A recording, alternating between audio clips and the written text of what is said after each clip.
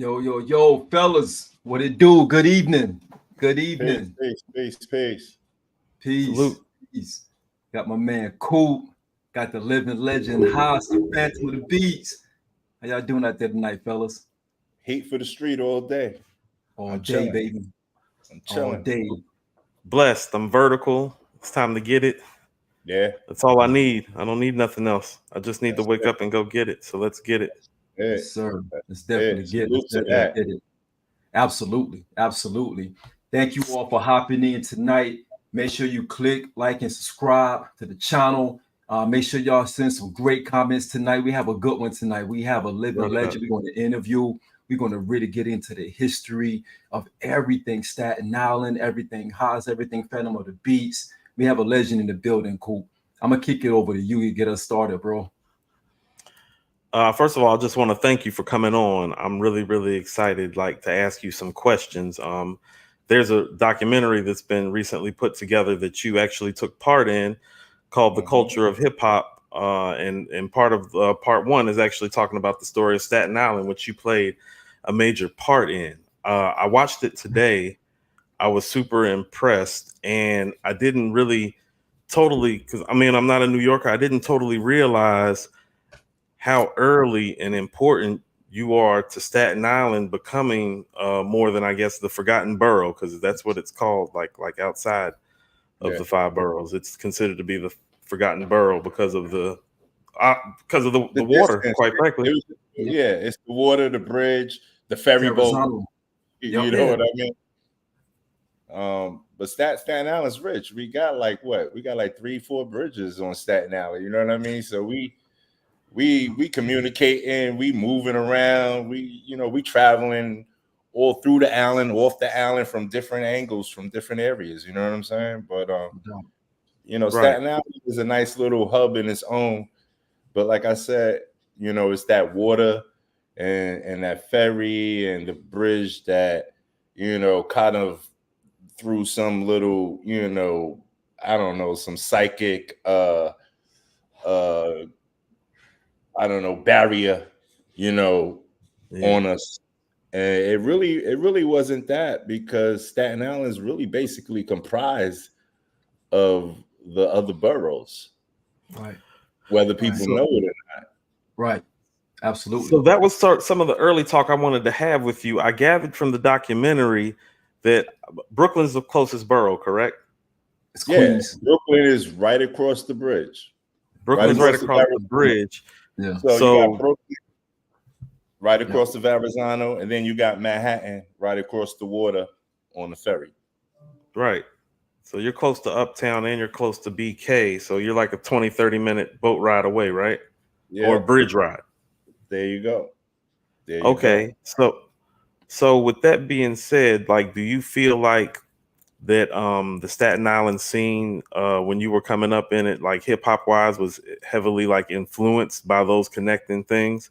Because I think sound wise, even stylistically, when I hear you, I hear and see from your stage performances as part of UMCs, I see Kane in a lot of ways, but in a good way, in terms of giving a full show, but also like the lyrical dexterity and the content being provided. Well, I mean, from my perspective, I moved from Brooklyn, so let that be known first. I'm from Brooklyn. I'm from Flatbush. I'm from where special ed is from. You know what I mean? I'm from where all the Brooklyn heads is from. So when I moved to Staten Island, that was all just about, I was young at the time, and when you living with your parents or your moms or whatever, and you got to go where they're going, and mom's plight was to find a better way of living for the kids. You know what I'm saying? To grow up, a little more comfortable than these Brooklyn streets. You understand what I'm saying? So we moved out to Staten Island, but I still took my heritage with me. I'm straight from BK.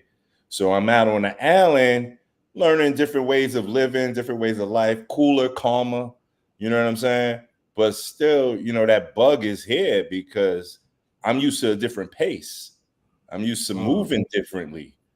So all I did was bring what I knew from Brooklyn over to Staten Island, and just saturated with what I knew, but at the same time picked up on what was going on out there, and that's how we ended up figuring out developing our own new identity, and that goes for Kim too.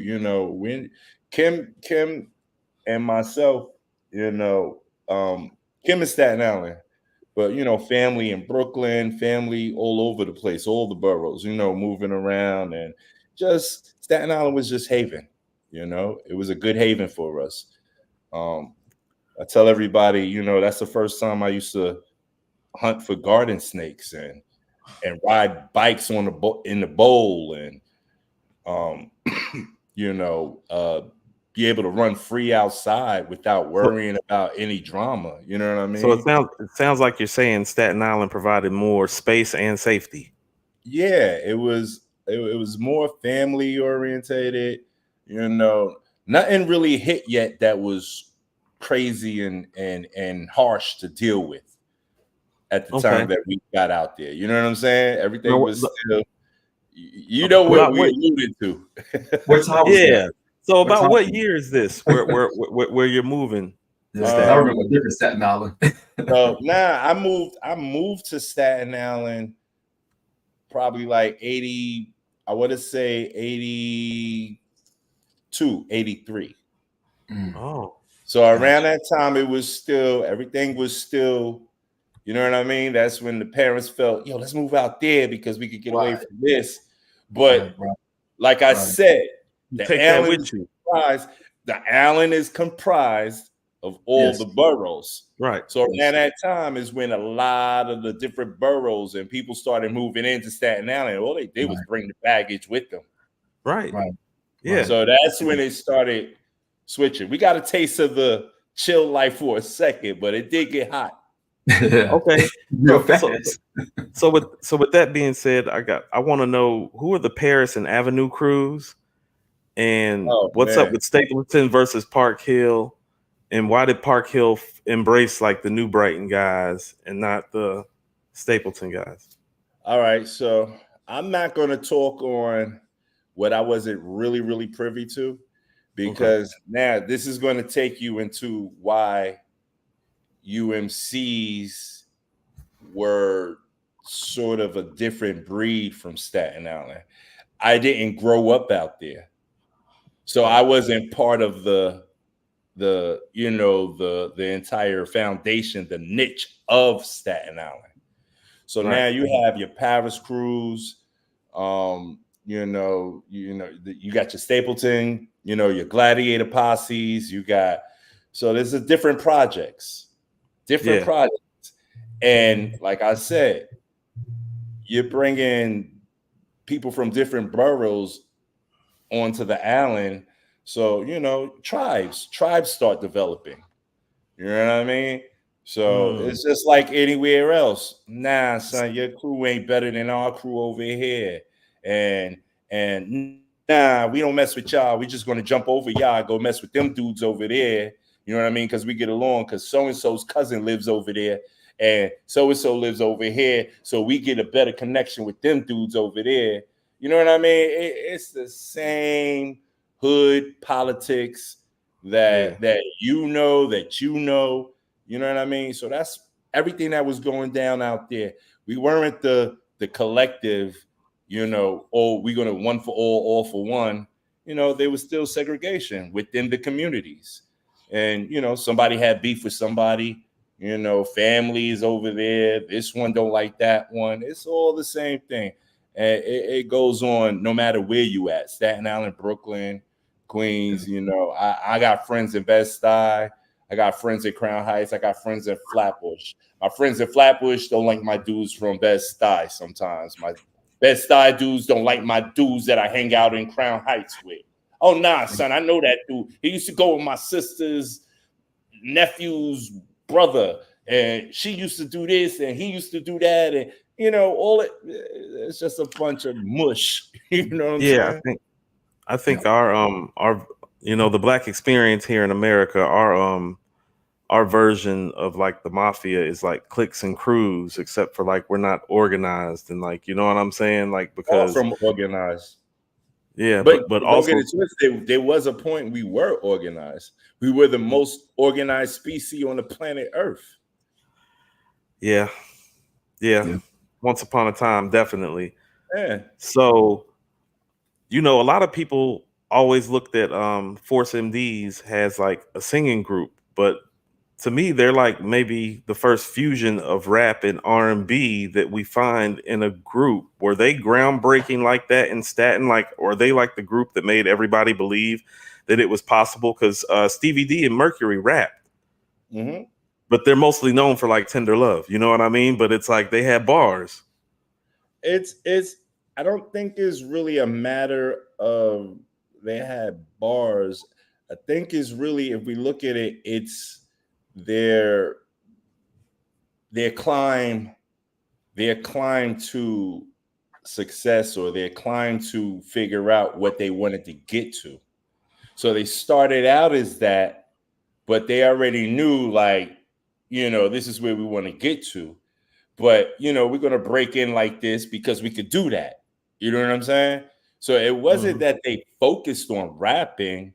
It's just that at the time, yo, I could spit some bars, you know, make it melodic. We wild out on everybody. We do what we do. But the main goal was, Tender Love. The main goal was getting to that point of letting everybody know, look, we're good at this. Now we're in with this. Now we're going to show you our elevation. You know what I'm saying? And they took it to where it had to go. And I'm eternally thankful and appreciative for those brothers, because the way they did it, we sat back and we just watched it. You know, we watched it. Yeah. I mean, from just being on a ferry boat and singing in front of the hundreds and thousands of people that would cross that boat each day, you know, and they would just sing and sing and sing. And, you know, the tips were coming, the gratitude was coming, you know, they put on for their borough, you know, and what better place to do it at was right on the ferry. So, you know, you never know who's riding a ferry boat at any random time, you know. And their mark, that's where they set it at, you know. And like I said, I'm appreciative of them, because they're the ones who really broke ground and showed a lot of us that if you want it, you got to go get it. And this is one thing that I live off of. When I moved out to Staten Island, I lived off of this. I said, yo, the water is not going to come to us. No pun intended. We're surrounded by water. But what I'm saying is, what we're looking for is not going to come to us. We got to get on this boat. We got to get on this ferry. We got to go back to the city where the, you know, pot of gold is, where the fountain is. You know what I'm saying? If we stay out here and not move around and not get involved with what's going on out there where it's happening at, we're not gonna ever be seen. You know what I'm saying? We're just gonna be that borough that's just sitting there. But the force, they ran uptown, they ran Brooklyn, they ran Queens, they ran all over the place, you know, to make a name for themselves, and then brought it back home to Staten Island. While they was out there, they let everybody know that's where they were from, you know. And that was the same, you know, that was the same blueprint that UMCs followed. We knew that, yo, there's no executives for record labels that live out here on Staten Island. There's no labels out here on Staten Island. There's no producers out here on Staten Island. You know, what are we going to do? Well, hold on. Yeah. Hold on. What about RNS? Because I was going to ask you about RNS and, you know, the things that he, you know, bequeathed to you that you've kind of like. Established producers. Okay. There's no established producers out here on Staten Island. There's no established record label executives out here on Staten Island. There's no Def Jams. There's no Select Records out here on Staten Island. There's no Tommy Boy Records out here on Staten Island. There's no Warner Music on Staten Island. We're just out here, you know what I mean? Out here. But don't get it twisted. It was the perfect place to hone our craft. You know what I mean? Because it was away from everybody. We had our own, you know, section, our own area to do our work without being bothered, without really being influenced and sounding like everybody else. We were able to, you know, construct our own situation. So that was actually one of the questions that I had later on that I wanted to ask you, is that do you feel like being in Staten created a more creative space to kind of like bless the canvas with? You know, because like when I hear stuff that comes out of Staten Island, it's always a high creative license to it, as I'd like to say. Do you think that the barrier with the water helped the creativity of the music and of the crews that came out of there? Because I mean, the proof is in the pudding. Everybody from Staten Island sounds unlike everybody else. You understand what I'm saying? I mean, there was points in times they tried to put us with native tongue. I don't know. Poor righteous teachers. But guess what? We're all God body on Staten Island too. Like I said, the different boroughs moved out there. So all the gods, the earths moved out there. You know what I mean? So we all had knowledge of self out there, even though we was living in Staten Island. You know, we came from Brooklyn. We came from Manhattan with all of that knowledge. It's just that we were out there and we were, you know, somewhat isolated from the everyday things that go down in Manhattan and Brooklyn and, you know, everywhere else. We had our own little tribe going on out there. And even within the tribe, there was tribes. You know what I'm saying? So we just had to figure it all out while we were there. But our creative was undisturbed. Our creative process was undisturbed. We had full concentration on what we wanted to do and how we wanted to do it, you know, without anybody infringing on us or us infringing on them, you know? So where did you meet Kool Kim, and how did UMCs actually like come to be? What does the formation of you two look like? That was funny.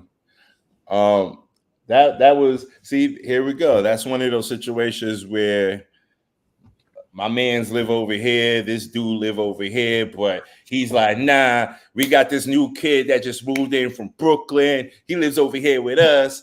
And then, nah, son, we got this dude who been doing it out here, young kid, he's fly. He lives over here with us. Nah, son, they should battle. They should meet up. They should what? Let's see who could do it. You know, the best.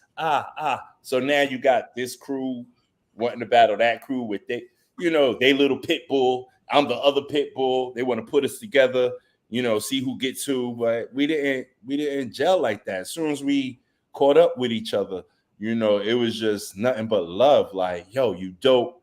I'm dope. I guess that's just the mind frame we were in. You know what I'm saying? Like, I'm not gonna be puppeteered by nobody. You understand what I'm saying? Like, this is a art form that we're trying to develop. And at that point in time, we didn't know what lied beyond. All we did know was at that point in time, we're supposed to do something that's really, really dope, really, really great. There's no need for no conflict. There's no need for no, listening to the he said, she said, yo, you should do this. You should. What do we want to do? And that's how we fused. That's how we came together. And it started because me and him came together, Kool Kim, and then we joined with a couple of other people. So we had a group before that. We had a total group before UMCs even came into existence. And it was called MI6. It was like 6 of us in the group. And then even that group disbanded. So out of that group disbanding, me and Kim were the two that stuck together, and we went our separate ways, while the other 2-3 artists went their separate ways. We all was on a compilation album called Rough Luxury Records. at the time, and we came out with singles before we even got signed to Wild Pitch.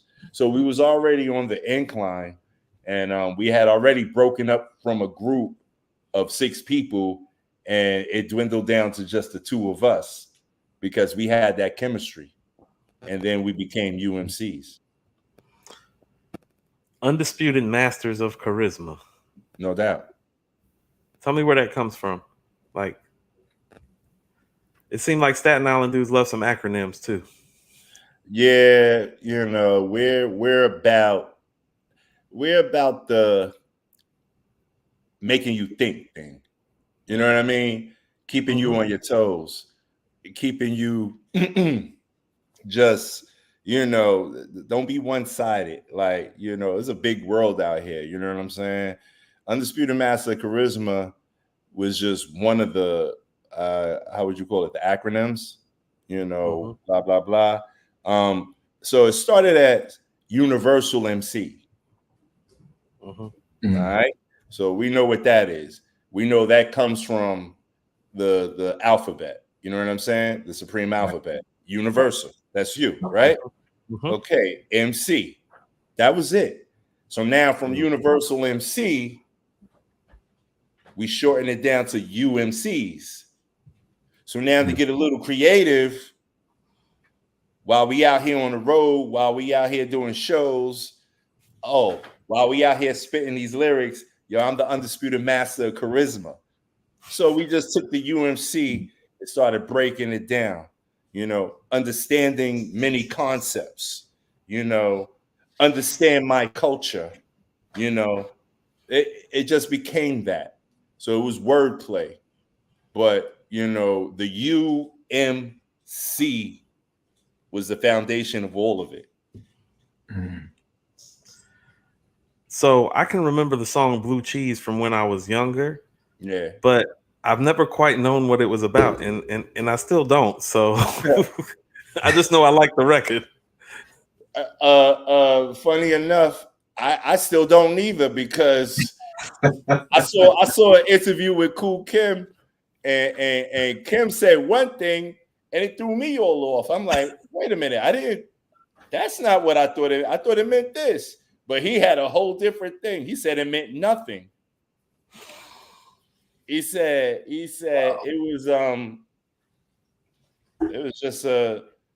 was just an idea. It was just rhyming for the day and calling it something silly.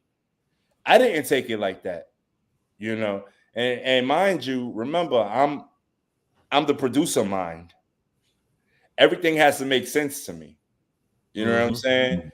So me personally, I don't do nothing just to be doing it.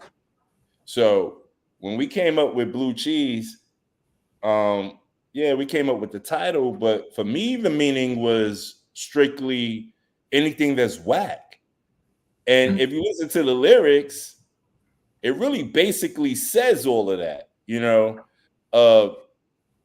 For the source of my skill is all real, fashioned to eliminate the weak who are marked with the seal of blue cheese. So that's anything that's whack marked with that seal is garbage, basura. It's, you know what I mean? It ain't popping. You know, listen to the chorus, which I, you know, produced back then. Get out, I don't love you. Get out, I don't love you. I was going to ask you about the sample, because that sample has been used by someone else as well after you used it. Actually, about a year after you used it, if memory serves. How did you feel? Maybe 2? I don't know about a year or 2. I think it was a little more than that. If we're speaking about the same person. Yeah. No, well, there's 2 people. There's a couple of people who used it. Okay. Go ahead. I'm talking about the female with the hit. No, I'm talking about the producer that many feel like is the greatest producer of all time. Yeah, did he produce that for the female? No, then that means he used it twice, because it starts off his album. Well, we used that sample way before anybody thought about it. No, I know that's what I'm. So I've always wanted to know like your thoughts on that, because it's like, you know, that record lives on in hip hop annals, but most people don't even know that you guys utilized that sample like prior to. So I'll name them out. It was Dr. Dre who used the sample, Correct. but then it was Kanye West who used the sample. Correct. So Keisha Cole, yeah, and Dre Day, yeah, Dre, yeah. So that just alerted me that I was on point and I was on time. I ain't feel no way about it. The only, I mean, the only way I could have felt was, did I get recognition of using that sample first? You know what I'm saying? I could have felt sour. I could have felt like, well, damn, I did it too. You know what I'm saying? But nobody even realized that it was the same sample. That's one. Really? It's evident. I mean, it's just obvious. It's like some things are obvious. You're a music head. Yeah. Don't get it twisted. You study music. Right. The average, they didn't realize that's the same sample that was used in Blue Cheese that's used over here. You know what I'm saying? Not to mention, we didn't have the same popularity. So, you know, I don't know how many people heard Blue Cheese as compared to who heard that record and that other record, you know, and the momentum behind those records. And you know what I'm saying? So I felt no way. All I knew was, okay, I'm part of that. I'm doing something right. That's how I looked at it. I'm like, I'm doing something right. Yeah, I mean, they say imitation is the, you know, the highest form of flattery that you can offer somebody. Yeah. So being sampling a sample first, you know, as opposed to two guys who are often in the greatest producer of all time discussions, sometimes between the two of them is what the modern day argument actually has become. Is pretty striking about your prowess. What artists did you enjoy working with most as a producer, or what piece of production are you most proud of? That's a hard question, because I don't categorize any one particular piece of work, you know what I mean, and say it like that. What I can say is the one that actually shed light on who I was, you know what I mean? I'm real happy and grateful for that and appreciative for that. And that was Magic Stick at the end of the day. That was my biggest record. You know what I'm saying? And that's the one that made people understand that, oh my God, this dude really is a dope producer. Did you hear how he chopped that record that we all had in the crib and nobody thought to use at all? You know what I'm saying? Like, that brought that feeling of, okay, this was the best accomplished all around the board, you know, not to say that, oh, this is the best record I ever did. I love all the records that I've done. You know what I mean? I take pride in every piece of work that I've done, because every piece of work represents something different. You know, this is dope for him. This is dope for her. This is dope for that group over there. You know what I'm saying? So, you know, I look at it like that. But the one that brought me the most, you know, accredited acknowledgement and all of that was Magic Stick. And then everybody started reviewing my whole portfolio. And still, then they started going back to see, oh, this was him too.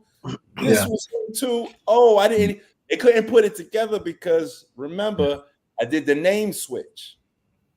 So people are reading produced by Fantom of the Beat. Who's Fantom of the Beat?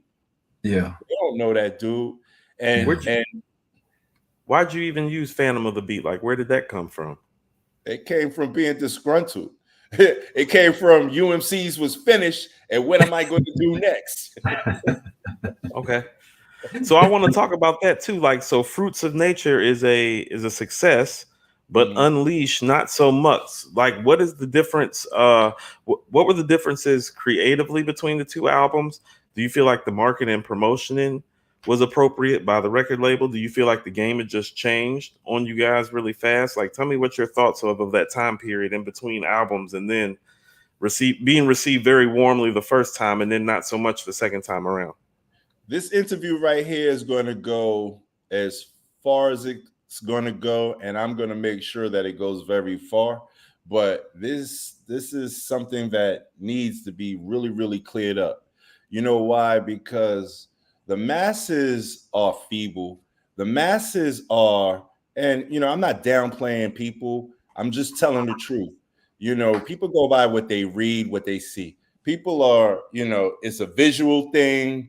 It's what they hear. Nobody use what's in between the two ears to, sit there and deduce for a little moment, to think about what could have transpired to make situations go that way. Nah, It's just, they doing this and they doing that. That's whack. We don't like them. That's not what it was. So here's the real explanation behind what happened that, the masses need to really, really, really understand.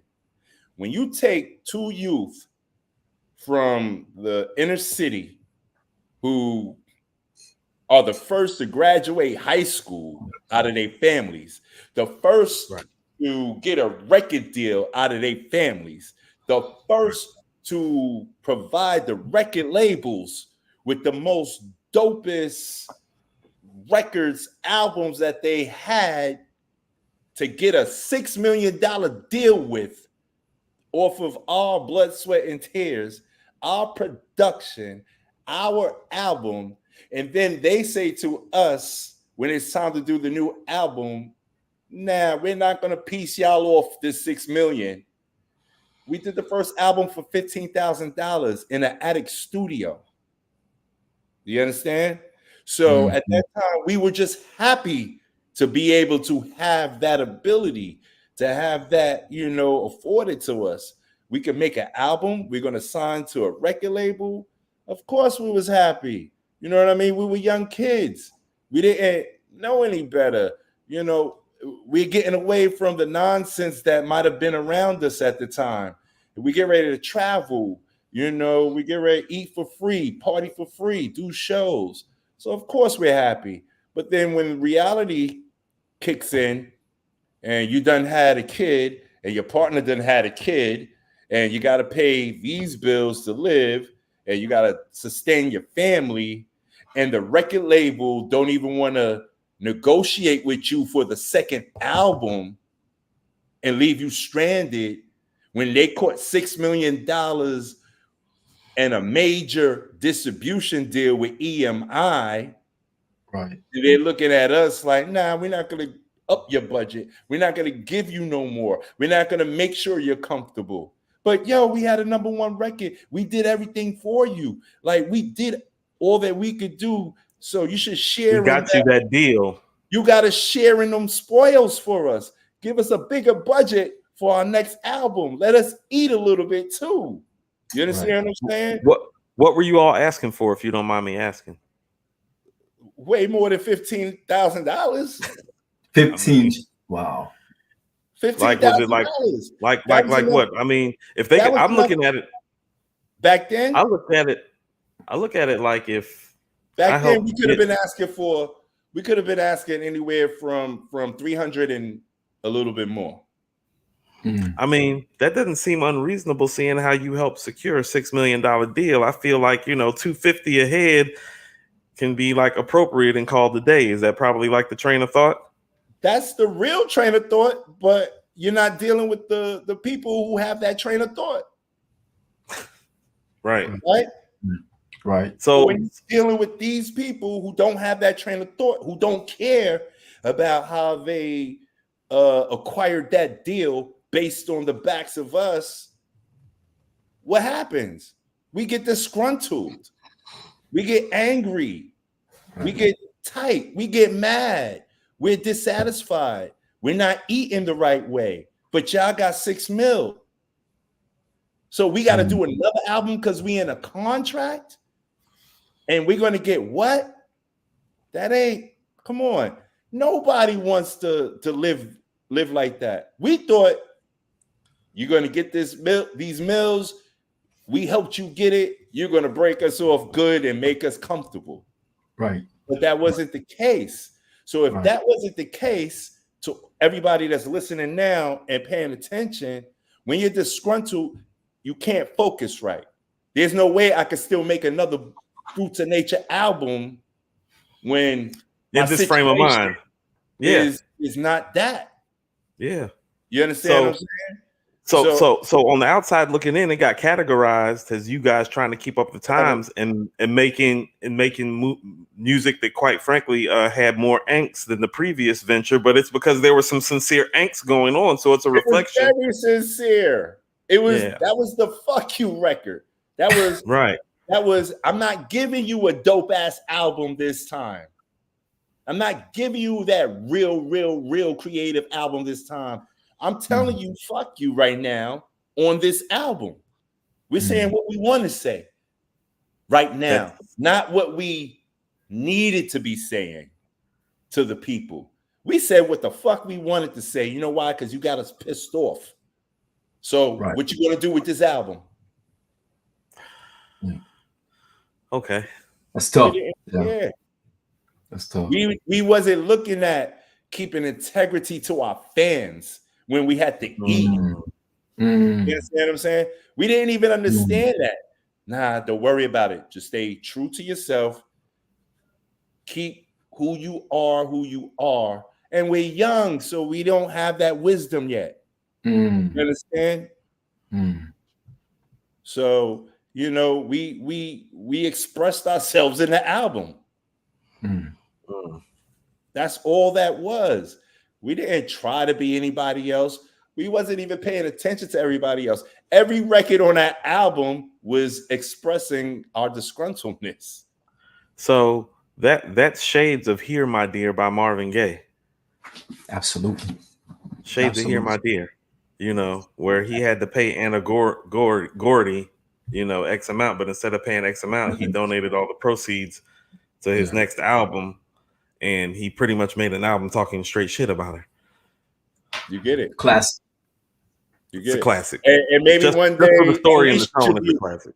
Maybe one day Unleashed will become a classic when people understand the reasoning behind the move. Well, I'm looking at those records totally differently now, even now with you just like kind of saying that live, because that's not how it comes off to the hip hop listener. But this is why the story is important, because you all sound legitimately like two different groups. So the core that was invested into the group is probably going to abandon ship. Like, yeah, they done went somewhere else like way too fast for us. But now that we're hearing the story about it, and a lot had happened between 91 and 94 stylistically. So it really just seemed like y'all were like some OGs trying to keep up with the times, when really, you know, we got some financial disparities in terms of how we're supposed to be treated that's going on. It was behind huge disparities. Our main label, which was Wild Pitch, they forsaked us. You know what I mean? And they're the ones who caught the millions. And it wasn't just based on UMCs. They had UMCs. They had Chill Rob G. They had Main Source. They had Gangstar. So they were an independent label with all these groups, and they went and caught $6 million from EMI. It did not do nothing for us the way we deserved it. Hold on. They destroyed Main Source. Yeah, you brought up Main Source. Is that how you met Akinelli? Nah, Akinelli's my cousin. Are you serious? Wow. Serious. So I was gonna ask you, because you know, it's funny, like a hit. I had a friend who was involved in music, like used to work for a record label, and he used to tell me, he's like, you know, one hit will change your life forever. But I realized now that I'm older, when he told me that, it's like, well, that works both ways. It's like it'll make you famous forever, and it might even bring you a check forever, but it also maybe hinder some of how people perceive you depending on what type of record it is. I think Akinelli's put it in your mouth. It's a pigeonhole. Because he's actually a dope MC, and I was going to ask you, what do you think about him as an MC? Because he doesn't actually give enough credit. He is on Live at the Barbecue with Main Source and Nas. That was his debut too, and Ak actually can rap, but because of that song, he's been pigeonholed as somebody that's just like a caricature of somebody. But he can actually rap. So can you like speak to that? Because I don't think the audience understands that Akinele is actually a dope MC. And he's also from Left Rack City, Corona Queen, stand up. That's it, all day long, all day long. So it's weird because so we're Panamanian, right? And just I think we were out already, and then Main Source was dropping their album, so you had Live at the Barbecue, and I'm hearing Nas.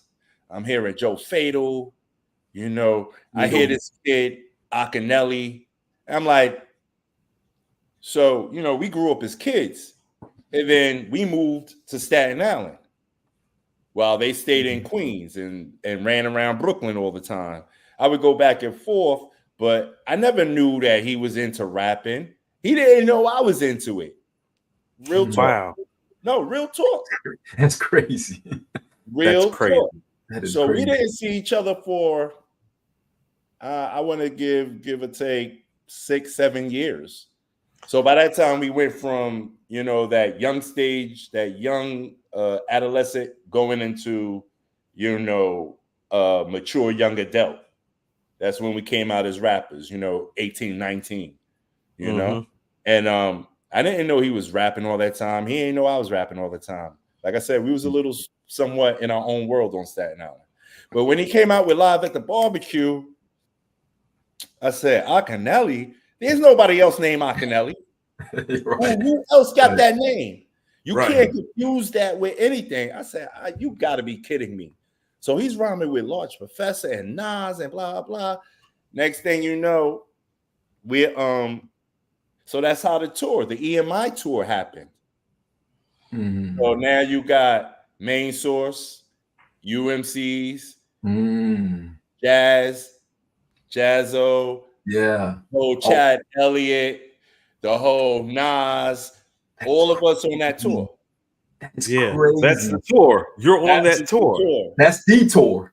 That's the Tech on the Dresser tour. That's the Tech on. I'm about to say in hip hop annals, that's called the Tech on the Dresser tour now. Yeah. That's the tour. That's the tour. That's the tour. We were the headliners of that tour. Are you serious? That's right.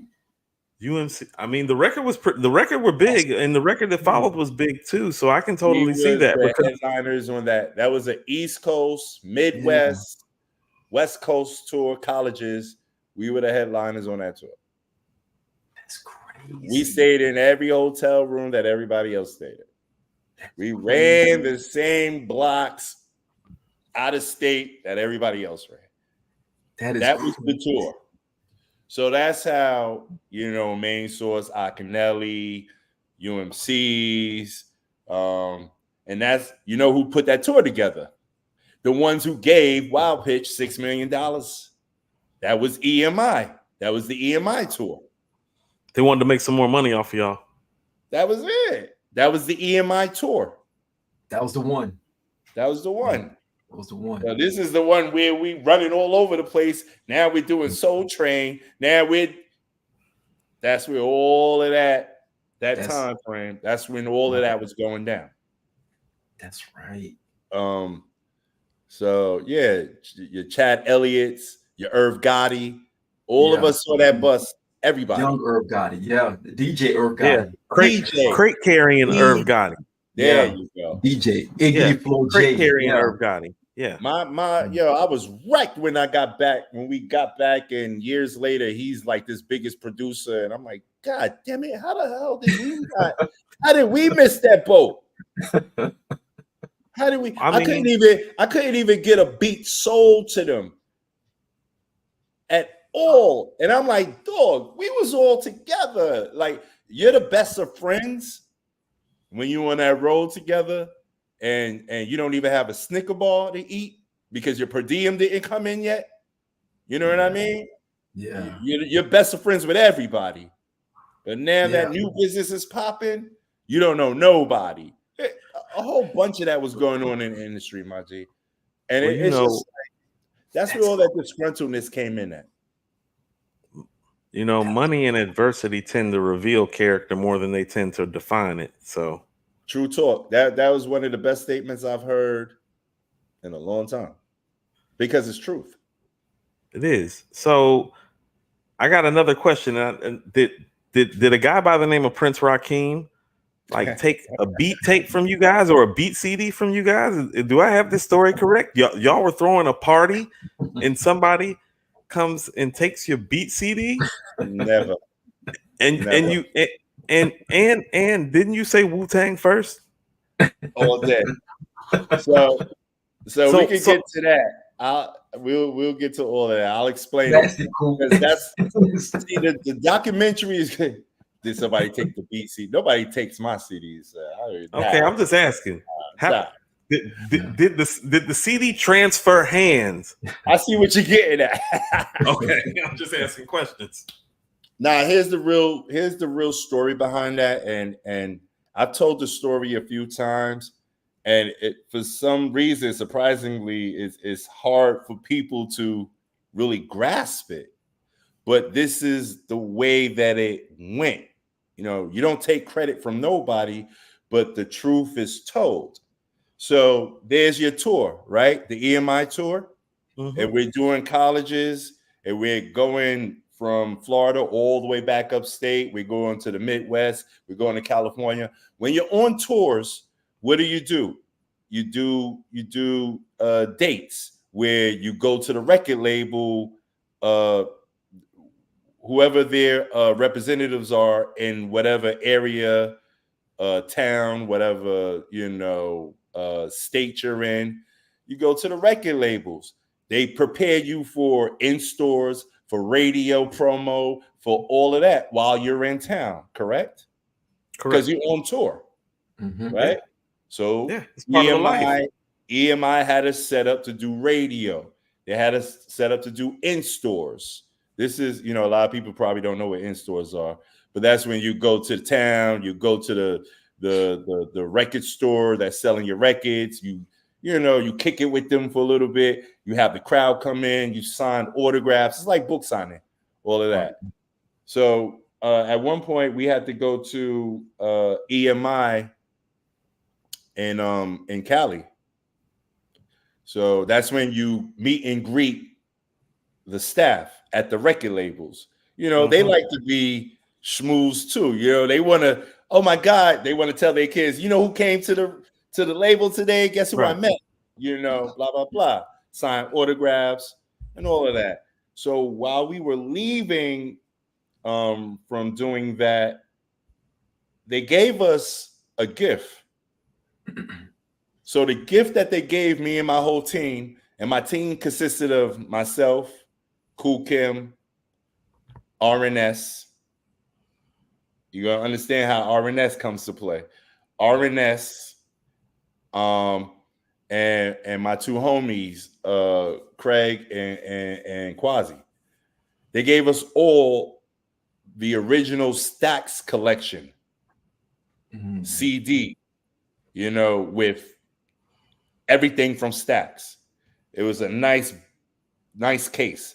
They presented it to all of us. They gave us each one. I took mine's home. Kim took his home. Everybody else took theirs home except, no, he took his home too. The difference is RNS took his home, and RNS was producing. But who would be at the house of the producer? Other young dudes who want to be young up and coming producers who want to learn. That's where we were all the time. So here comes one day that CD pack disappeared from RNS's house, and R finally relinquished. Oh, nah, I let Ra hold it. You go listen to the whole Wu album. Every beat is from Stax. From the first album, every beat. That's Into the Wu-Tang 36 Chambers. He raped the whole Stack CD that we brought back from Cali. So nobody took it out of my hands personally, but it was a gift that we were given that R managed to give it to RZA, and RZA just went to town on the whole stacks. So you go check the whole Into the 36, every beat is sampled from stacks. And that's from the collection that we brought home. Does anybody still have a copy of that? Do you still have your copy? That's probably up in my mom's attic somewhere. I got a lot of stuff there. You know, she holds on to I kept a lot of stuff there. You know me, we always on the road, we always moving around and stuff like that. I literally just got my plaques back. You know what I mean? That, you know, I set up in a new crib and all of that. So, you know, dust them off. You want to see them. You know what I mean? But I mean, you're obviously not like, you know what I mean? You're not like bitter about it because you've done a lot of work with Wu. You've worked with Deck. I mean, you are the creator of the first single off of Supreme Clientele, which is Apollo Kids with Ghost and Ray. Nice. I mean, so like you've done Wu work and Wu works. You've got joints you've done for Ray. So how did those relationships get forged? I heard you and Ghost lived in the same building. Did I hear that right? Definitely. So I mean, you got to think, you just got up and coming teams and up and coming crews at the same time. You know what I mean? Some people click with others. This one click with that. Some people got these ideas. These guys don't want to go with those ideas. We want to go with our own ideas, you know, but we're all coming up. It's school. We're all coming up from kindergarten, first grade, second grade, third grade. We all coming up, you know. Some might catch a B, you know, this semester while these guys all caught A's. You know what I mean? That's all this is. But in the interim, throughout that whole process, everybody knows everybody. Everybody's honing in on what everybody else is doing. You know, these guys got their own plan. We got our plan, but we still cool. So this is why we was able to say Wu-Tang in our first album before Wu-Tang came out, because Wu-Tang started out in Stapleton, where I lived at. So Wu-Tang wasn't Wu-Tang group at first. Wu-Tang was something that we would say. Wu-Tang was, it was just our way of being until RZA took it and turned it into the Wu-Tang Clan. Wu-Tang was our slang. Wu-Tang it started in Stapleton with me, RNS, even Ghost. You know, that was just something, you know, we used to drink 40 ounces. You know what I mean? We used to call it Wu juice. You know what I'm saying? Like these developments started way before you heard of the Wu-Tang Clan. See? So now the Wu-Tang Clan takes it somewhere different, you know, after studying the scope of the land. You know, the first ones that break in are the ones that's going to catch the bullets first. You know how it goes in war. If you're the first one to break the line, you're going to get hit up first. That's crazy. Well, that's what I was about. You're going to make the way for the ones to come in and bum rush everything. Right. I mean, you're definitely a trailblazer. I was going to ask you, do you embrace your role as a trailblazer? Because I'm of the belief like that Wu-Tang Clan is the greatest rap group that ever lived. And it appears that, you know, they were influenced by who came before them directly, which was you. I believe that they are the greatest rap group that ever lived. Yeah. You know, and there's a point in time where, you know, I was never bitter. I was never salty. I was never spiteful. Never, ever. That never crossed my mind. The thing that really rang, you know, that resonated with me was what's wrong with this timing? You understand what I'm saying? Why wasn't I on that timing? Oh, right. When I was doing all of this right prior. So what is 2 it? years prior, 3 years Yeah. prior.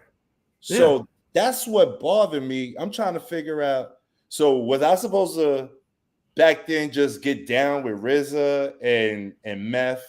And we all worked at Statue of Liberty. But Oh, so me and Kim, you've been on these guys. decided to do something different. You understand what I'm saying? So that's what bothered me. And it had nothing to do with them. It had more to do with me and my relationship with my higher self to figure out what was it that I did that, I wasn't included in that. But then I realized, but guess what? Sometimes, the gratitude isn't how much you shine or how much you're recognized or how much the people want to call your name out. It's a silent gratitude, whereas I was an inspiration. I take that to heart. I was an inspiration, and my moves were solid. Every move I made was a solid move. I never had no drama with no one in this game like that. You know what I'm saying? I mean, issues popped up here and there, but I'm saying as a person, one-on-one with different individuals, I was always a cool dude. And I just took what I did and I kept it moving, which allowed me now when they need that hit, who do they start coming to? Who did Ghost come to for that record? You understand what I'm saying? Who did Kappa come to for their records? Who did that come to for that album? You understand what I'm saying? So I never had anything other than gratitude for the fact of who I am. And I recognize my position. My position was to spark a flame. You know what I mean? And whether it went one way or the other, or I never expected it, or I didn't see it coming, or however it manifested, that's God's will. You know what I mean? That's what happened. And after that, I'm still, I still got my accolades because I went on to do other things that I wanted to do, and that's where that's at. I'm a firm believer that the person who often starts generational wealth isn't the person who amasses the wealth. They lay the pipeline and the foundation for the wealth to be amassed, and somebody actually has to make that sacrifice. So I look at it as like also a sacrifice that you made, because really, if you really look at it, it's like, well, if what you did paved the path for what I believe is the greatest run of hip hop music that we got in a 4 year period, essentially, like if you help spark that run, that's just as important as the run to me, because that means the run doesn't exist if you don't exist. You articulated much more better than what I did, and I held back because I didn't want to be or sound pompous in that. Oh, I'll do that. I'll do that for you. You don't got to worry about that. I'm very well known. You don't got to worry about that. I think I alluded to it when I said the first one through the gate, through the war gate, got to take the bullets. You know what I mean? That's what I was definitely saying. We want to take them shots first and open it up. By the time they reloading, y'all supposed to be able to run through and smash. So I want to get back to Queens for a minute, because I'm fascinated by the fact that you're the guy who produced Rotten Apple for 50, and so I look at Rotten Apple by 50. That's 50's kickoff into the 50 that we know, because that's the first actual record, like full song, that gets played on Guess Who's Back, which is really where 50 reintroduced himself again. Did you have to record in Canada, like legend says, because 50 was being blackballed inside of New York studios? No. And okay, so that is just rumor. It wasn't nothing like that. As a matter of fact, I wasn't even there when he recorded the record. Do you understand what I'm saying? Like, this is the thing about media and the things about these interviews and the he sayers and the she sayers, and people don't know the real stories behind any of this. It was a lot going on at the time. I ran into 50 through Trackmasters. way before 50 was, on that rise. He was with Lighties, you know what I mean? Violator. Yeah. Yeah. And they were trying to figure out what to do with him, He was with Track Masters. They didn't know what to do with him. I had a meeting with him. Well, he was signed to Columbia, so Columbia had Nas. They had Tony Queens, and all of them who was doing all the hits for everybody. But that wasn't 50's niche at that time. You know what I mean? He figured out what he wanted to do on his own because they were moving too slow with him. They're not giving him the records that he wanted. I literally was there on the humble. I don't know who I was up there for, but I was up there to do something with another artist. I had to meet with the A&R and do something. And while I was there, I ran into Rich Nice and them, and they were like, "Yo, 50's gonna be up here in a second. Our artist, we need you to, you got beats on you." Of course, I got beats on me. Let's go. So, I go in another room. I'm waiting for 50 to come. Time goes by. He ain't show. They asked me to leave them a demo tape, CD at that time. So I leave them a CD with a couple of joints on it. You know what I mean? And then they got back to me. It was like, "Yo, he likes this, and blah, blah, blah." So that's when All Bull started rolling. Now, mind you, nothing happened still. But this was starting. And then probably like a year later, when he finally just didn't want to deal with Track Masters and he started doing his thing with his mixtapes and all that. Now my cousin is his DJ. There it is. One of my cousins is his DJ. So you'll see my cousin's name under Phantom of the Beat produced by, but you'll see Giz. You'll see produced by Boohoo, which is my brother. You'll see produced by Mike Slizzo, which is my other brother. The umbrella is Phantom of the Beat. But you'll see these names when you look at different records, you know what I mean, who produced this record, who produced this record. Yeah, I oversee whatever, but I got a crew of producers, you know what I'm saying? Right. The records I produce, you know exactly which ones I produce. But we produce many more records than just the ones that you've heard. So that's why I was about to ask you, because it's like you knew 50 before the Aftermath Interscope deal, and you obviously did Magic Stick with him, so you've had a relationship with him for a long time. So I was going to ask you, how many tracks have you done with 50? I want to say, because not everything that you do comes out. Right. No, that's why I'm asking, how many have you done? Because most of it, I want to say we probably did like about 450 joints, you know what I mean? But you heard Rotten Apple, and you heard Magic Stick. So 2 for 4. Yeah. And that's a good 2 in baseball, that's 500 in baseball. The beginning, and one was the whole run. Yeah. Okay, so I say all the time on this show that I think 50 is the greatest hook writer of all time in rap. What are your thoughts on that? Is there a better hook writer than 50 that you can give me?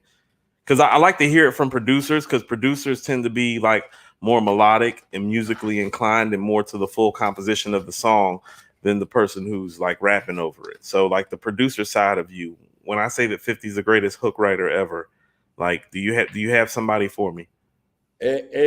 It kind of depends. I got 3 that's in my top for writing hooks. Okay. You might not agree, but let me hear them. 50, yeah, Mobb Deep, and Busta. Deep, Busta, definitely Busta. And Busta. I thought you were gonna say Meth. Nah, he's slick with it, but I'm talking. So I picked Mobb Deep because they're a group. Correct. I like their group balance with the choruses. Yeah. Their choruses were and it was step choruses. You know what I mean? G.O.P. Father Part 3. We could repeat all the choruses. Anthems. Big anthems. So Big that's why I hip-hop. say Mobb Deep. But Busta, chorus king. Like, and then 50. So that's funny because I actually had a Busta Rhymes question, or like a question like involving Busta Rhymes. A lot of people don't know that he was first in a group called Leaders of the New School. Yeah. My older cousins used to tell me all the time that fundamentally early on, Charlie Brown was actually a better MC than Busta Rhymes. What is your take on that? Early. We toured with them. Charlie was dope. But I think Charlie was more focused at the time. Okay. I'm not gonna say he was a better MC. I think he was just so more focused and so more geared. You know what I mean? But something snapped inside of Busta that just superseded everything. You know what I mean? Like he just took off. But Charlie was dope. Dinko's dope. All three, as leaders of the new school, they were all dope. Busta always stood out though because he's a character. Yeah, charisma. Like you see the best, you know what I mean, piece of fruit amongst all of them. You know what I mean? You know which one's the ripest and ready to go. You could tell. Yeah. No matter what. It's like he just stood out all around, you know. He was such a people person, you know. If maybe that's what overwhelmed or captivated, you know what I mean, everybody else to thinking that he's the best at the time. But I know he stood out from the beginning, regardless of anything. I can't say if he was the better MC or not. All I know is I liked him for his character. I liked him so much for that, you know. Okay. So we got to get out of here in a second, but I know that you have. Why? We got. Well, you know, I was actually thinking I want to do this again because I'm not done asking questions, but I would love to take some time to reconnect. We ain't even get into what the scope for Phantom of the Beat is right now. You know what I mean? Well, I wanted to ask you about a couple of those things before we get out of here. I didn't say we was getting out of here just yet.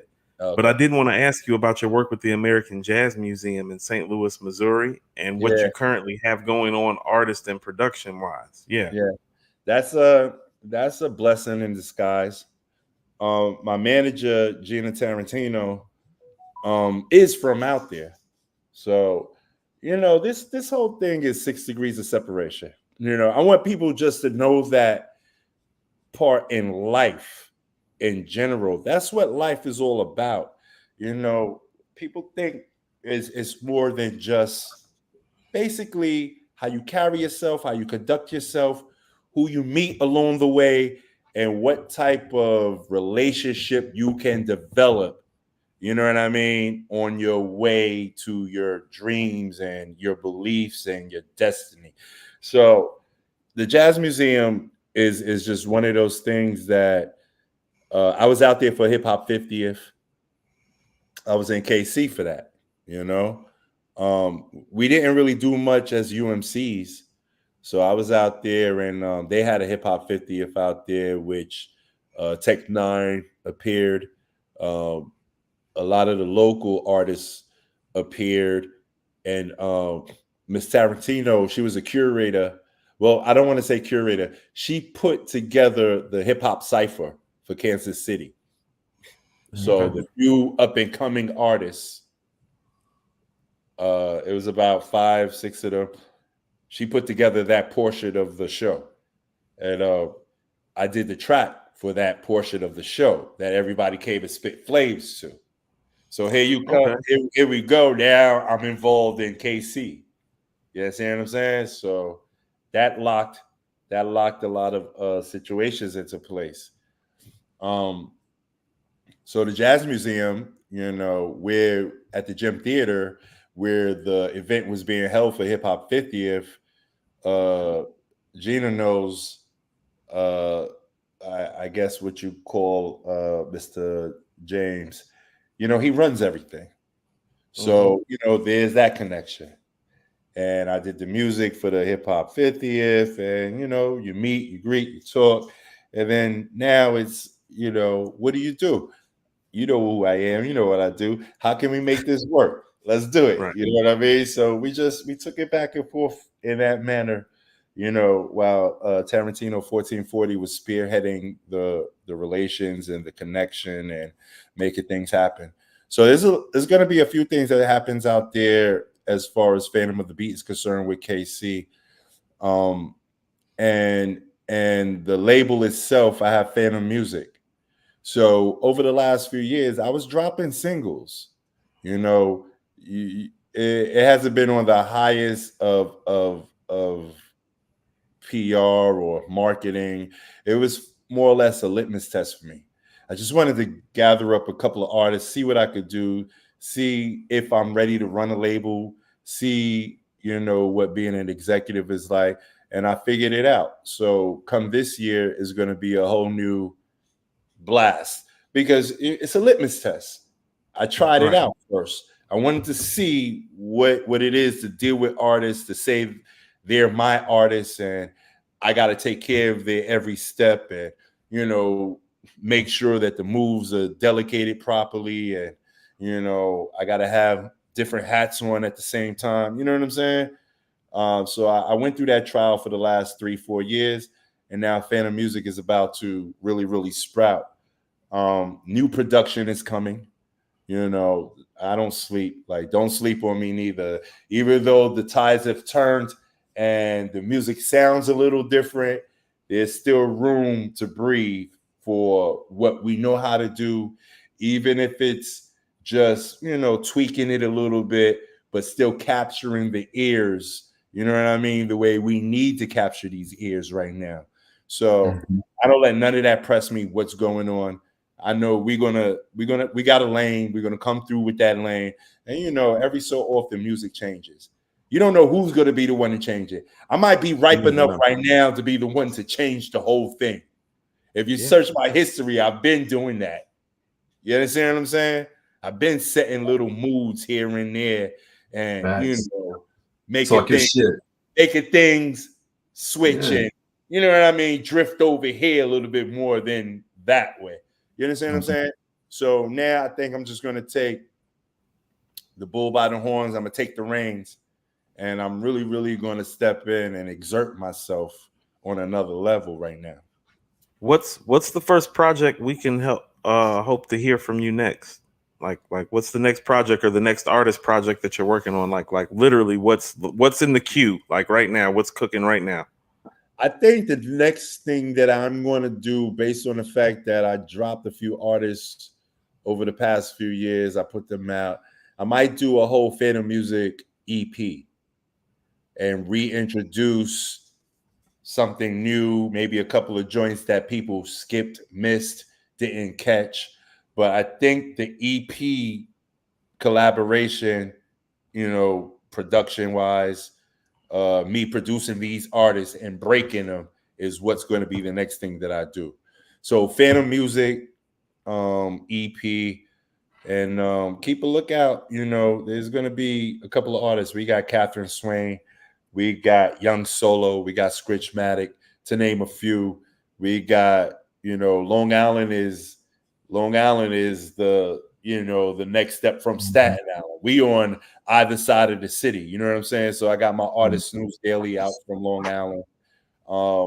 And you're just going to see, we're going to start developing and putting artists out the way we remember how to do it, but with the present twist to it. You know what I'm saying? And that's basically where we're headed.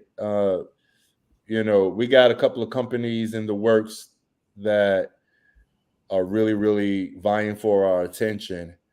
And me personally, I feel like, we it's like wine. You get better with time. And I'm an Aries, and I did my research. A lot of the most brilliant, famous, or forget famous, just renowned successful Yeah. Aries really didn't bang until they were in their, they had their fun mad early, but when they hit that age, where they could see clear, which was up in age, you know what I'm saying? So I'm ripe right now, you know what I mean? And I think this is a time. It took a lot of lessons. It took a lot of trial and error. I had some great accomplishments, but there's a lot more to come. And I think with the knowledge that the wisdom that I've gained is going to allow me to sit at the seat where I need to be sitting at. I think the strongest thing, in my opinion, that you said during this interview was actually what you just said a few minutes ago when you said it took you 3 to 4 years just to get comfortable in this role, in this aspect, because for somebody that's been in the game for as long as you have and been versed so many different ways on so many different things, like you've been the artist, you've been the rapper, you've been the producer, you've been the stage performer, you've been the behind the scenes. I think what I'm learning is that part of what we have a problem with quality wise with music is that people don't respect the process anymore. And nobody's actually willing to go through the process to develop an actual mastery of something. When you said it took you 3 to 4 years, I'm like, well, that's just like getting a college degree in something. Yeah. Because in order to actually master a craft at something, it's not something that can be created in a vacuum of 90 to 120 days or even 180 days. It's something that you actually have to craft over the course of time, just like getting a PhD, just like getting a master's, just like getting an undergrad bachelor's. It's you have to appreciate every aspect of this process. It's learning. Absolutely. It's growing, it's learning. It don't happen overnight. You know what I mean? Right. It don't happen overnight.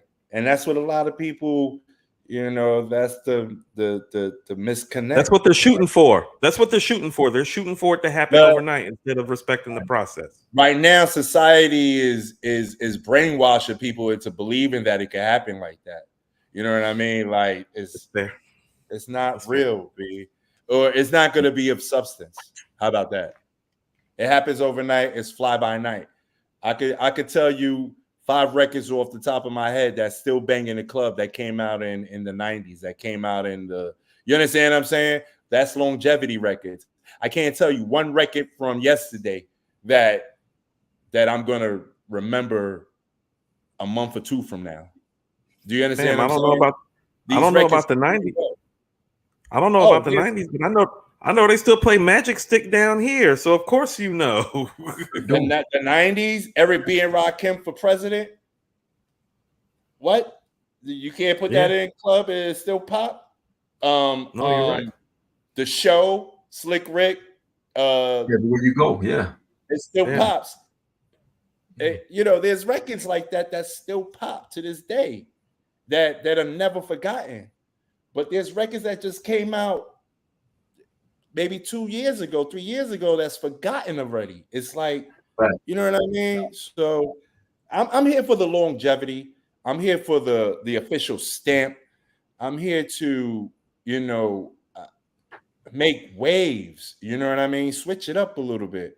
Everybody's on Kendrick right now, and that's a sample that sat in everybody's crib too, who's producers, and nobody ever touched it. You know what I mean? But he sparked it at the right time. The best moments are always when it's right in front of you the whole time and somebody takes it and makes you go, wow, it was right in front of us the whole time.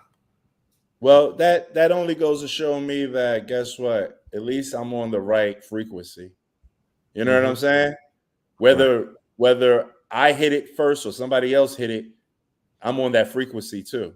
So it's just a matter of time before that thing that I want to hit comes again. You understand what I'm saying?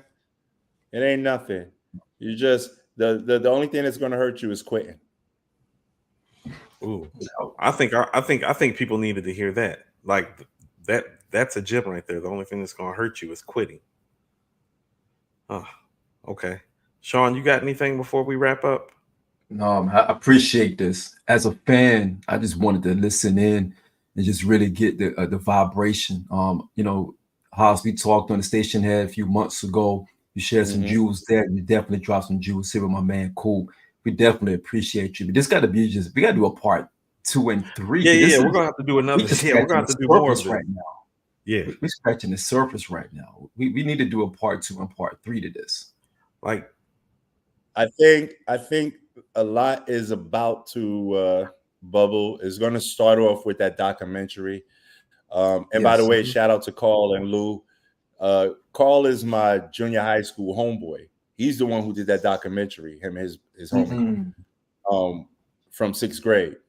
So he pinned the story down from the beginning. So we was talking this in 6th grade. All of this. That's crazy. All of it. That's crazy. So y'all seen the vision early. Yeah. Way early. I mean, me and him, we won the city social studies fair for the boroughs. You know, we was always on that. You understand what I'm saying? But I went off to do the music, and he became the historian behind the music. And you know, what better place for him to you know, write about than he was in the backyard of it all. That's his home. So he documented everything from the beginning. Everything. I thoroughly enjoyed the documentary, and I learned a whole lot. I didn't know MC Light's first DJ was from Staten Island. Yeah. Yeah, Kay. I didn't know Kay was from Staten. He lived right in Park Hill, like K-Rock, Park Hill. Yeah, K-Rock. Like, you know, on MC Light, on her album, she's got a whole song dedicated to K-Rock. Yeah.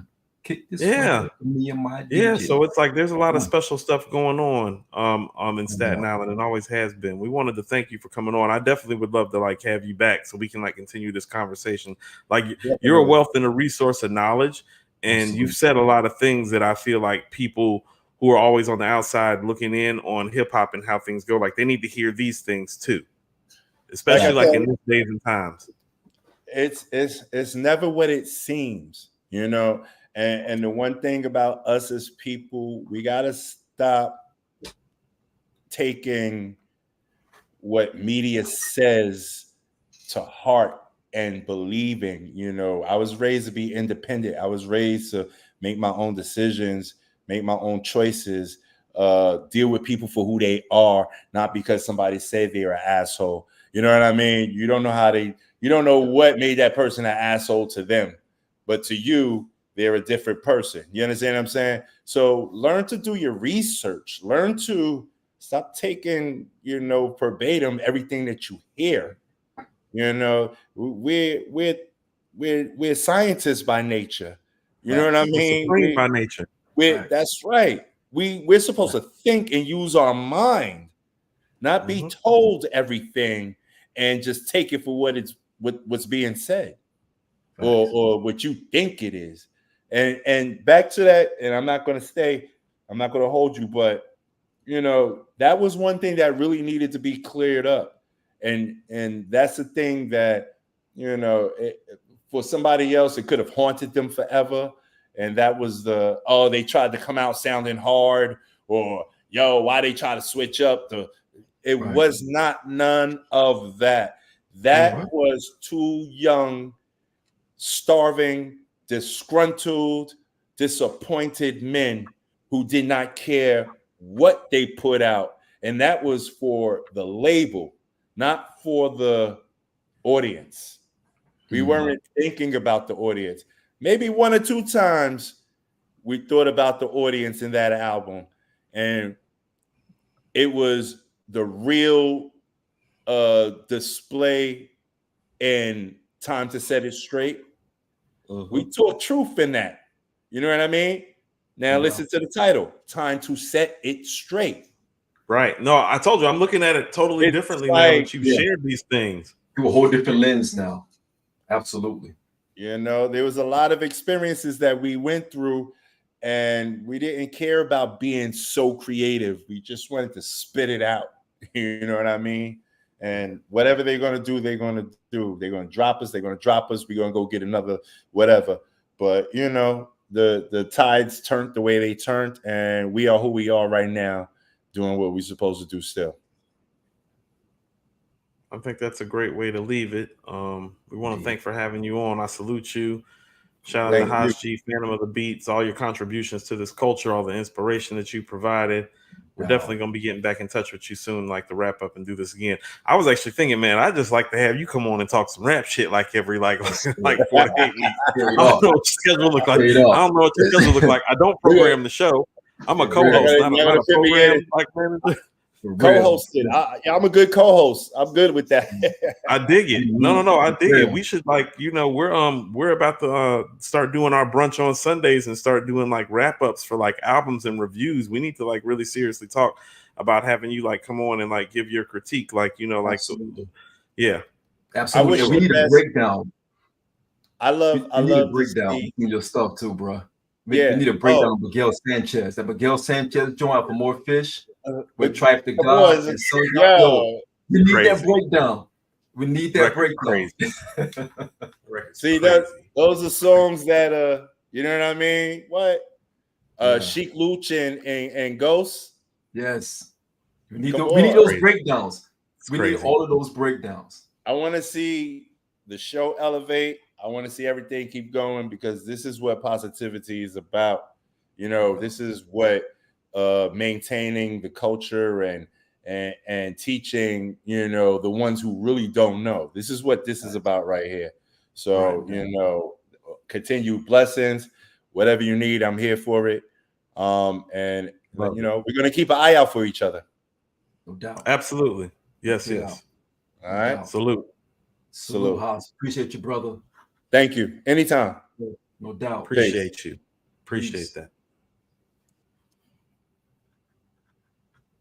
Yo, I don't say this too often. That was great.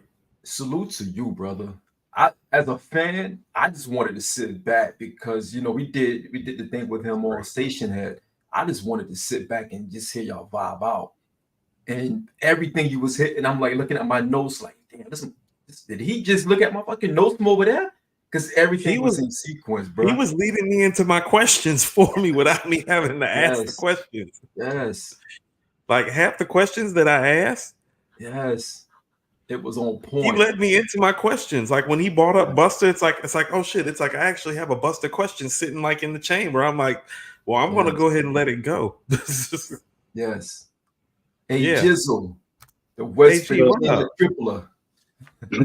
What's going on? Peace, gentlemen. Yes, sir. Salute the Coop, man. Another banger. Hold on. Is that a Mets? Is that Mets? Are you wearing New York Mets? Wow, that's what I'm talking about. Queens get the money. Man, Queens get the money. As an Atlanta Braves fan, I can no longer do this podcast. I'm leaving the show to you two. I can't do it. Oh no, I rock with the Braves. I used to watch baseball with my granddad all the time. That was his squad during the the Justice and Bell Yard era and all that. You know what I'm saying? Pendleton, all them boys. So I rock with Atlanta too. That vomit color green is making my eyes hurt. Is that Mets? Oh my God. Oh man, you know what I'm saying? I had to kill it today. You know what I'm saying? It's like an allergy. Something like you know what I'm saying? Sean got the shoes, but you know what I'm saying? You know what I mean? Yeah, that's cute. Those are cute. You know what I'm saying? Did you call this man's shoes cute on YouTube? My daughter will love those. She's 12. I mean, Sean just hating because his collection ain't like mine. He's not like us over here. So this is absurd. But for real though, like dope interview. Part of my tardiness or whatever. I'm sorry I missed most of that, but that was fire for real. Shout out to Haas G for pulling up. That was dope. For real. No, I had a good time. It definitely was a good time to be had. So how we kicking off today, Sean? What we doing? I want to go on a quick rant about this Bronny James shit. Yo, listen, I'm disappointed. Hold on. No Nick talk first. So we're going west before we're going east. Kendrick's been influencing all of y'all. We're going west before we're going east. Okay. Go ahead. Have at it. Yo, go ahead. No. While you do that, I didn't want to do this in front of Haas because I knew this interview was going to go well. Yes. So, shout out to Tarantino. Tarantino, we appreciate you. Thank you so much. Victory cigar, we gotta open the cake. We definitely need to continue to connect. Thank you so much for Tarantino. Absolutely. I just want to. I don't want to jump. I don't want to stay on it too long. Pause. Because I just want to get ridiculous. Dang, that was crazy, wasn't it? I just want to say. Yo, AG, what do you think, AG? I see you. yeah. Pause. Shout out to Dipset Couture. Shout out to Killer. Appreciate that hat for real. Yo. I'll be back in 2 seconds. Just oh my god. Yo, shout out, real talk, boy. Shout out to Killer and Dipset Couture. Shout out to it. It is what it is. Yeah, we connected, man. Yeah, I don't think they saw that. What was that? Yo, shout out to Killer, man, for real. Yo, we got connections everywhere. We got connections everywhere. But look, Coop's left the set. Coop left the set. That's a good thing. That's just ridiculous. No, I didn't leave the set. I just needed a moment to breathe because, like, Coop, we got connections everywhere, man. Shout out to Dipset Couture. Shout out to Killer. Ridiculous. This is ridiculous. I just touched down. This is supposed to be an organized show. Yo, T2, I got to, bro. I got to. That's why I got that hat, man. I had to make sure. You're talking to T2? This is gone. This has gone left. Don't talk to T2. Wow, he's dangerous. A wild dude, man. Oh, that's a wild boy. That's a wild boy. He's a wild boy. Yo, but I don't want to stay on it too long for real, because I know we got people want us to talk about this list. Yo, the NBA is messing up, man. The NBA is on some crazy stuff, man. How's the NBA messing up? Adam Silver is letting the inmates run the building right now, yo. The inmates? This is mostly black men. Are you calling the black men in the NBA inmates? This is wild. What? Yo, man, listen, hear me. That's how he look at them. That's how he look at it. He's like, yo, Sean says Stern would never. Stern would never. Stern would never. Stern gives shades of plantation owner too. Yo, Stern would be like, yo, you guys are not drafting Bronny. He let him go to Australia and play ball if you want to go play. It was a wasted pick, man. It was a wasted pick. The fact that Rich Paul came out 2 hours prior and tell the other teams, if you draft him, he's going to play in Australia. So you're wasting your draft. That is crazy. We can't confirm that. The GM at work. Is there confirmation of that? Yes. We got confirmation, Coop. We got confirmation. I want to see the confirmation. Look, the Atlanta Hawks had a terrible pick. The whole draft is jacked up. Everything is jacked up in the draft. The NBA is bad. I wish my little cuz would have stayed, school one more year. If G.G. Jackson would have stayed one more year at USC, he would have been top 5, top 10 pick this year. Who? G.G. Jackson. Oh, with the Memphis last year. Oh, okay. Yeah. Okay, so Shawn, let me submit something to you. I don't want to hear it. I don't want to hear it, man. NBA make me sick, yo. Rick Ross. No. No, time out. I know why Coop's getting ready to cape for this, because he's happy about that Redick hire. He's happy about that JJ Redick hire. Yes, right. Don't do it, Coop. You about to cape for that JJ Redick hire. Don't do it. No, I wasn't even coming from this place. Dude. This, gentlemen, don't you understand when I talk about white privilege and I talk about, I'm not saying that I have a problem with the privilege. I have a problem with the whiteness of the privilege, not the privilege. This is a little black priv. This is what I'm talking about. This is the priv that I'm talking about. He got the biggest cup of priv in the world and he sippeth from the cup. His cup runneth over with the priv. And I'm not talking about Hennessy. It's beautiful because white people have been doing this forever. They have been putting their sons in positions that they don't deserve to be in since the dawn of this country. I'm okay with that, Coop. I promise. We're going to sip from this priv. We're going to sip from this priv happily. Everybody cup runneth over today. I hope one day that my daughter is unqualified enough to get paid millions of dollars to do something she has no business doing? Like, yes, victory. I want a cup of the crib. Pull up the crib. Bring my daughter down here and tell her to bring the biggest cup in the house. I want the cup to runneth over with the crib. Unqualified enough is crazy. It's crazy. We need to switch topics immediately. Immediately. Cool. Cup runneth over. Expeditiously. Cup runneth over with the priv today.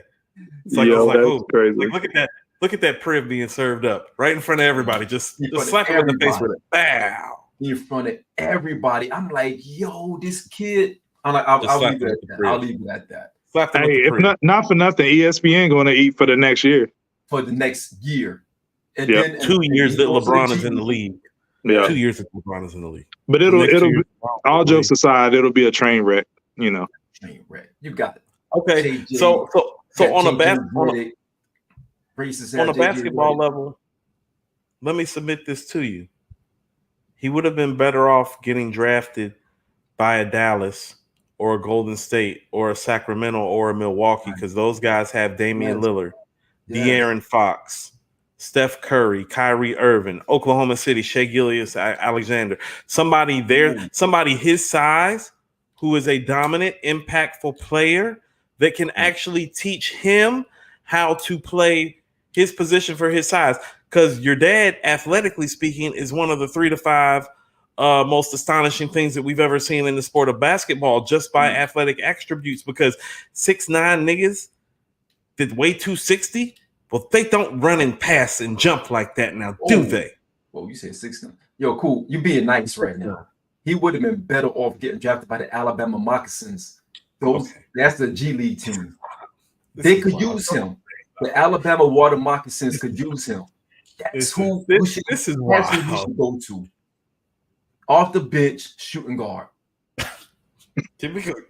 Just all right. My bad. I had to get off my chest. This is why we're afraid. This is why we're afraid. I want to go back to the interview now. All right, my bad. He's wild. Somebody read the super chat. Let's get the super chats real quick. My bad, fellas. I had to get off my chest. Rick Ross, Bronny James, Adam Silver. Hey, yo, put Tatum on the list. Y'all seen on social media Tatum stealing everybody's bars? Yo, Tatum is going wild right now. He's going crazy right now. I can deal with that though. I like it. I like it when Duke players win. I like it when Duke players win NBA championships. So nasty work, man. It's gonna be quiet. Yo, Magic said you should say that in every opening episode. Hip Hop Talks. We got connections everywhere. We do. We got connections everywhere. We got mad stuff lined up right now. Again, Dipset Couture, killer. Appreciate you. Jermaine Johnson. White men have been doing nepotism for centuries. Absolutely, and they will continue to do so. That's not my gripe here. Jermaine Johnson also said the Belichick, Reed, Shanahan boys are NFL coaches because of who their daddy is. Luke Walton got an NBA head coaching job because of who his daddy is. I do not disagree. I agree with all of you. All right, cool. Pull it up. Pull it up. I can't wait till Scottie Pippen's kid come into the league. You know, if Michael Jordan's kids would have been around during social media, these niggas would have had careers. Pip kid ain't getting in the league. Not lost to Pippen's son. He ain't getting in the league. Not lost to Pippen's kid. Next. Hey, yo, I think Marcus Jordan's stats was better than Bronny's in college. My stats are better than Bronny's. I play small forward. This nigga out here talking. He out here talking like Al Bundy. I scored 40 points in a high school basketball game. God, 4 touchdowns. Dial it up. High-low offense. Not the high-low. Did you say the high-low? Yo, go to the next topic. No, I refuse to. I refuse to live my. I refuse to live my life this way. I don't believe Shawn played, man. Shawn, couldn't nobody post Shawn up. Somebody be in the post shop and like, yo, pause. Oh, that predates pause. What about the Knicks? Since you want to sit up there and wear this tacky ass Mets jersey, and you want to sit up there and rep Corona Queens and talk about Queens get the money all the time, how about the Knicks? We haven't won an NBA championship since any of us have been alive, but it looks like for the first time Since Patrick Ewing was in his prime, yeah, they haven't won anything while we've been alive. Oh, you're a Hornets fan. Whoa. I'm an Atlanta Hawks fan. I know how to lose gracefully. That makes it worse. That's even worse, Coop. I was shooting you bail. That makes it worse. I grew up on Dominique, so I was a Hawks fan before the Hornets even existed. So it's like, even though like my family's from Charlotte and I lived in Charlotte, it's like I never really like switched teams like that. But I can tell you some stories. I got to think of Dominique right there. Matter of fact, me and Dominique at the joint a couple years ago. My mom met Dominique at Club 21 one night and came in at like 4:00 in the morning and like had his autograph on a napkin and like taped it to my Dominique poster. Yeah. I'm not joking, because she knew he was my favorite player. So it's like 4:00 in the morning. I'm like, what's going on? She's like, I got Dominique's autograph. I was like, oh, I jumped up. I was like, yeah. She's like, I'm just gonna put it on the poster for you. I look at the clock. It's like 4:03. I'm like, hold on, what is this nigga doing?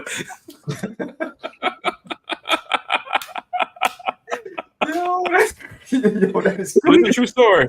But I had Dominique's autograph. I had Dominique's autograph hanging over my bed from the time I was about 5 to I was about 9.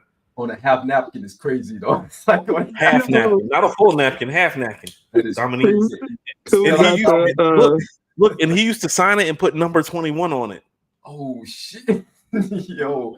Spelling out Dominique on the half Coop napkin. got the S curl drip on the napkin. Always had a low cut or a bald head, even young. Yo, that is crazy. No, Dominique's S curl drip, not yours. Coop had an S curl? There probably was a little perm. There was probably a little perm on the napkin. There was probably some perm on the napkin. Yo, it's a Club 21 napkin. It was a high quality napkin. Club 21 wasn't a regular club. It was Club 21. This is Deanna Dominique's club. That's a high quality napkin that my mom got that autograph on. Where we been going with this? I don't even know. Yeah, I don't even know how we got here. We're supposed to be talking about the Knicks. Yo, the Knicks. I think they'll be able to compete. The Knicks are making some really strong moves right now. I think that they have a big four. If they can stay healthy, I think that they can definitely compete with Boston. I don't believe in Boston. I think Boston actually benefited from a lot of injuries this year. Milwaukee Bucks was injured. Philadelphia 76ers were injured. The East was decimated, and they weren't good anyhow. The East wasn't really good. Now Boston, they showed their ass against Dallas, and Dallas was on fire. They were on fuego. I think Denver would have been a better matchup and probably would have pushed Boston and beat Boston. But those guys, they came to play. I just wonder how they're going to continue to keep that nucleus next year and if they're going to expand on that. Porzingis will be back, of course. I think that's going to be another good thing for them. But if you look at Boston, they had an easy stretch, man. They had an easy path to the finals. The Knicks are going to compete. I'm just wondering if they can build on what they had last year. Sometimes you can add another piece that looks great on paper and it can take away like chemistry. You know what I mean? And I think we got to be careful about that in New York. So I know a lot of New Yorkers are happy, excited about the Knicks. They're still the Knicks. Anything can happen with the Knicks. They're very much nicking. They do a lot of nicking. They do. They really do. I will say this. I think this is the first time in forever that a New York team has a reason to get the number 1 seed, because if it looks as good in reality as it does on paper, this is the team that if they can gain home court advantage over Boston, I think has a legitimate shot at beating them. Like now, Boston's front office and coaches already said Porzingis is probably not going to be there at the start of the season. Now, re-signing Anunoby and getting Mikal Bridges, you're one of the few teams in the league that has 2 legit guys that can guard Jason Tatum and Jaylen Brown one-on-one. And this is what I mean, legitimately guard one-on-one. Both of these guys can go for 30 or 40 whenever you want, but if you can hold both of them to about 20 to 25, you feel me? Which is what good defenders do. It's like there are nights Michael Jordan had 33 points. The guy would be like, you played great defense tonight. It's like, I know. It's like, this nigga could have got 50 on me. You know, they have 2 legit guys to guard them one-on-one. There's the Villanova chemistry between Hart, DiVincenzo, Bridges, and Jalen. I mean, they won a national championship together. they literally, as far as starting fives, have great defense and solid offense. Julius Randle coming back. Like they were injuries away from going to the Eastern Conference Finals. Like, how about this? The team has constituted, had it been healthy last year, I think would have given Boston a 6-game series this year. And so I think what this team has is the potential to give Boston an Eastern Conference Finals 7-game series. Yep. But I think the winner is the winner who's going to be at home. And so while I'm impressed, I would still tell you that because now Boston knows how to win, and Boston still has the 2 best players on the court when they're playing at their best. Like if Jaylen Brown, Jason Tatum, and Brunson are playing at their best, Tatum and Brown are still the 2 best players on the floor, and Brunson and Bridges will probably be 3rd and 4th, which means you need home court. So if they can get home court, I give them a legitimate shot of going to the finals, but only if they do that. And Tibbs going to have to be very smart about that because Tibbs he's not. He's going to run them into the ground like he always does. He doesn't listen. Year. I don't know why he still has a head coaching job, man. I can't understand it. He's hard-nosed. I mean, he's a hard-nosed coach. He's one of the last of that breed. I mean, he's not a JJ Redick, of course, but he's a hard-nosed coach. Man, I blame him for Derrick Rose, bro. He's got a lot of he's got a lot of Larry Brown in him. He does. And you see what happened to Larry Brown. Burnout. But they can catch lightning in a bottle this year if they're careful. The West might wear each other out even more next year. They can get home court over Boston. Legitimate shot. Oh yeah, facts. So where you guys want to go? The chat is going crazy about this list. I think they're ready for you guys to go crazy on this list. Do y'all want to hit a couple of more things before we get into the list? What y'all want to do? It's whatever, bro. Hit the list. Hit the list. So let's start with the first list. Let's go with ahead and show the list. Which list are we talking about? Who whack ass list we discussing first? So you wanna let me see. Let's do the Forbes list. Y'all do the Forbes list, so y'all want to do Ellis list, big 3 list first. No, let's do Forbes. You do Forbes? Forbes. Let's do Forbes. Let's go to the financial mavens for our hip hop information. Let's go. So this because everybody's going crazy in the chat with this list, man. So this is the list right here, fellas. Can y'all see that pretty good? You got Jay at number 1, Kendrick at number 2, Wayne, Cole at number 4, Pac at 5, Drake at 6, Kanye at 7, Nicki Minaj at 8, Nas at 9, and Eminem at 10, and 3 Stacks at 11. And they got B.I.G. at number 12. So I want to start right there. I want y'all to react to that. Oh, God. It's nasty. It's just nasty. Nasty. Looks worse when you read it to yourself. It looks worse. Horrible. Yeah. When you actually like read it out loud to yourself, it's like in order, like you just did. It reads worse than it actually sounds. Forbes making this list is like us making a list on top 50 investment firms over the last 100 years. You know, it's like Hip Hop Talks would like to present their 50 best investment firms of the last 100 years. It's like, who the fuck is coming to Hip Hop Talks for an investment firm list? Right. Number 1, Pink Horse. Nobody even asked you to make this list. Right. The fuck is going on here? Right. That's like Steve Jobs breaking down the bars to enter the Wu-Tang 36 chambers. It's like, yeah. I want to talk about protect your neck today. Fuck this new iPhone. Right. It's embarrassing. It's embarrassing. It's ridiculous. They left out Scarface, number 1. He's nowhere on this list. Yeah. That's the biggest problem. That's the biggest problem with the list, actually. And I'm glad you brought it up. No, it's not. Scarface didn't even make this list. But I'm not expecting people who spend their time watching Merrill Lynch and Goldman Sachs to know anything about Scarface. I'm not expecting that. That's why this list is trashy. It is trash. I'm more mad about names that made the list versus Scarface being left off. Who? What I'm forever going to be mad anytime Scarface's name is out of a top 10 list, let alone not on a list at all. It's not on the list at all. They got MIA. That was the one for me. I was like, all right. I was like, I'm done. It's a joke. I mean, Bad Bunny. Bad Bunny. They got Bad Bunny on here. Listen, like Coop said, man, they need to stick to talking about, you know, what rappers have the most money. Truth be told, this list came out a few months ago, right? Yeah. I saw it then, and I didn't give it a second thought. And now that it's going viral, I was right back then to not even give it a second thought. And I didn't even know the merit behind it, because when I glanced at the list, I thought it was breaking down, you know, rappers with the most money, but it still looked kind of weird to me because it was a Forbes list. I'm like, why is Forbes ranking rappers unless they're ranking their pockets, right? Right. So, you know, but now is the first time I really paid attention to the list, you know, and it's trash. It ain't even worth like really breaking down, because like Coop said, they're in the wrong sphere to like be ranking any type of rap. You know what I mean? Just stick to talking about how much the rappers are worth, not ranking the rappers, you know, as far as anything. Just talk about how much they're worth. That's it. I really don't trust them to count money either. Like, I don't, you barely know how to count people's money correctly.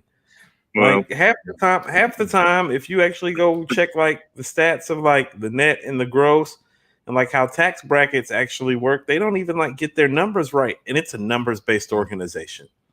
well, what do you guys think is the motive behind this list? Going to get to the cultural and creative sphere when you can't even fucking count straight.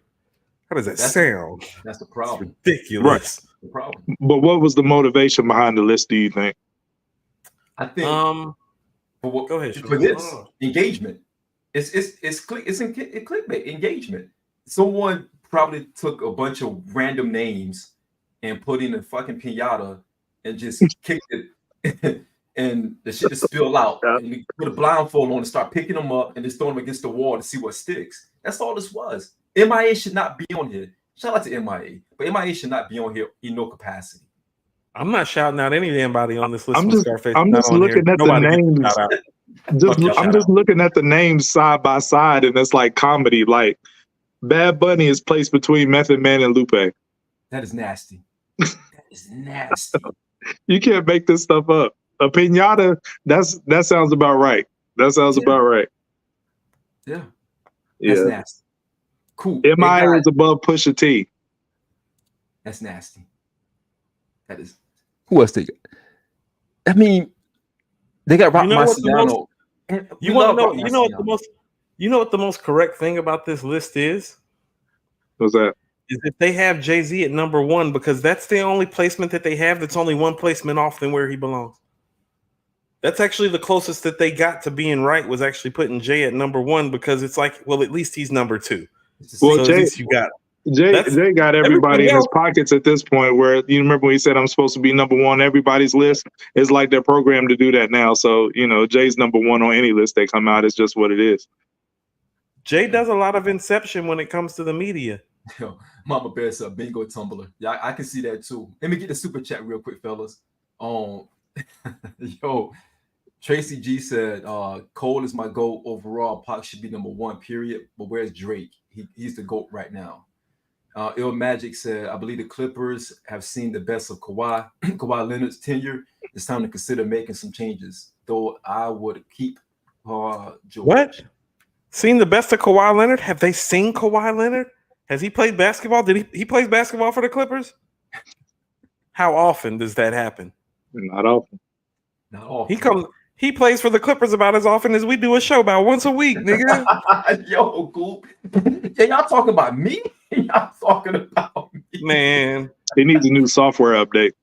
Dude, need a software update. Need a reboot. When your needs are comparable to a 60-year-old prostitute and you're an NBA player, things aren't going well. Yo, y'all think we can... No? Too soon? Too soon?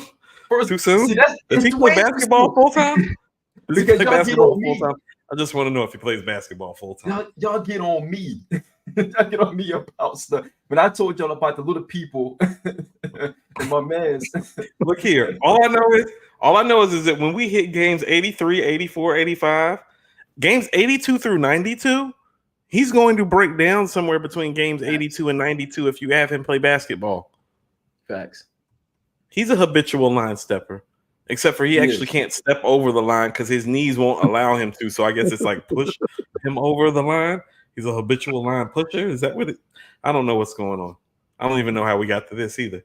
It's gonna we're gonna put out a basketball list, and Coop gonna have Bronny over Kawhi. I mean, he's great. Like, you know, when he plays more than like 32 games in a season, shit. That's crazy. Man, this nigga been on vacation. He done had great vacations while the season was going on. Yeah. Yes. So, fellas, the list is trash. We know it's trash. We can't even consider it. I don't think we should even acknowledge it, to be quite honest. Like when Forbes does stuff like this, I think it's one of those things where it's always click engagement, right? They're trying to figure out how can they engage people to get them to start talking about it. They're never right. Like you said, Coop, even they can't even get the monies right when it comes down to who they're saying making what. You know, they don't even give you the whole story on that. They give you a half-ass story on where that money is coming from and what that allotment looks like. So you can't really trust Forbes to give you that. How can you trust them to give you a hip-hop list? Anyone that puts MIA at 45 and you got Chief Keef in the top 50. Shout out to Chief Keef. Don't want to get shot by Chief Keef. Got Chief Keef in the top 50. And you got Rock Marciano in the 45, 46 mark. It's like you're all over the place.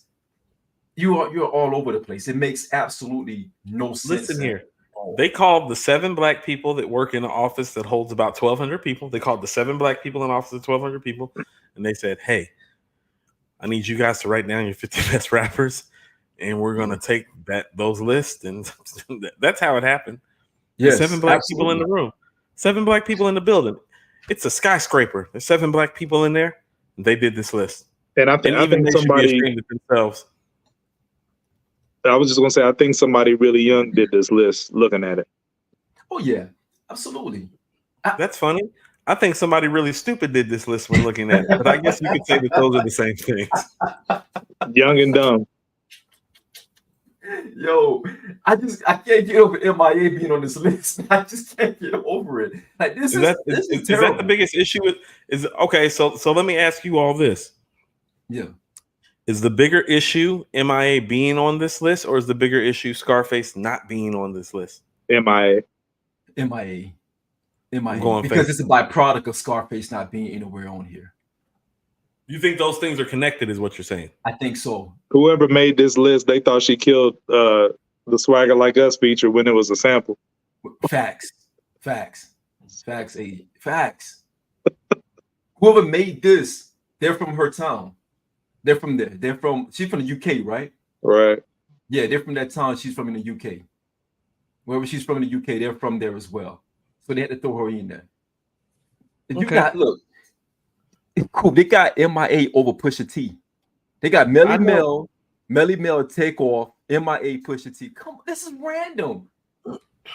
Well, I do know that. If memory serves me correctly, 49 of the people on this list have made solo albums. 49 of the 50 people have made solo albums. We know the one that hasn't. 49 of the 50 people on the list have made a solo album. All right, so this is the part where we move on, because we ain't got time for a 10-minute Coop rant about Andre 3000 not making a solo record. 49 of the 50 rappers on there. Some of those rappers belong to groups and they have solo albums. It's fascinating. 3 Stacks. It's very fascinating. You want to know? I don't want to talk. I just want to go to the next topic. 3 Stacks made a song called "I Woke Up Like a Panther One Morning," and I felt like just singing on the flute. That's the name of the song, and they got him on here at like number 4, number 5, or something crazy like that. 11. This is number 11. This is crazy. 11. Nonetheless, this is crazy. We've already spent too much time on this list. Yeah. So I want Coop to attack another topic. I want Coop to attack your boy Elliott, because Elliott says, AG is disgusted right now. Elliott says there is a new big 3: Jay-Z, Drake, and Kendrick Lamar. And when I was on my flight this morning, I thought about this one for a minute, and I had to really put some thought in it because I wanted to ask you guys some questions about this. And I started messing around in StreamYard and started putting some stuff up.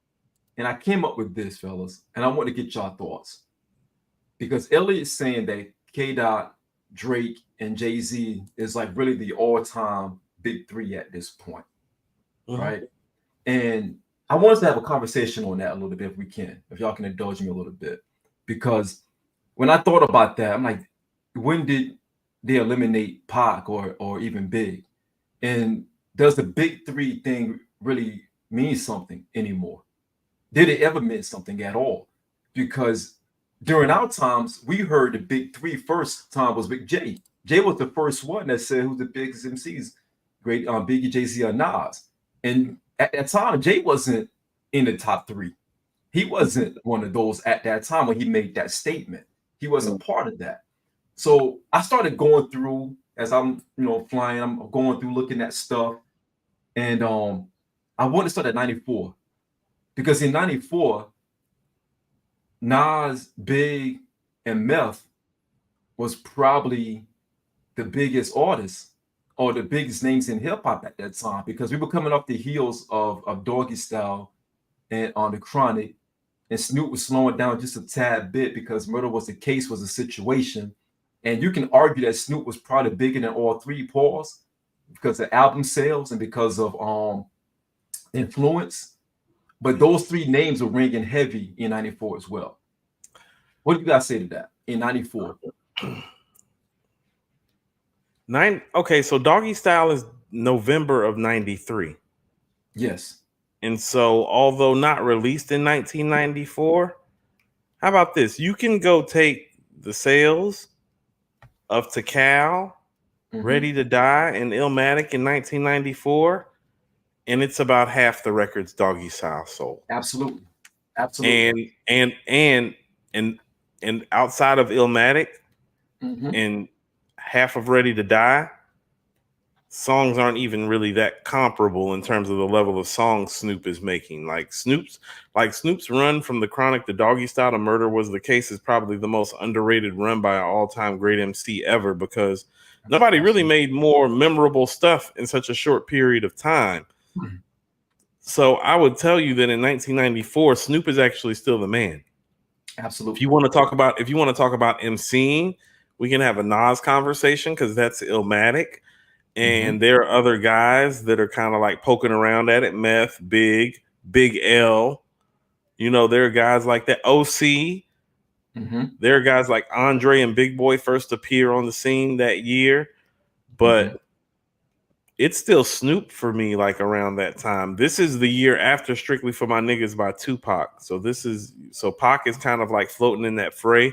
Strictly for My Niggas has like really, really high moments, but really, really low moments. It's an uneven album. The production's not stellar, but Pac is pretty stellar on Strictly for My Niggas. So there's the Pac factor. There's the Snoop factor. Ice Cube is still rapping while this is going on. That's what I was about to say. Cube is still around, coming off the Predator. So actually, when we talk about the golden age of hip hop, this is part of what makes me feel like it's the golden age of hip hop because that 93 to 96 spectrum, it's like, oh no, I could give you three guys from the East, three guys from the West, a couple guys from the South, one guy from the Midwest that's coming, and that's common. Like, think about it. In 1995, I can give you Scarface, Andre, Nas, Big, Pac, Cube, Snoop, Ray, Prodigy, and Ray. When has the competition ever been that heavy? Bingo. When has the competition ever been that heavy? So we can't, if the competition don't matter, then Bill Russell's the greatest basketball player of all time because he won 11 rings in 13 years and would have been 12 had he not got hurt. Good point. So if you're telling me competition don't matter, we need to make a paradigm shift on how we view and how we scope everything strategically, hip hop, sports, media, like all of those things. So if we're doing it appropriately, like the reason that Michael Jordan is often considered the greatest, like he has the numbers, but name the person that has 2 3-peats. Who got 2 3-peats? Who got 2 separate 3-peats? with essentially the only thing that stayed the same through the three peats was Scotty, and that's why Scotty's so important. Everything else changed. Scotty and Phil and Mike stayed the same. Yeah. But that's part of it. The 6 for 6 is part of it. It's like, oh no, he beat everybody. And so competition matters. If competition didn't matter and the level of competition didn't matter and how you win didn't matter, Mike would never be the greatest. Facts. You know what I'm saying? Like there are people running around right now saying Patrick Mahomes is better than Tom Brady. I'm like, well, you know, Tom had 3 rings at this age. At the same age, Tom had 3 rings. Like, I think he might be like 8 months ahead of pace. It's like, no, like the comp matters though. It's like, you understand it. Like that St. Louis Rams team that Tom Brady got his first Super Bowl off of. You know what I'm saying? Like the Donovan McNabb Eagles team. Right. The Seattle Seahawks team. That's one of the 5 best defenses of all time. Facts. He threw for 212 yards and 2 touchdowns in the fourth quarter. I'm sorry, 178 yards and 2 touchdowns in the fourth quarter. Like, no, it was 28-3. It's like the competition matters. It's like when you come back down from 28-3, that's GOAT talk. So part of the GOAT talk is the competition and the adversity you face. So when you're popping out in 94, 95, and all these guys is like roaming around, red man roaming around. This is prime for all of these guys. Right. And that's why I put 95 like that, because if you notice, I'm using the magazine covers that was, you know, showing who was on top during those times. In 95, clearly they had the magazine cover with Big being the king of New York. They had Raekwon because of Cuban links, and they was showing how who was taking over during this time. But they also had this one magazine cover right here on the far end when they had a lot of the MCs at that time. They had Redman, Method Man, they had AZ, they had Nas on there, because they couldn't pick who was the definitive leader in 95, because they didn't drop an album that year, but the carryover was still going on from Ready to Die. So people don't understand. Even with AZ, when AZ dropped Sugar Hill, I remember when AZ went on Yo MTV Raps, and Ed Lover himself was saying, after hearing a single and a verse from Illmatic, this guy is going to go down as one of the greatest lyricists to ever bless the mic.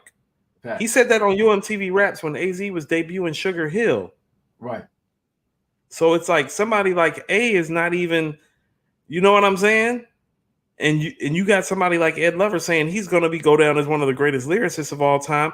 He wasn't even top 5. He wasn't even top 5. Right.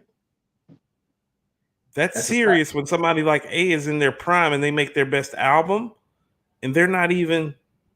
That's crazy. They're not even top 5. It's a crazy time to live in. So like to bring it all back, this is why Kendrick and Drake aren't in my top 10. Oh, you telling me Kendrick in this climate? Like, how about this? Is Good Kid, Mad City better than Do or Die? Yes, it is. Not by like some large stretch or leaps and bounds. Do or Die is a classic. Do I think Good Kid, Mad City is better than Liquid Swords? No, I do not. Probably generational bias, though. For those from the generation that feel like it's better, yes. Do I feel like it's better than Only Built for Cuban Links? Absolutely not. Better than Ready to Die? Absolutely not. Better than Illmatic?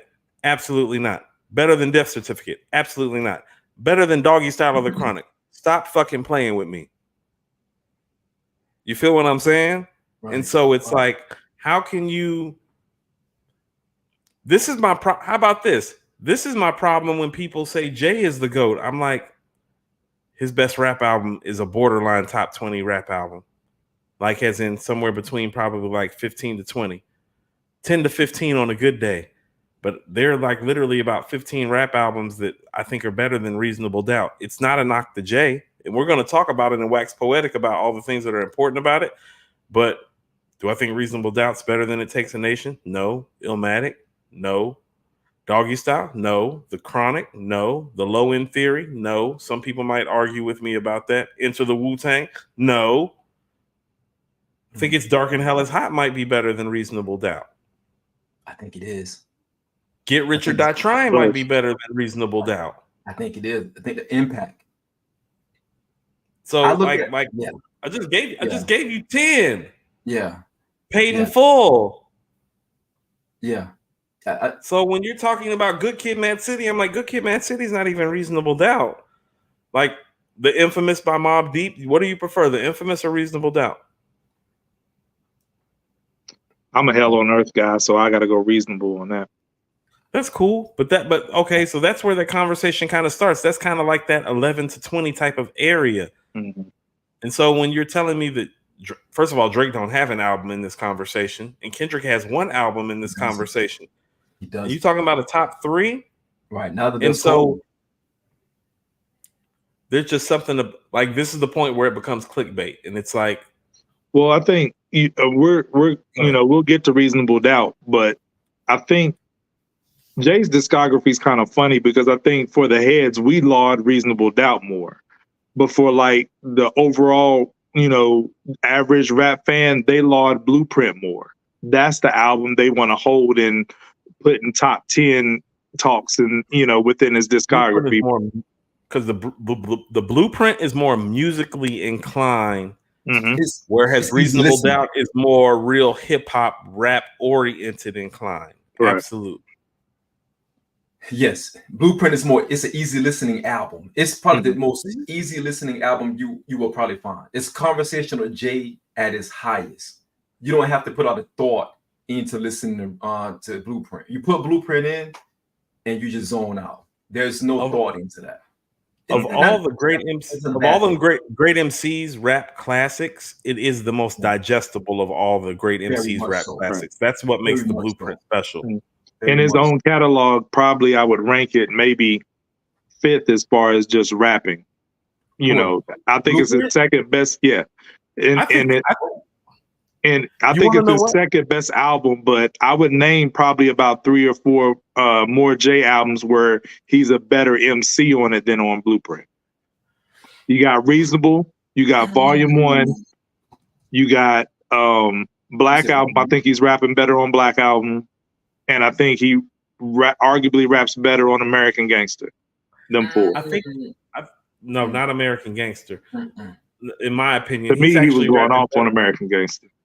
I think I don't agree. Like, there's not one record lyrically to me that compares to Lyrical Exercise on American Gangster. No, or even you don't know.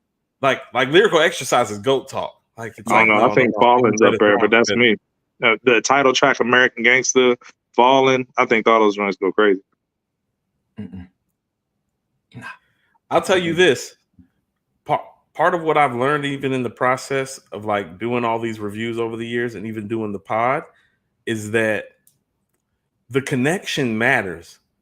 And so you can rap better, but if you don't connect, and so it has to connect. Like, because I feel like actually, if you want to talk about it, it's like the guy that's on the Blueprint 2 is it. Fundamentally speaking, a better rapper than the guy that's on the Blueprint, but none of those songs, like literally none of those songs connect the way the songs on the Blueprint connect. So it's like, what's really the better mic performance? It's like if somebody cuts down a tree in the woods and the motherfucker falls, but don't nobody hear it. You feel what I'm saying? All the stars aligned on Blueprint. All the stars were aligned. Yeah, it was perfect. 9 songs in 2 days. We talking about the wrong Jay-Z album, by the way. Right. We'll get to that in a minute, but I want to say this about the list real quick. My thing about the list is when I first saw the headline, just reading it, I think Elliott's wrong either way. And I know it's all subjective, but I think he's wrong either way. Because when I first saw it, I'm like, how in the hell is Jay-Z in the Big Three? He ain't dropped the album since 2017, right? So I thought he was talking about the current era because Drake and Kendrick very much so are 2 of the Big Three out of this era, but I thought he was taking Cole out of the mix because of, the apology or whatever and inserting Jay-Z. But I'm like, Jay ain't dropped nothing. He can't be in that conversation. But then when I watched the clip, Go ahead, go. No, I was going to say, then when I watched the clip and the sound bite, he said all-time Big Three, which flips everything on his head. Jay does belong in that conversation. But then Drake and Kendrick don't belong in that conversation. You know what I mean? So I just thought he was wrong either way. And I don't know, because he didn't do a good job of explaining himself. And it's all subjective and preference. But what metric are you using? Because, like you said, Coop, about Doggy Style, and he Snoop outsold Nas, Method Man, and and Biggie together, right? Yeah. So what metric are we using when we constituting the big three? Are we using like the impact, the record sales, who was the nicest on the mic? Like all these things come into play. But you know, if they're using sales as a metric, then in my opinion, Kendrick doesn't belong in that big three. A lot of people probably don't know it, but Nas has sold more records than Kendrick has. You know what I mean? I mean, he has more in sheer volume. Career. More albums, longer career, not. But if you take the same amount of albums that Nas has and compare them to Kendrick's first, 5-6 albums, Nas still sold more records at that point. Mm-hmm. You know what I'm saying? So it's like, I don't know what metric that we're using to do that. You know what I mean? So is he like nothing really adds up? There is none. It's an emotional metric. They're using whatever motivates them, their emotion. That's the metric, because you notice they never put a rubric out. They never give you a legend. They never give you anything to go by. They never say, here's a point for this, here's a point for this. They never do that. Because how about this? Somebody that doesn't write a syllabus can't teach you the course. Facts. There you go. I think Elliott just be going for the, like you said, the engagement, the sound bite. I'm not going to lie. It feels like, and I'm going to say this respectfully as possible, because of what your name is, you're willing to say anything now because of your following and your name, and it's going to spark a conversation. Exactly. The credibility of it gets lost when you start making those types of moves. And those moves have been going on for a while. And I've said those things about him in a less than stellar manner. But even me appropriating it like this way isn't really changing like what's at the crux of it, which is the fact that this guy knows better and chooses not to do better because he's understanding how the game works now and is choosing to be more of a personality than the informational and connected to the culture person that actually got him this stature. Like the attributes that made him the type of guy that could say this to garner this type of attention is now lost because it's not rooted in anything that's fundamentally sound. It's not. And I'm glad you said that. Hold on. If you want to tell me that you think Jay is better than Nas, I can accept that. Because everybody's entitled to their opinion for one. And really at the end of the day, all we're doing is interchanging my number one for number two. Right. I don't think you have any viable evidence for me after this 6-year run. But even if you want a 6-album run, not 6-year run, if you want the 6-album run, but even if you want to tell me that, well, you have viable rationale to say that. It's a discussion to be had. It's a discussion to be had. Mm-hmm. There is no viable discussion for where Kendrick and Drake fall into that, because in order to fall into that, you have to fall into the catalog, you have to fall into the legendary verses, you have to fall into the cultural impact, as in how many of them are running around. That's not a problem for Drake. That's a big problem for Kendrick. There's not any more Kendricks really running around. Facts. There are Drakes running around. They're not doing it as good as Drake. But I realized when we were having this discussion, for a lot of guys like Elliott, these are the types of things that people said about Rakim before the quality of music that Big J and Nas made supplanted him out of that firm position. So he's holding on to Jay the way the OGs hold on to Rakim is what I've noticed about this. But here's the thing about it, and I love Ra. Objectively speaking, top 5, but not number 1 anymore. And the fact that he won't let go of that, and the fact that he's adding Drake and Kendrick into a spot, and this is no disrespect, they just haven't earned it yet. You can't sit up there and have Drake's best album is barely a top 50 rap album. Kendrick's best album is barely a top 25 rap album. Rap is about moments too. And the moment is usually that album that you make, a Get Rich or Die Trying, a Doggy Style, an Illmatic, an Enter the Wu-Tang, a Chronic, a Paid in Full, where it's like, no, they had everything when they made that. Yeah, it was written. Like everything. Like, how about this? Do you think Good Kid, Mad City is better than All Eyes on Me? No. The moment, All Eyes on Me moment was massive. The moment was massive. The album is better. and you putting that guy in front of Pac, knowing Pac got bigger songs, better catalog, better guest appearances, better rap voice, more impact on the culture. Like, look at all the things that I just ran down. There's no credibility to it just because you used to be credible. So, cool. Let me ask you this then, because I see LP put in there. He said Down was a moment, and Views was a moment. The same way that we say that the competition you're up against, can you say the same thing for the moments that you're up against? Because if you have a moment in a dry time, does that dilute the moment itself? Because if you think about All Eyes on Me, what year was that? 96. 95. What was going in 95 and 96? Best, a lot of stuff. 94, 95, 96 is the best run of rap music ever, in my opinion. Best run. And you can't sleep on 97 because 97 was a sneaky run because you had sneaky strong. Right. Yeah. Life After Death, Wu-Tang Forever, Wyclef Jean's The Carnival. Yes. Album sales were going through the roof in 97 by that time. Yes. That's because of 94 through 96. Exactly. It was a build-up. Mm-hmm. It was a build-up. So the moments mean more at that time. Views and Damn probably did have the moment, but the moments then, it meant a lot more. Okay, so let's go to the moment right quick. NBA Finals used to be the 2-3-2 format. Mm-hmm. Well, Michael Jordan's hitting that game-winning shot. He's not hitting it in Chicago. He's hitting it in Utah. You want to know why? Because Utah had the better record. They had home court advantage. That's what makes the moment even bigger. He's like, I'm not even letting you get to a game 7 in your building. I'm going to beat you in your building. Yes. In game 6. Yeah.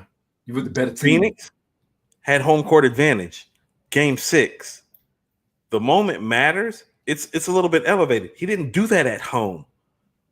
No. He didn't do that at home. The end of both three-peats happened on the road. The conditions are tougher. The road is tougher. He should have been the underdog, but he wasn't. The moment matters. Where you are matters in the moment. It matters. Yes. And even if you just want to go bar for bar, song for song, performance for performance with the music, it just doesn't measure up. No. It doesn't measure up. How about this? How many guys who played their career outside of Kareem in the 1970s is on the top 20 list all time? Not many. Not many.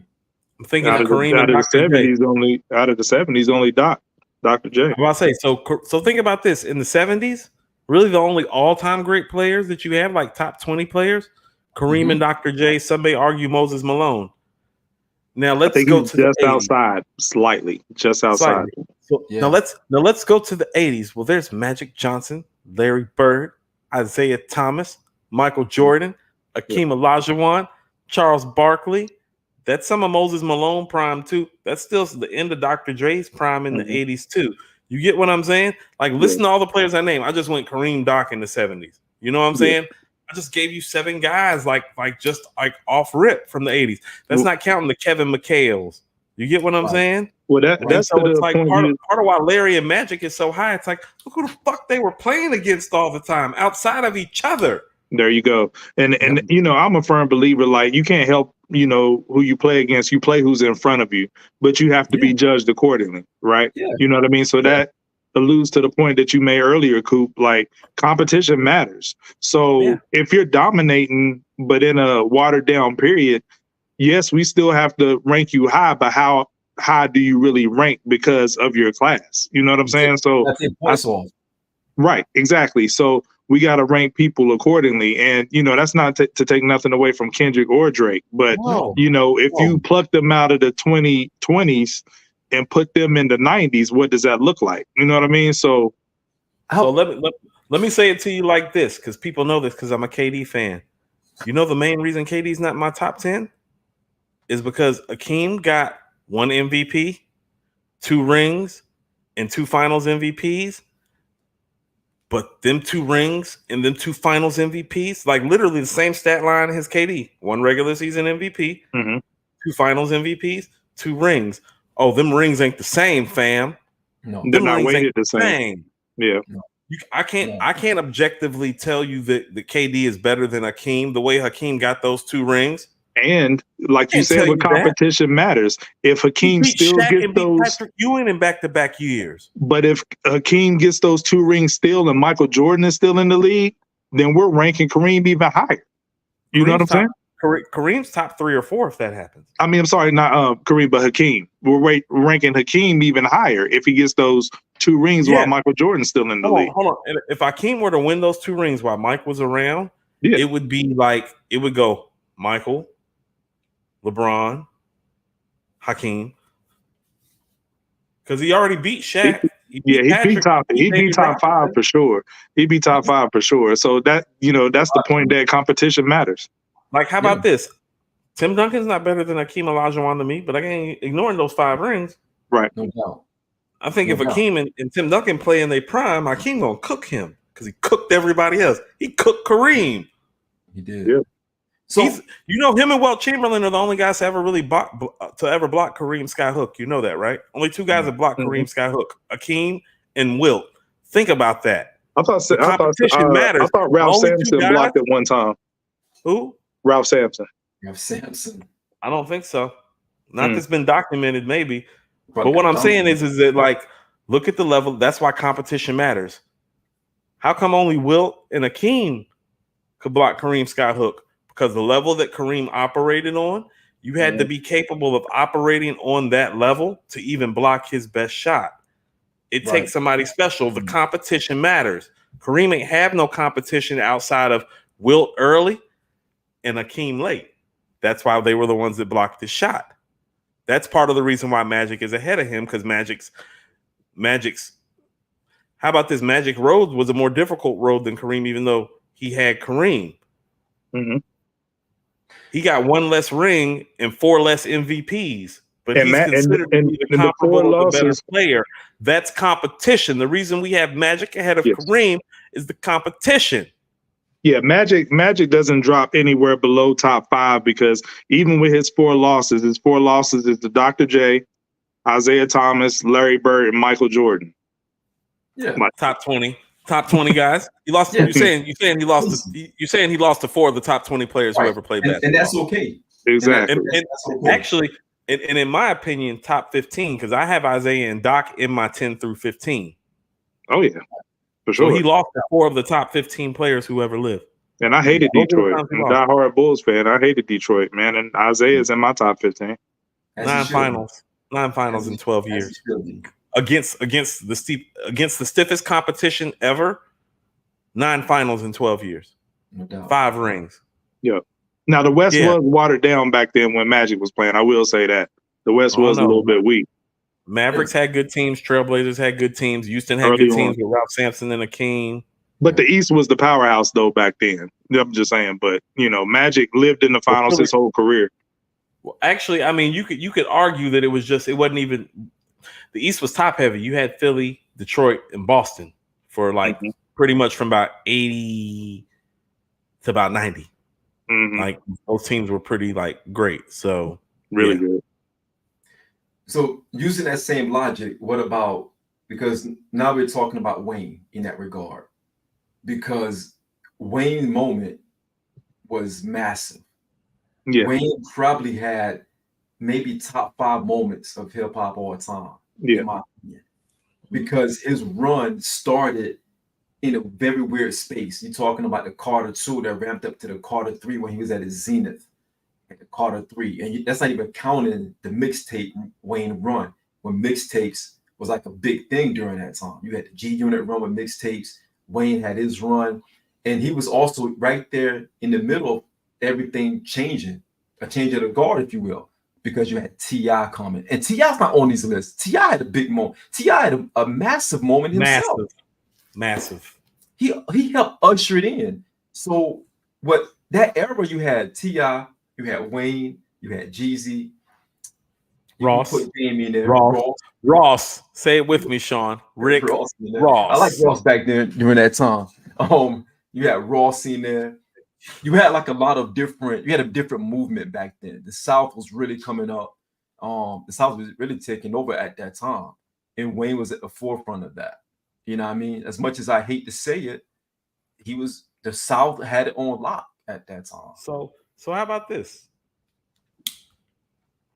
I think Wayne is a good place to talk about Kendrick's place. Respectfully, even though I picked Drake in this battle, Drake's not part of this conversation. Okay? Because he doesn't have the album or the bars, in my opinion. He has all the metrics outside of the albums and the bars, but if we're doing a full qualitative performance, like all the things and including the numbers and the metrics, if we're going off the numbers and the metrics first, then yeah, he's in the easy top 3 to 5 conversation. But if we're talking about quality of albums and lyricism, I think Wayne is a very good arguable comp for Dot, because it's like, what moment did Dot have that was bigger than Wayne's moment? And what album does he like? The Carter 2 and 3, those are comparable. Carter 1, 2, and 3 are comparable to Good Kid, Mad City, To Pimp a Butterfly, and Damn in terms of the qualitative output. Okay, he's a better guest appearance rapper. He's transitioned through multiple eras better. He's a better hook writer. You know, I think the lack of guest appearances hurt Kendrick a lot. He has more. Listen to this. Lil Wayne has more verse of the year contenders than Kendrick does. Like Oh No from the Carter 2. He has mic performances on big songs like Stuntin' Like My Daddy that Kendrick doesn't have. Like, that's not just a dope ass song. That's a great mic performance. The mic performance he just gave on Magic 3, which was the only guest appearance, great guest appearance mic performance even to this day. I have Wayne literally, like right now, at 11 or 12 on my list. How can I put Kendrick ahead of him? By what metric? Even if you feel like Good Kid, Mad City is better than the Carter 2 or 3, depending on which way you lean, it's not that much better. And look at Wayne, the totality of Wayne's career. Look at all the work. Like, his work is literally like quadruple the work that Kendrick has done. And I'm not exaggerating when I say that at all. He's done quadruple the work. He's operated at the same level. He's given this culture more, been a leader of this culture more, done more guest appearances, been part of more important moments. How can you even have him ahead of Wayne? I personally do, but they're next to each other. I got Kendrick at 10, Wayne at 11, because I lean towards lyricism. Just because if you're comparable, and I'm gonna lean towards the lyricist 9 times out of 10. You know what I mean? That's gonna be the deciding factor for me. But this is what I'm trying to tell you. This is what I'm trying to tell you, though. Wayne has actually put his lyricism and his lyrical capabilities to the test. It's been tenfold how much more he's done it than Kendrick. The work. It's more work there. And then not even the work, it's the competition. No, he'll go do a record with Nas. Oh yeah. He'll be on Swagger Like Us with a prime T.I., prime Kanye, and almost out of his prime Jay. No, he's on those records. He'll do a record with a Scarface. His competitive level of how he operates and the verses that he has done while operating in that competitive space with other titans is just greater. Kendrick doesn't have that. He has nostalgia with Pusha T. Right. Yeah, Kendrick's lack of guest appearances hurt him because he's not doing many of those. But I think the thing with Wayne, competition. Hold on, AJ. I don't mean to cut you off. His lack of competition and his lack of competitive spirit and fervor prior to this battle hurts him more than even the lack of guest appearances. It's the fact that Wayne been on a track with Nas, Bun B, Scarface, Jay-Z, like you name it. Like he boxes with everybody. Yeah, he'll get on the track with them. He boxes. He don't get on the track. Yeah, he'll get on the track. He'll get on the track with anybody. I remember he was begging Eminem, like, "Yo, I want to feature with you, homie. Like, you know what I'm saying? I want to trade bars." Like, he was doing that for a while. But I think the thing with Wayne, with him, just comparing him to Kendrick, Wayne's bars are, he's real metaphor heavy and stuff, and he doesn't. I don't want to say surface level, but Kendrick digs a little bit deeper beneath the surface. So, like, for me and my personal taste, I'm gonna give like the edge to somebody like that if your greatness is comparable, right? But what I will say about Wayne is, if I'm thinking about it, Wayne might have as far as degree of difficulty, he might have the best quote unquote moment in hip hop history, just as far as degree of difficulty, because Wayne was on the scene for a while and reinvented himself. And then entered into GOAT talks. You know what I'm saying? Like, he reinvented himself twice. Right. And 50's degree of difficulty with his moment was was really high too from being blackballed, but we can't negate the fact that he was co-signed by two of the biggest people in the game, which was Eminem and Dr. Dre. But I think Nelly's one of the biggest moments in history because he didn't have a co-sign. He came from a region of hip hop that nobody was familiar with, and he blew up. But Nelly is not in those, top 25 to 50 rapper talk. So we got to push him to the side. But as far as those guys that's in that conversation, degree of difficulty, I think Wayne's moment might be bigger. I don't want to say bigger, but it's degree of difficulty better than anybody else's. Okay. Maybe X, because X was on the scene for a while before he, finally broke through. But AG, I'm gonna tell you like this: when it's close, I lean on the content / subject matter and the lyricism. But what I would tell you when it comes to Kendrick versus Wayne, the only thing that Kendrick has over him is the content and lyricism.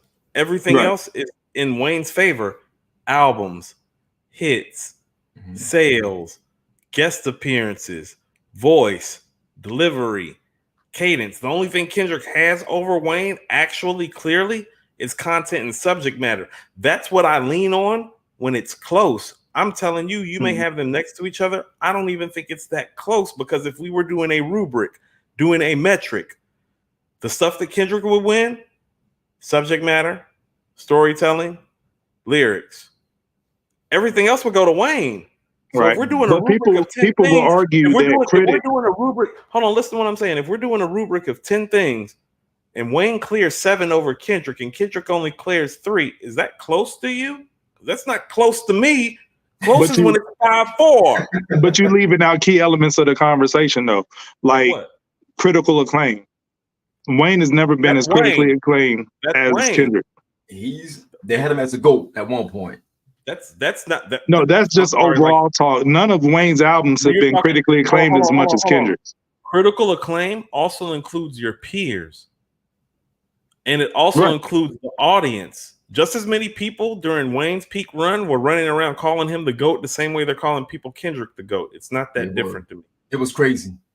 I know guys in this city right now that if I go up to them, people who MC and have done music in this city, that if I ask him who the greatest of all time is, they will tell me Wayne, and I'll ask him how old they are. And when they tell me their age, I'm like, yep, falls right in line. It makes but I don't buy into either one of those, Wayne or Kendrick being the GOAT. But you know what I mean? But they both, got claims for top 10. You know what I'm saying? And 10, 11, 12, when you get in that ballpark, you're like splitting hairs. So I mean, it's all comes down to preference, like 1 or 2 slots. Right. Okay. So like you just said, when you're talking about that 10, 11, 12, we're splitting hairs. These guys are getting put in the top 2 and 3, and that's just not fair. Right.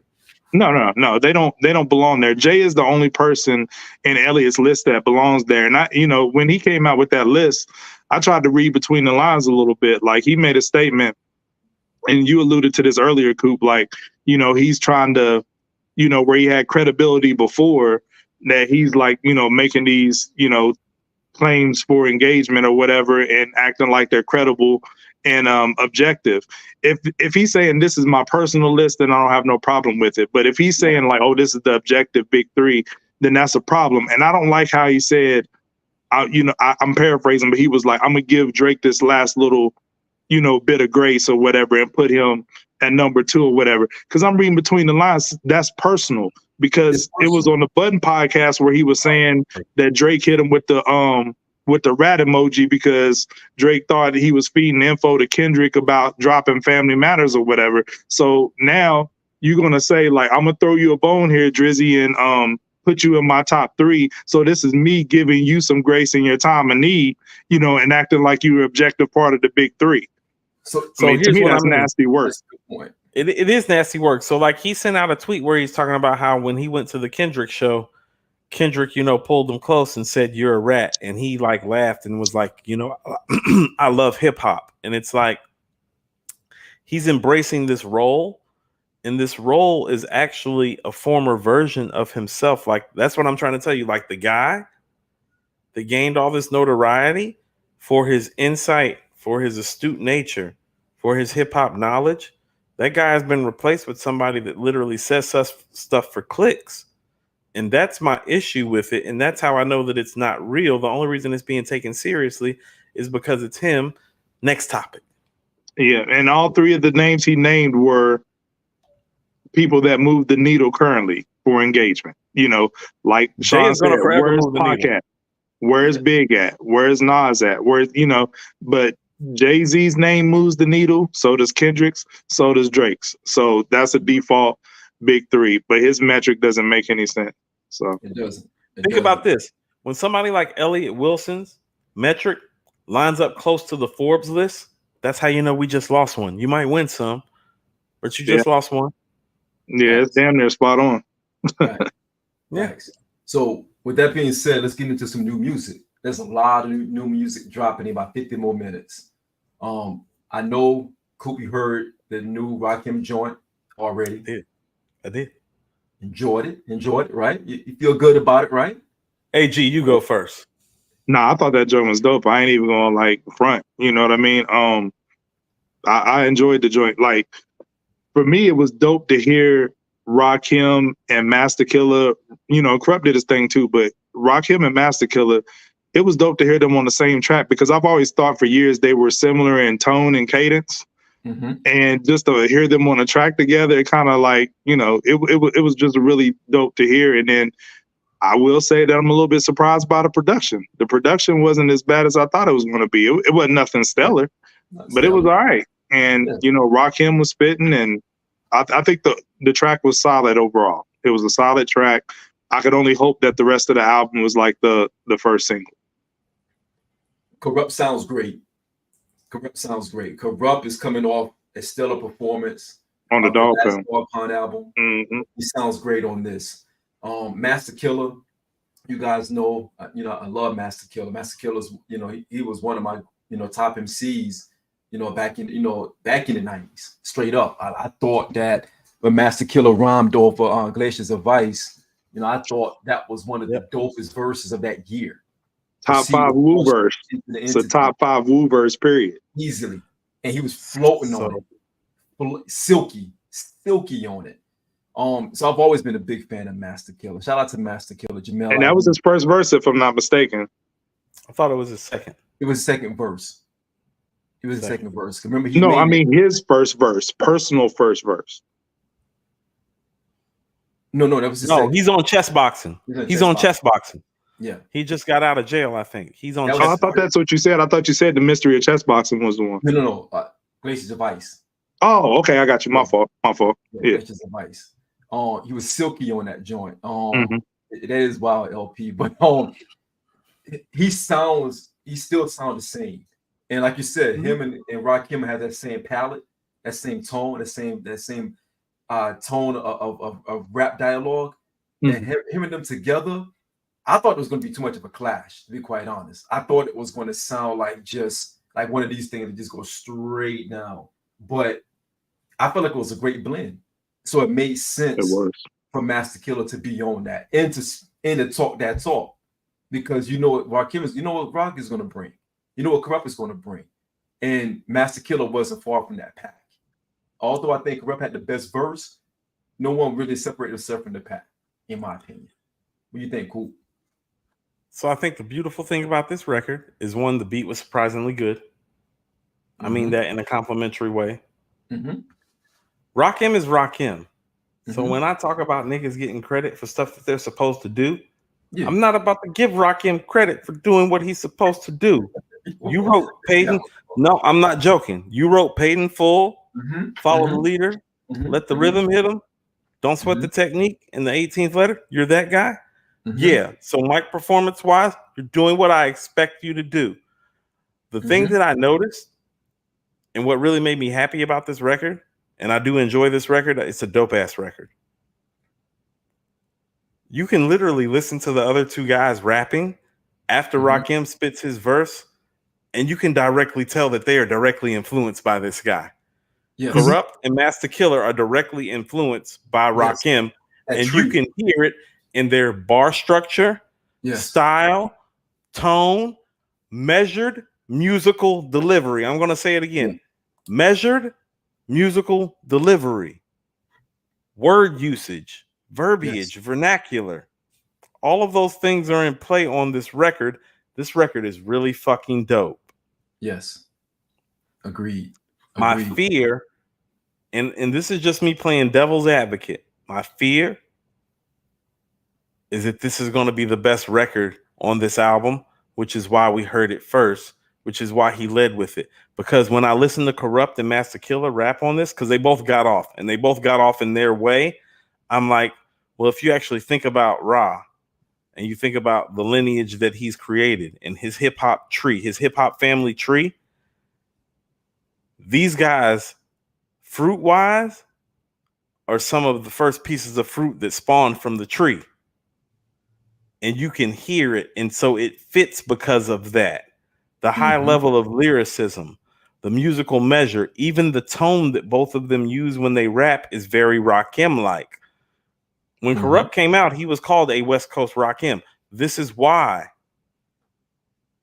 And so it fits and it makes sense. My worry for this album is still, this might be the best song that we hear from this album.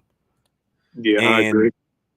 And that means we're not getting any classic material. We're just getting a really, really dope to great record. You understand? Now, as far as what you said,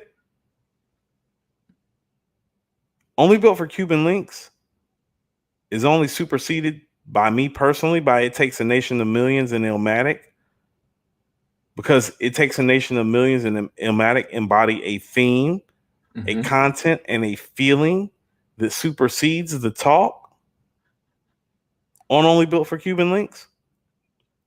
But if we're just talking lyrics and beats, I don't know an album like The Purple Tape. And the fact that outside of Nas's verse on Verbal Intercourse, Master Killer's verse on Glaciers of Ice is probably the second best verse on that entire album. I think it is only superseded by Nas's verse on Verbal Intercourse. Well, no. Well, wait a minute. We got two verses on Guillotines. We got Spectre Deck and Jizza. They're in that conversation. Okay, but this is what I'm saying. But that's pretty bad. I don't want to do that because, man, it seemed like Ray don't got a top 5 verse on his own album. That's crazy. He's got Incarcerated Scarfaces, which is a top 3 Wu-Tang solo song. It makes up for it. It makes up for it. That's what I'm saying. Ray, still, hold on. How about this? Like, for me, as somebody that's not from New York, when I think of New York hip hop, I think of Ray first. Before I think of J, Big, and Nas, I think of Ray. And I think The Purple Tape has a lot to do to that. So what Ray did, Ray set the tone better than any rapper has ever set a tone on an album. Like, you're going to rap like this. You're going to come like this. You're going to style like this. You're going to wild like this on all of these records, or you're not going to be on these records. Nobody sets the tone on Only Built for Cuban Links like Ray does.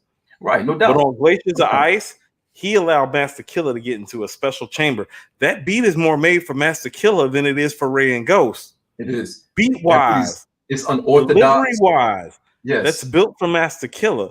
Yes. And so while technically Jizza and Deck's verse might be better technically, Master Killer's verse is right there. I do think the Beat the Glaciers of Ice is better than the Beat the Guillotine. Yeah. And I think because of how the beat goes, and because it's like this, the best things in life are unexpected. Nobody expected that from Master Killer. No. Well, here's the thing. Master Killer, when Master Killer dropped that verse, he was the least known member in the crew. Right. Yeah. And so Capadonna was more known to him.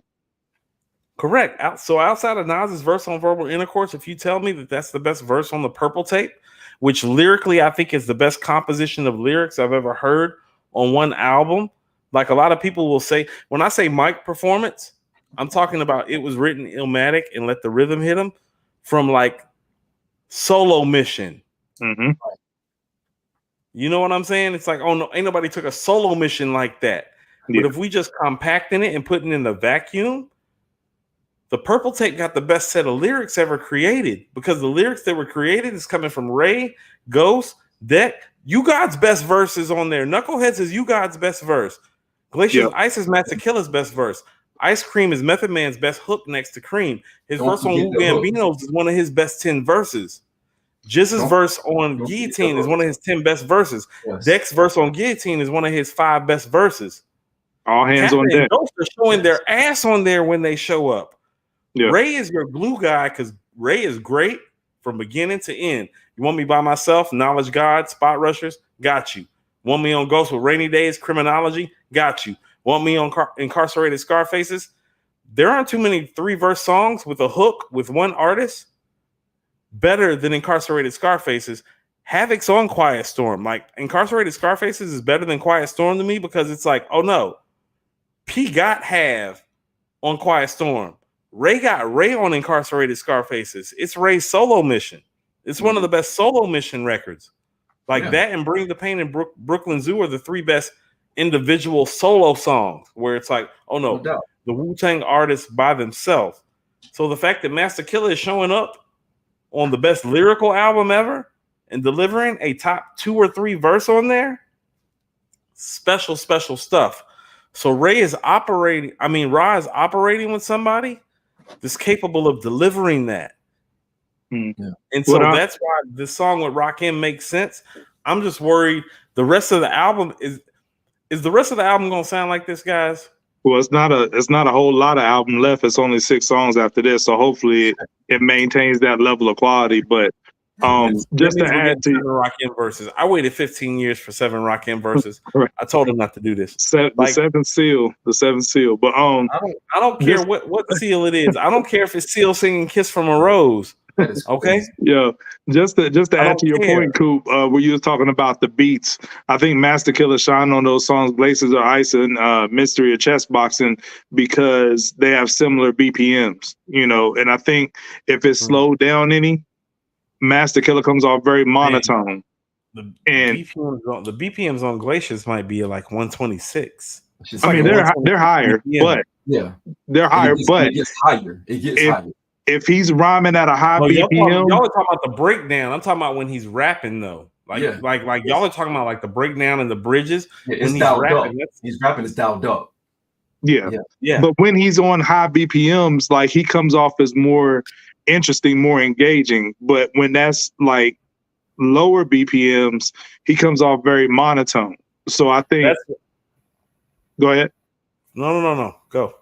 No, I was just adding that to your point that those beats matter in, accentuating, Master Killer's skill, level. Yeah. Okay, so how about this?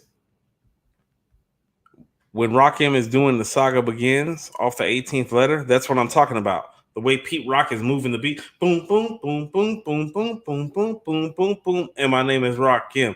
Boom, boom, boom, boom. Like he's making him dig into it. You have to make guys like that dig into the beats. When you're listening to Corrupt on this record, watch when he's stopping and spacing. He's doing a very similar stop and go that Common did on Get 'Em High off the College Dropout. Because it's like, he's on his rap shit, but he's pausing because he can find the space between the beat, because that's the special thing that separates great lyricists from all-time great lyricists. Right. He know how to catch the beat different if he need to. Right, because that beat is so the record is dope. I'm just worried that the rest of the album's not going to sound this way. I'm not joking when I say if you give me 7 verses after 15 years, that's a 0.5 verse a year average. And I've been on Kendrick's ass about dropping one album in 7 years. If I've been on Kendrick's ass for dropping one album, see, I got to be consistent. If I'm dropping, if Kendrick is dropping one album in 7 years, and I'm on his ass about the qualitative output and the quality of the output, even if the quality of the album is equal to this, you giving me 7 verses after 15 years, fam? It's like, no, I gotta be consistent. So is he like 4 on my list all time? Yes, he is. But if this album don't sound like this record, is that the type of shit that'll make me drop you to 5 or 6 when you made me wait 15 years for you to spit 7 verses? Yeah. No different. I mean, I get a half a verse out of you every year. That means I'm getting 8 bars a year from you. No different than 3 stacks. Getting 8 bars a year from you. I knew that 3 stacks dig was coming, but getting 8 bars a year from you, and you wrote "Let the Rhythm Hit 'Em" by yourself. Yeah. Shout out to Paul C. and Large Professor. Coop, I don't know if you intended to do it, but you hit a dope segue. You mentioned both Common and Pete Rock. Did y'all hear that, joint? 4 for 4. They're 4 for 4. I saw people talking about it. Sounded like the album of the year. It sounded like the album of the year, guys. I wonder if they're putting too much out right now, though, because that kind of worries me. They're doing? You know what they're doing? They're dropping a lot. You know what they're doing, though, Shawn? They're saying fuck it. Yeah. They're saying fuck it. Because you want to know what? Their legacies are secure. Oh, absolutely. They're not gonna like how about this? Like Common to me is in that same Lil Wayne, Kendrick, Redman territory. He ain't about to move but so many spaces. Pete Rock is in that Q-Tip, Premier. But does that take away from the album experience though? Because we come from an era where people drop 3 and 4 singles before the album dropped, and then a lot of times when the album dropped, you might end up skipping some of those songs whether they dope or not. So does that take away from it? Let me ask you something, Adriel. Are they giving you better beats, rhymes, and life better than anybody in 2024? Yeah, because that's what matters. What I will point out is, though, oddly enough, a lot of these beats sound Premiere-ish. That Pete is doing. I hear a lot of DJ Premier influence, and you know what I'm getting at. But so look, Primo, Large Pro, Q-Tip, Pete Rock. Yeah, they all came up at the, literally same vinyl store. Yeah, used to shop records at the same vinyl store and try to steal records from each other. Yeah, still sharp and still. But I'm with you, Coop. Though it sounded like album of the year contender, and it's dope. But what do y'all think this would be? Hold on, if the 4 records I've heard, if the rest of the album is like the 4 records I've heard, they have the album of the year. No doubt. Right now, they 4 for 4. Yeah, to me, this is trending to be like as good as or a little bit better than Finding Forever. That's where I would put it. So what are y'all's top 5 calm albums in order? B. Yep. Like Water for Chocolate. Yep. That's my second. One Day It'll All Make Sense. Finding Forever and Resurrection.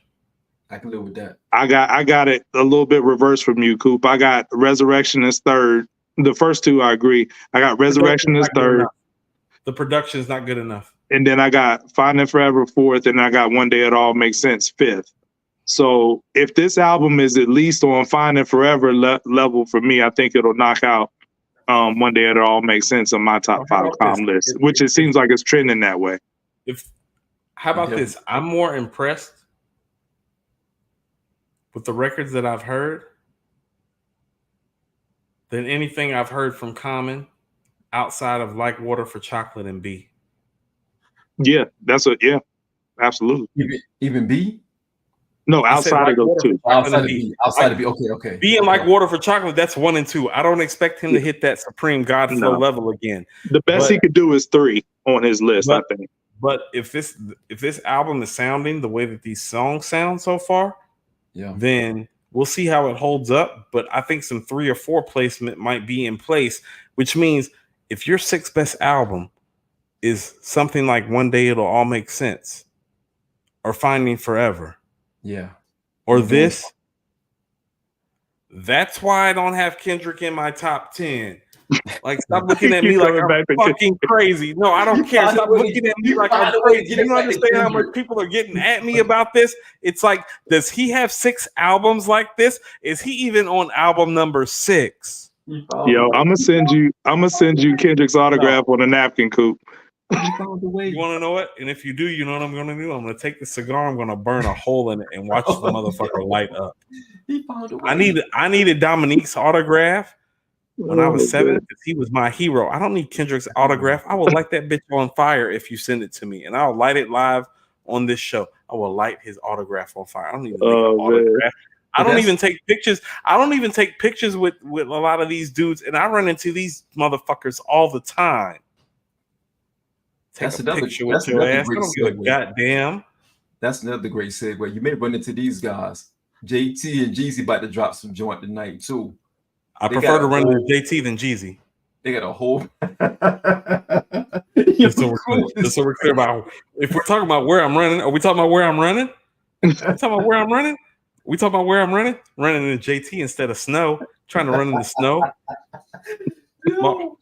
I'm a month away from non-report. The last thing I'm trying to do is run into Jeezy, JT. Yo, what is Jeezy wearing though? What is Jeezy? Look here, Jeezy is single. Hold on, first of all, I'm tired of you picking on. No, Corona Queens get the money. I'm tired of you picking on Southern rappers. Jeezy's free. What is he doing? No, he's free. He's free. He's single. He's single. What is he wearing though? He's single. Got like some. See, you're worried about the wrong thing. You need to be worried about what JT is wearing. You're right. Not what Jeezy is wearing. You're right. My apologies. Pause. JT looks stellar. Look at that. I don't give a damn how. I'm gonna be honest with you. Every time you post a picture, it's like, who gives a fuck if Jeezy is in the picture? Like, I don't know. Ain't nobody asking. Nigga, rap. You gotta do promo. That's fine. Don't nobody care. Yo, Then they come out in all white like he used to, like fucking Snowman. You know when Taj sent me this, she was like, "You heard the Cinderella and Snowman?" I was like, "Disney got a movie?" She's like, "Nigga." She's like, "Nigga," and I'm like, "Snow White's coming out in 2025." She's like, "Nigga." Yo. She's like, "You're in Atlanta." Yo, I'm gonna be honest. I ain't even checking for that joint. I mean, I'm gonna listen to the Shaq joint dropping with. They don't matter. Outsider, you a hater. It don't matter. Nah, I'm checking for the Marsha. I'm checking for the Marsha joint produced by Dre, and then listen to this Shaq joint with Jay-Z and Nas a couple times. That's all I'm checking for. Yeah. He got the big. I'm tell y'all. So look. I'm gonna tell y'all something. This city is different. Like, I'm not lying. You can walk into any late night or local establishment. They're playing Jeezy's records from 20 years ago today. I believe it. Still. Yeah, I believe so.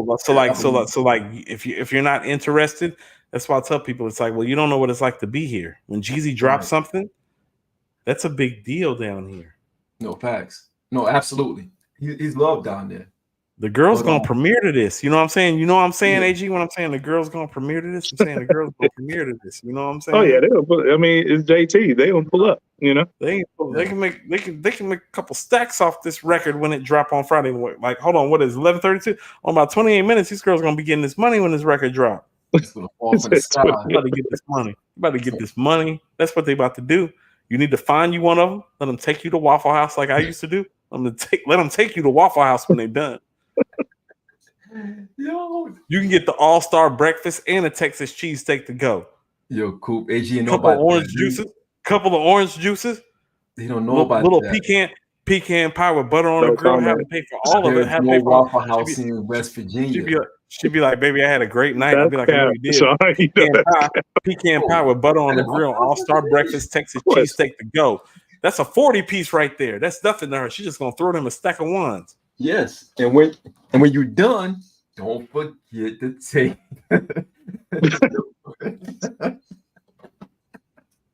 Next topic.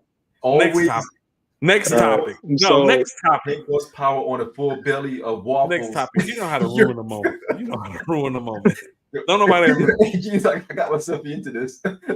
So shout out to Shaq for giving us, two classics back to back. Yes. How do you know this is a classic? Have you heard it? It's Jay and Nas, 96. You've never heard this? I haven't. Really? Nah, this was on all the mixtapes back in the day. Like, it was under another name too. What's it called? Analyze This? I think they used to call it. Yeah. Oh, Analyze This. Okay. Yeah, but that was the street, you know what I'm saying? Like the mixtape name, but it had Lord Tariq, Jay-Z, and Nas on it. You know what I'm saying? I never thought that was real. I never thought that was real. That was real? It was real, but Nas's verse didn't make the final album version. I don't know why, but now they're going to release it with the Nas verse. You about to see why. You about to see why he's him. Well, this was 96, but shout out to Shaq though. He gave us Can't Stop the Rain last week, classic big guest appearance, and then Shaq got the clout to say, you know what, I'm a spin the block and give you the first Jay-Z and Nas collaboration. So quick yes or no is You Can't Stop the Rain a top 5 Shaq? I mean, a big guest appearance. Going through it in my head, Victory is number 1 for me. It's top 10 for me. Top 10. I Keep the Hands High. Hold that in high regard. Tracy Lee. Oh yeah. I hold that in high regard. Then I got the Total joint. Can't You See? Chicken Heads from Pasadena too, but yeah. I can get with the Total joint. I can get with the Tracy Lee. Get Money remix. Get Money remix. Yeah. You know what's weird? Them didn't even cross my mind because I act like those are big songs, but yeah, that's a feature. That's because they are. That's because they are. Keep going. But keep going. And that would be 4. I'm trying to think of the year. Flavor in Your remix. Flavor in Your remix. Yeah, that would be 5. Yeah. Flavor in Your would be 5th. Yep. There we go. What about Dolly My Baby? Do you think You Can't Stand the Rain is better than the Dolly My Baby? Yes. Okay. Yeah. I would agree. Better than Only You? Yes. Better than Be Happy, R. Kelly? Yes. Yes. Okay, so what you're saying is about top 5 or 6 big. No lower than 7 or 8. It's between 7 and 8. 7 or 8. Okay. Between 7 and 8. I think that's pretty epic. Seeing how a basketball player is on the record, I think that's pretty epic. Yeah. Tonight, so I can't wait for that. I don't know, man. Young G's though, he went crazy on that. Actually, that's the one song where I feel like Jay may have got him. I feel like he's got him on Brooklyn Finest. I think Jay got him on I Love the Dough. I feel like that's a draw at best. He's got Jay on Brooklyn's Finest. It's a draw on I Love the Dough, but I'll give Young G's to Jay actually. I don't know about that. I can't do that. Let me get Michael Williams real quick. Michael Williams said that the Common and Pete Rock rollout has been immaculate, loving the aesthetic. They've tapped into not just the music, but the videos and artwork too. Album of the year, no doubt. Mike Williams also said Young G's is top 5 big feature. He switched gears, crazy, got lawyers, watching lawyers, so I won't go broke. He check it on that. Yo, he went off. He went crazy on that. Kenley said Rizzy wouldn't survive in the 90s. Maybe the early 2000s, K-Dot would probably survive. We appreciate you guys with the super chat. Yo, let me ask you something. Oh, go ahead, bro. You think Good Kid, Mad City is better than Muddy Waters by Redman? You're cool. I'm gonna move on from Kendrick, man. I don't want to talk about Kendrick no more. Yo, we got. I'm just asking questions. For me it is, but I love Muddy Waters. If Redman and Black Thought and Prodigy and Raekwon were having trouble getting top 5 consideration. Think about this. They're having trouble getting top 5 consideration. So 2 days ago was the 28th anniversary of Reasonable Doubt. You can't help it, man. You cannot help it. Yo, we had a whole bar seminar for Jay. Let's switch gears to Jay, man. Help it. You handle the bar seminar. I'm going to recover from all this. You cannot help it. You just can't help it. No, because I'm tired of people getting at me. It's like, motherfucker, you don't know me. Like, I don't know you either. No. You gonna see me outside one day and talk this shit to me? The fuck? Yo, man. I wouldn't advise doing that. Reasonable Doubt, man. Reasonable Doubt. Yo, I want to say something real quick about Reasonable Doubt, man. Like, take all the time you need. Like Coop was saying, definitely a top 20 rap album. Some people maybe could argue, 15 to 10 range, but a lot of people were late bloomers when it came to being put up on Reasonable Doubt. Like Jay said, I gave you Prophecy on my first joint, then you all lamed out, didn't really appreciate it until the second one came out. But I can honestly say that I was one of those people who was on the boat early when Reasonable Doubt first dropped. And I thought it was an amazing album then. And I remember specifically how I came across that album because, and Coop, about being in Charlotte, all about Carowinds. You know what I'm saying? So from West Virginia, what? I worked at Carowinds. Oh, that's what's up. Okay. My second job was at Carowinds. Oh, that's what's up. So this is 96. I don't know if you're there, you know. Yeah, I worked in the Little Caesars in Carowinds, 96. Okay, that's what's up. That's what's up. So we was taking, it was a church youth group trip, and we was taking a van down to Carowinds, you know what I'm saying? And I remember AD in the church van from West Virginia. The church van is wild. That is The church van is wild. Listen Church van to from West Virginia is wild. I see 3 white girls in the back rolling up weed and smoking out the window of the school bus. It was all blacks. It was all black. Actually, it looked just like the Good Kid, Mad City van, but I don't want to get you triggered, Coop.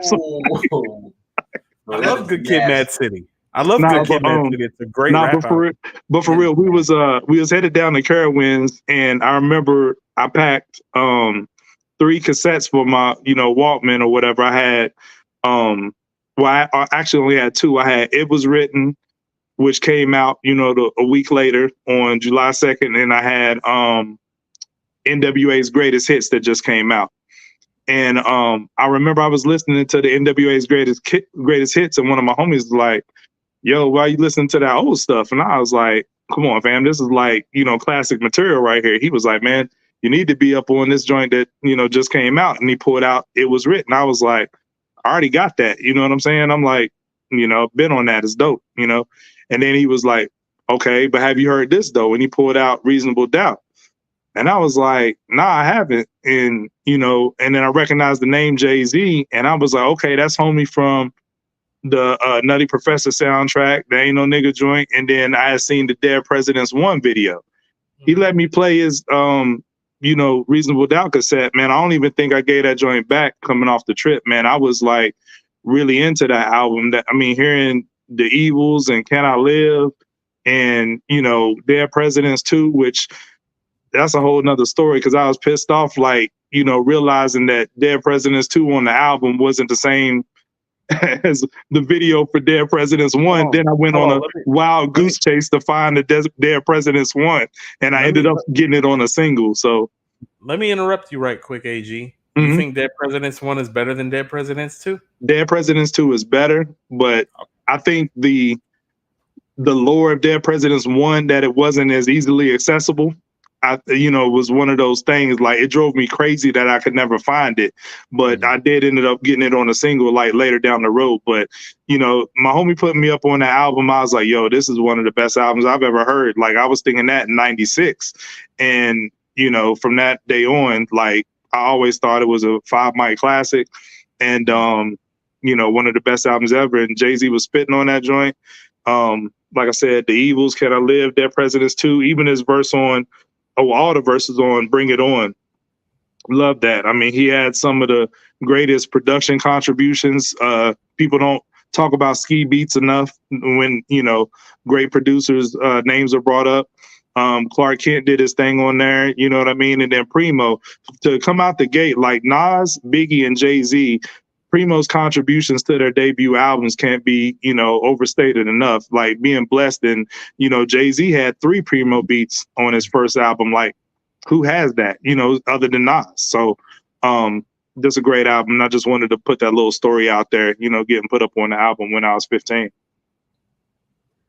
I wasn't on it like that, to be quite honest. I'm gonna be honest with you. 96 was a very strong year, coming off the heels of 94, 95.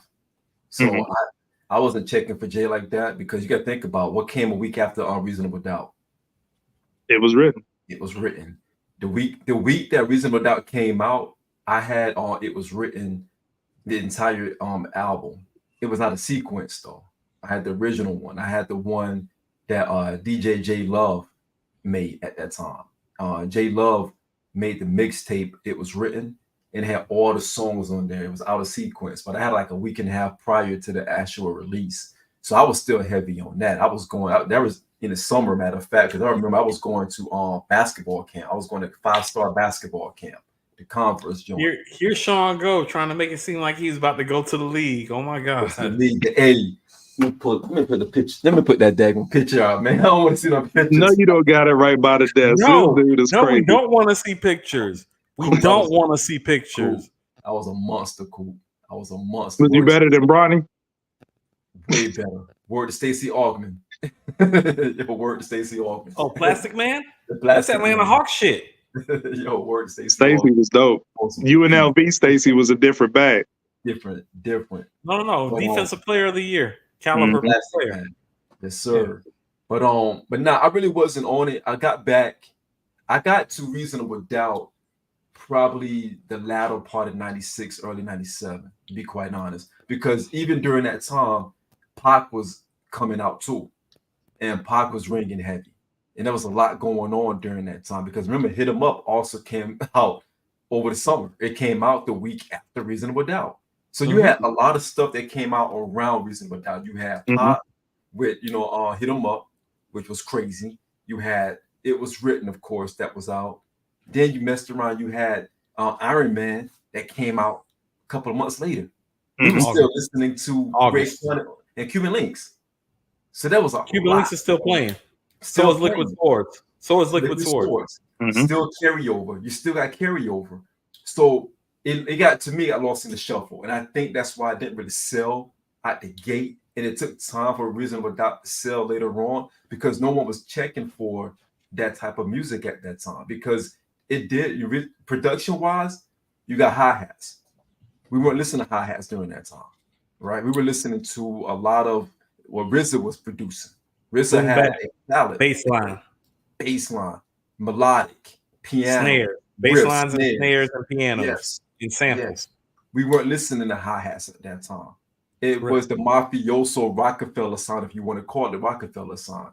But at the same time, no one really knew Jay like that because the Jay that we knew was the Rat-a-tat Jay, the Iggity Flow Jay. Right. You know what I mean? We knew the Iggity Flow Jay. Last time I saw Jay before then was when he was on that Hawaiian Sophie fan video, and he pulled his goofy ass out the camera with a string or something like that. It looked really weird, like the Peter Pan joint. It looked really weird. So we weren't checking for him. He was in the Peter Pan bus. You put Peter Pan in. He was the Peter Pan up in the room because they pulled him off. Y'all fucking with whom? Right. Yeah. But y'all remember that video when Jay was like, yo, I gotta find that video scene. Yo, get back to the album. My bad. But they did put his goofy ass up in the air like off a string or something like Peter Pan. But that's the Jay with Hawaiian shirts. It was the Hawaiian, right. Hanging with Lil Chase. Yeah, it was weird, man. Hanging with Lil Chase. But I'm gonna put it back to You Cool. After I went back and listened to it, I thought it was a dope album. And I left it at that, to be completely honest. I thought it was a dope album. I didn't think it was a classic in real time. And I don't think it's a classic today, but that's just my opinion. I think it's a classic today. Whoa. I'm sorry. Whoa, you said that with a straight face. You're not trolling. You can't say that. First, okay. Is it my turn? Cool, please. First of all, you're not allowed to say that. You're not allowed to say that. That's sacrilegious. I'm sorry. Here's what I will tell you. Oh, my story, Shawn, is closer to yours than AG's. So I was in this program called Upward Bound. So those are the bad kids. Yeah. I was in Upward Bound, lifting as we climb. Yeah. Lifting as we climb. I'm like, yeah, because we all trying to climb about the projects in here. Some rough ass niggas up in here. So oh yeah, that's where I learned how to smoke weed in Upward Bound. My nigga Tiz out of Don, that's West Side Charlotte, and my man Adriel. My man's name was Adriel. Yeah, wow. The nigga who taught me how to rap's name is Adriel, AG. Wow. That's wild. That's crazy. Yeah, he used to be in this group called Queen City Kings. First off, it started out from him and my guy Tizai. I was in Upward Bound with these two dudes when they started the group. There was a third guy, but he wasn't in the group. But these niggas from the West Side of Charlotte, like me, they're the ones that took me in and taught me how to rap and taught me about bars. Like I used to bring them like these 3- and 4-page rhymes. It's like we got to teach this nigga about bars, or he's just gonna rap all day in front of us. That was their thing. They taught me how to smoke too. Tiz out of Don taught me how to smoke. So this is 96 Upward Bound. There's a guy named Charles Vakala. Me and Charles are still friends. Me and Adriel are still friends. Me and Tizai are still friends. There was a couple other guys. There's a guy named Lawrence Eady, who was from the Bronx. There was another guy, Justin Perry. No, not Justin Perry. His name was Justin. He was from Brooklyn. But it was the Nas shit when It Was Written came out, that all of them was up on. So the dudes, this is the year that I started rapping. I started rapping in 96. So the dudes that schooled me, It Was Written was what they were playing. They were literally be in the room playing Silent Murder and I Gave You Power, like over and over and over and over. Charles Vakala, his song was Black Girl Lost, actually. He's like, don't nobody know how to write a song like this, Coop. Tizai and Adriel was like on The Message and Shootouts. They were street dudes from Charlotte. The up top dudes, Justin and Lawrence, they was on I Gave You Power and Silent Murder. They was on the lyrical stuff. So I didn't even know Jay's album came out. We was on the bus one day. We weren't down in Daytona Beach. And my man Adriel was like, it's like, you've been playing It Was Written this whole trip. First of all, it wasn't my tape. I didn't have no damn money. He's like, give me my fucking tape back, Coop. But he gave me reasonable doubt about the lyrical level that Nas is operating on It Was Written. And this is why I call it arguably the best mic performance ever. I couldn't really hear Jay like that. So I listened to Reasonable Doubt one time on that bus. I was like, good album, not It Was Written. He's not Nas. Guy's got a lot of potential. We'll see what's happened. When I ended up going to West Charlotte later that year, so this is August, so probably by September, I got cool with this guy named Jay Barber. Jay Barber was part of this group called the 58th Squadron. His name was called the Marvelous Assassin. They were on their Wu-Tang shit. Okay? He's like, I've been playing this Reasonable Doubt album for like 9 straight days. I'm pretty certain it's some of the best shit I ever heard. I was like, let me hold it. And so he gave me the CD out of his Walkman. So I'd never seen the cover of Reasonable Doubt before. I'd only gotten it on a tape on a bus. And my man passed me the cover. When he passed me the cover, it was like all blurry. And I looked down, I said, is that a gun on the concrete? Because that's what's on the CD cover. Because I hadn't seen Jay in the suit or any of that. So I didn't know what the cover looked like with him in the hat. I didn't know about that. I just knew about the actual thing that said Rockefeller Records with the gun and the concrete on the ground. And it said Reasonable Doubt. Okay? So I can remember taking that Walkman, my Walkman home, and playing Reasonable Doubt with a clear conscience for the first time, because by now It Was Written, Reasonable Doubt had been out for about 3 months. And I sat down and I listened. And I was like, first of all, this nigga's going to jail. He's going directly to jail. Not past go. Not collect $200. You're not allowed to talk like this on records. I don't think people understand this when I'm saying this. The cats that I knew that talked the way Jay talked were already locked up. Yeah, they were indicted. They were gone. Like my mom used to date somebody who was from Brooklyn. We used to go visit him while he was in prison. He talked the way Jay talked. That's why I was like, no, I'm like, this nigga next. Because he doing what fucking mom's like, no. I was like, I know this nigga. But then I started listening to like the Evils, Friend or Foe, Can I Live, Politics as Usual. Those were the records that stood out to me. And I realized something. He's talking about this in a manner nobody's talked about it before. He made it approachable. He made it conversational. Even though he was a bad guy, this is the best rap album where somebody is like a bad guy, but they don't come off like a bad guy at all. You actually end up rooting for them. And that's the beautiful thing about Reasonable Doubt is that much like Scarface with Al Pacino, it found you rooting for the bad guy because you felt like you understood the bad guy more than you understood the good guy. No doubt. So it revealed something psychologically about the circumstances that we came from. Even if you wasn't a hustling ass nigga, like the hustlers were all drawn to it. But the thing about it is that he got the hustlers and the MCs. But there is an emotional buy-in to Reasonable Doubt. And the only other emotional buy-ins we have like that are about more positive and conscious music. He has us emotionally involved in the dope game on Reasonable Doubt. You understand that? He has us rooting for him. Like nobody's rooting for Cool G rapper Ice-T. Nobody's rooting for Cool G rapper Ice-T. You're rooting for Jay when you hear him because he's like, man, this nigga nice. And when he's talking about it, he's making me understand what his plight and the struggle looks like. Like on Politics as Usual, that's the song that made me a fan because when he said, ain't no stopping the champagne from popping, the draws from dropping, the law from watching. It's not that he said I hate him. It's the way that he said I hate him. Because I was like, oh shit, he hate him the way I do, just about a totally different set of circumstances. He made his struggle relatable to whatever your struggle was. It's one of the greatest pull-offs in rap history. It is. Because I didn't understand the shit that he was talking about on Reasonable Doubt till I got some money, but lyrically and emotionally understood and felt him on a level that I shouldn't have felt him at 15 years old. You know what I'm saying? When he's saying that we posted on the bar seminar, thinking back when we first learned to use rubbers, he didn't learn. So in return, I'm kidnapping his baby's mother. I just learned how to use rubbers, nigga.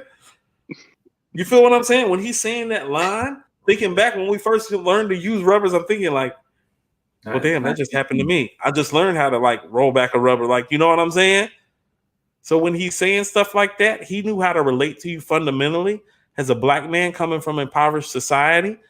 And he actually made the hustler's life sound exciting and very bleak and frightening at the same time. It's a more of a cautionary tale than it is a get involved tale.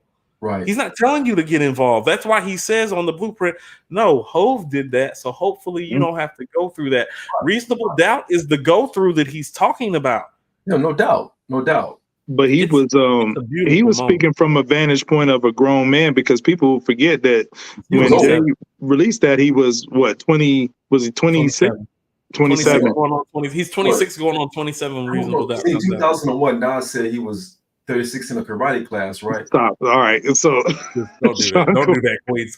We talking about Brooklyn today. We talking about Brooklyn today. The vantage point that he was coming from, because we were used to debut artists being young. Like not much older than what, me and you are the same age, Coop. We was, well, you too, 17, Shawn. 18, we was all 19. We was all 15 in 96. So like rappers that were debuting, they were like early 20s at most. But he was speaking from the vantage point of a grown man who had been in the game, and it's like his talk was heavy. It was different, So this is what's special about It Was Written. Nas is 21 when It Was Written comes out. And so lyrically, when you look at somebody, it's like, you're doing that at 21 years old? No, he was 22 going on 23, I think. I'm not sure about that, because I was born in 70. I was born in 73, September 73. So a few months later, he would have been 23. Okay, so but that's what I'm saying. So when he's writing It Was Written, he's 21. Oh, like piecing it, yeah. When he's right, it together. Yeah. Jay is 26, 27 when he's piecing Reasonable Doubt together. 29, yeah. So you're talking about okay, that's ridiculous. That is absurd.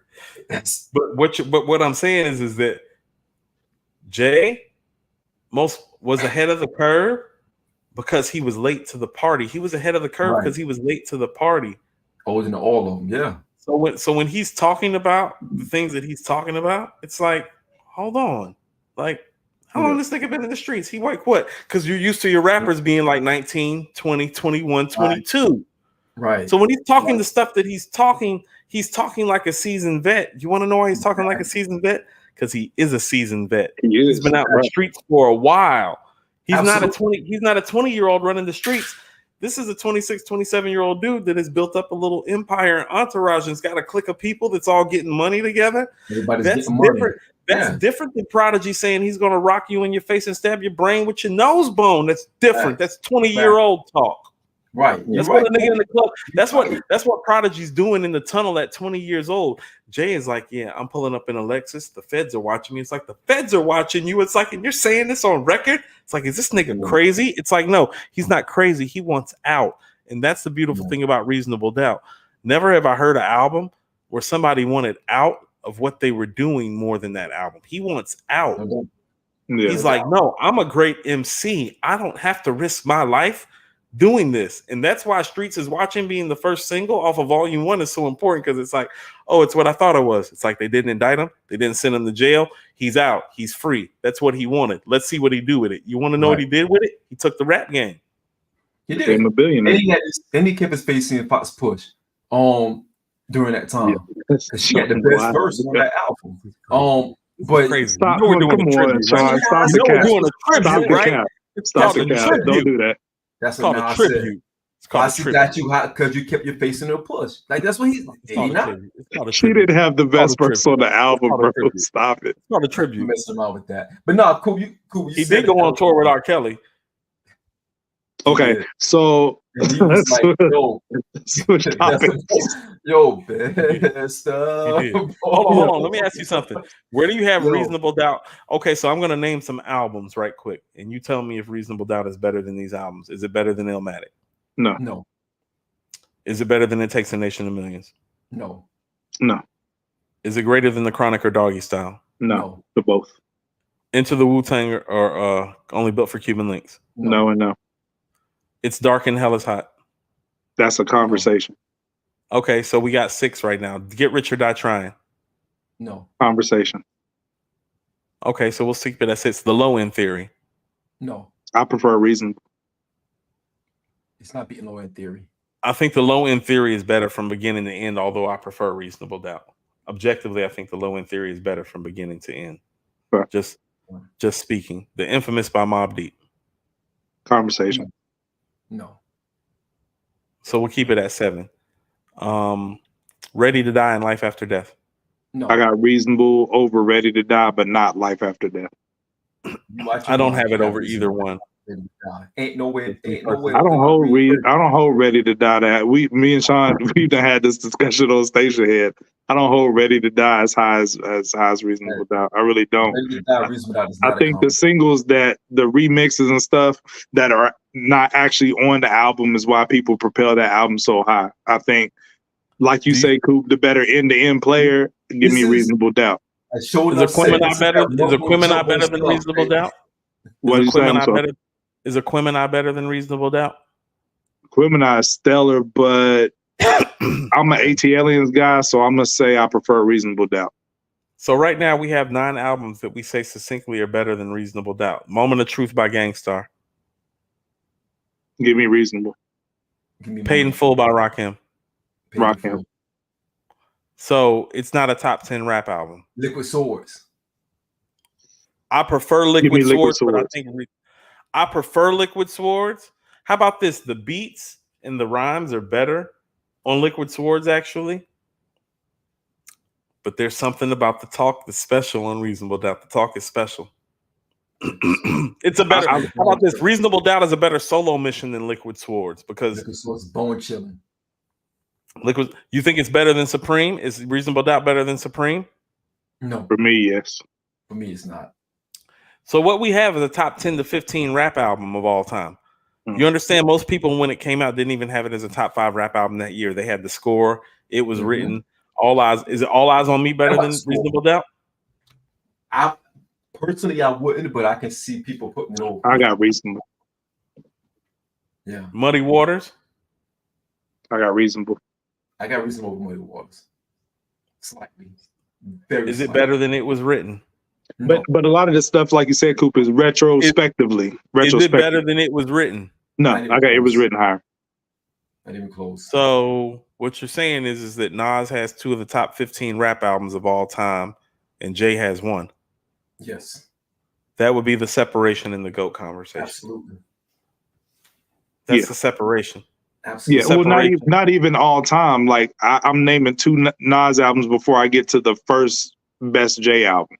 You know what I mean? And then Jay's second best album is neck and neck with Stillmatic. So it's like, you know what I mean? Like, no, I'm just asking questions for context. Right. Because when I tell people that he's not my GOAT, this is what I'm talking about. He doesn't have a top 10 rap album. You got to break it down. People just be making blanket statements, but they don't want to like really parse it out. So yeah.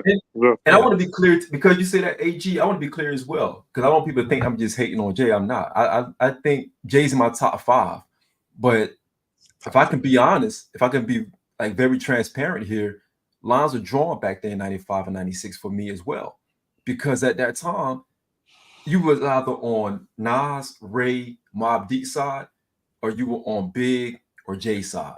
We did a whole show on this deal. Exactly. Yeah. There was no in between. For me, it was difficult for me to say, well, I wasn't even rocking with Big at that time. I'll be honest with you guys. I appreciated Big, but I wasn't rocking with Big. But I was freestyling for this A&R guy. He had to stop me mid-sentence because I said something about Bad Boy. I'm 15, 14 years old, dissing Bad Boy in a freestyle to an A&R guy who's worked for Arista. How about this? I feel like I don't know if Big is a top 5. How about this? I've never seen a guy like Big not be a top 5 MC. Like, I don't think he's a top 5 MC on Ready to Die. That's why I don't hold it as high. That's what I keep saying. Hold on. But listen to what I'm saying. But I think Life After Death is a top 5 mic performance ever. And I've never seen somebody top 3. Like, I literally, like, for me, it goes, It Was Written, Let the Rhythm Hit 'Em, Life After Death in terms of mic performances for one album. Yeah. I've never seen a guy that I didn't think was a top 5 MC on his first album deliver a top 5 mic performance all time on his second album. His jump is astounding. And so between Big's jump, yes, Pac's stature and quality of All Eyes on Me, because although I put Reasonable Doubt ahead of All Eyes on Me overall, I don't think book one of All Eyes on Me is better than Reasonable Doubt to me. And so the struggle that I have with putting Jay where other people put Jay is like, well, there's Nas on Illmatic and It Was Written. There's Big on Life After Death. And there's Pac on All Eyes on Me. And this is when Jay is coming out. And so when those guys were all alive, yes, and he was outside, yes, he was 4th at best on a good day. Not even that, because you gotta talk about Prodigy. You gotta talk about Prodigy. I said a good day. I said a good day, like Ice Cube. Today was a good day. Right. But I'm glad you brought up the mic performance. Me Against the World is Pac's best album, but for me, his best mic performance is Machiavelli. His best mic performance to me is All Eyes on Me, Book 1. I think he was a better lyricist on Machiavelli, personally. I think he's a better overall MC on Machiavelli, but I don't think he's a better, like, the songs on All Eyes on Me, Book 1 are just bigger and better than all the stuff on Reasonable Doubt. Like, Jay doesn't know how to make a How Do You Want It or I Ain't Mad at You and all, the production and everything. Ambitions of the Rider, All About You, Hearts of Men, California Love, No More Pain. Those are the songs, though. Those are the songs. No, it's too much. It's too much. Very few rap albums have as much heat as All Eyes on Me. He was balanced on All Eyes on Me. Like, if All Eyes on Me is just one CD, like, and you just take, look, if you just take Picture Me Rolling and put it on Book 1 of All Eyes on Me, I feel like that's a top 5 to 8 rap album. Yeah, that's fair. Yeah. But it's the songs, like him spitter, like Machiavelli is what I present to people that say Pac wasn't a lyricist, like the Bigs, Jays, and Nas. Like, when I put on Machiavelli, I hear a guy that's a lyricist that can rap on that level. You know what I mean? Yeah. No doubt. Yes. But the production wasn't there on that album. 25. He hadn't ascended to, think about this. Pac was 3 years younger than Jay when he died. Mm-hmm. Yeah. Imagine if Pac would have made it to 27, 28. That's crazy. Why it's like when we talk about like GOAT conversation, it's like, let's remind ourselves Tupac died at 25. Because had he lived, I don't think we'd be having a conversation. And that includes with Nas. Yeah. But Nas was that guy when everybody was walking around. So he was the guy they were afraid of because lyrically he was the most inclined. He didn't have the notoriety. Well, it was written he did, but how about this? Nas is the guy that bothered Big and Pac when they were at their peak. What does that tell you about him? Yeah. There we go. Yeah. But before we get up out of here, let's say one thing real quick, because I know we've been on here long. Yo, Joe Budden gotta stop. Joe Budden gotta stop. Joe gotta stop. No. We need to talk about Joe. We need to talk about a couple more things. Let's do a quick rundown before we go. Yeah, the Joe thing got me tight, because even if it's merit to what he was saying, like, let Kendrick, regardless of what Coop got to say, let Kendrick have his moment and don't try to attach yourself to it. What this reminds me of, it reeks of like LeBron saying, I wish Kyrie was still my running mate, when the Mavericks made it to the finals. Like, I'm going to insert myself in the conversation because I have a voice, so it could be a hot button topic and people can talk about me when they talk about what's going on. LeBron did it for the NBA Finals when he's at home. Joe Budden dissed Drake, 5 or so years ago, and I was one who championed those songs. But now's not the time to bring that up and attach yourself to Kendrick. Yeah, he might have took some elements from what you did, but let's be real. Like, you have to be in the same weight class to take down somebody like Drake. And I'm not mean just lyrically, because we know Budden is a spitter, but somebody who the fans are going to respect, going at Drake. And Joe didn't even garner enough, moving the needle for Drake to even respond, really. And even when Pusha exposed Drake and beat him, it was a lot of contingent of Drake fans that didn't even care because of who Pusha T was in his stature. And plus Drake was on, still at an all-time high. But now that Drake fatigue is a real thing and Kendrick is something that came at him who was also in his weight class, that makes a difference. I think it's wild corny for Joe to come out and try to, it's like he had an epiphany or something and trying to attach himself to Kendrick's victory, saying I passed the baton to Pusha and then Pusha passed it to Kendrick. It's just nasty work, man. Like your diss of the Drake was dope. Don't get me wrong, but don't try to say that's like a playoff team. A team goes and wins the NBA Finals. That's a juggernaut. But the team they beat in the first round says, "Oh, okay, they only won the championship." The team that beat the juggernaut in the championship round. The first round team that got put out saying, they only used our strategies and that's the only way that they beat them. Well, it was a reason why they was in the finals and they won and you didn't. You know what I'm saying? So you got to eat that. So Joe, I don't like him attaching himself to this whole thing. It's crazy. Shawn, you mind if I jump in right quick? Please. Joe Budden saying this. Here's what I unpack about what he's really saying. It literally takes a lineage and an army and a team of you and a decade to take one guy out. This is more credit to Drake than people are realizing, because what Joe is essentially saying is that, I couldn't finish the job, so I had to push it to Pusha. And after I pushed it to Pusha pushed it to Kendrick. Mm-hmm. If it's taking the three of you guys to beat this one guy, you're solidifying his status by saying that, because what you're saying is that this has been a decade-long industry journey by other MCs in the industry to remove this guy from the placement because you don't like him and you feel like he's getting in the way. You're actually admitting his greatness when you're saying this like this is the part that I really took away from it. Because what you're really saying is, well, it's very Biggie-like in the sense it's like, well, a shark biter skit can't take you down. A prime Nas can't take you down. Tupac dissing you can't take you down. Only thing that can take you down is you dying because you're great. And so you're admitting how great he is when you're saying this. And that's what I'm saying. You're admitting the fact that it's literally taking 10 years in different MCs from different regions, as in Jersey, Virginia, and California. It is literally taking you a decade. Tons of disses, tons of subs, to just think about this, to just make this guy's fire a quiet storm. Because that's what it is right now. It's not that the fire is, it's just a quiet storm right now. Because the reality of the matter is like, people are like, well, he's going to come back and do numbers for it because he's Drake, but it's never going to be the same. It's like, well, I could have told you that about Jay. But the reality of the matter is, because of his stature, well, even though the music may not have been the same, you see, he just made number one on this Forbes list, right? Like, so I think in hindsight, what he's really done is actually give credence to how Drake is really feared by these guys more than we're really been letting on, and how solid his stature is. Because think about it, Drake ain't been focused on taking them out. They've been focusing on taking him out. And why is that?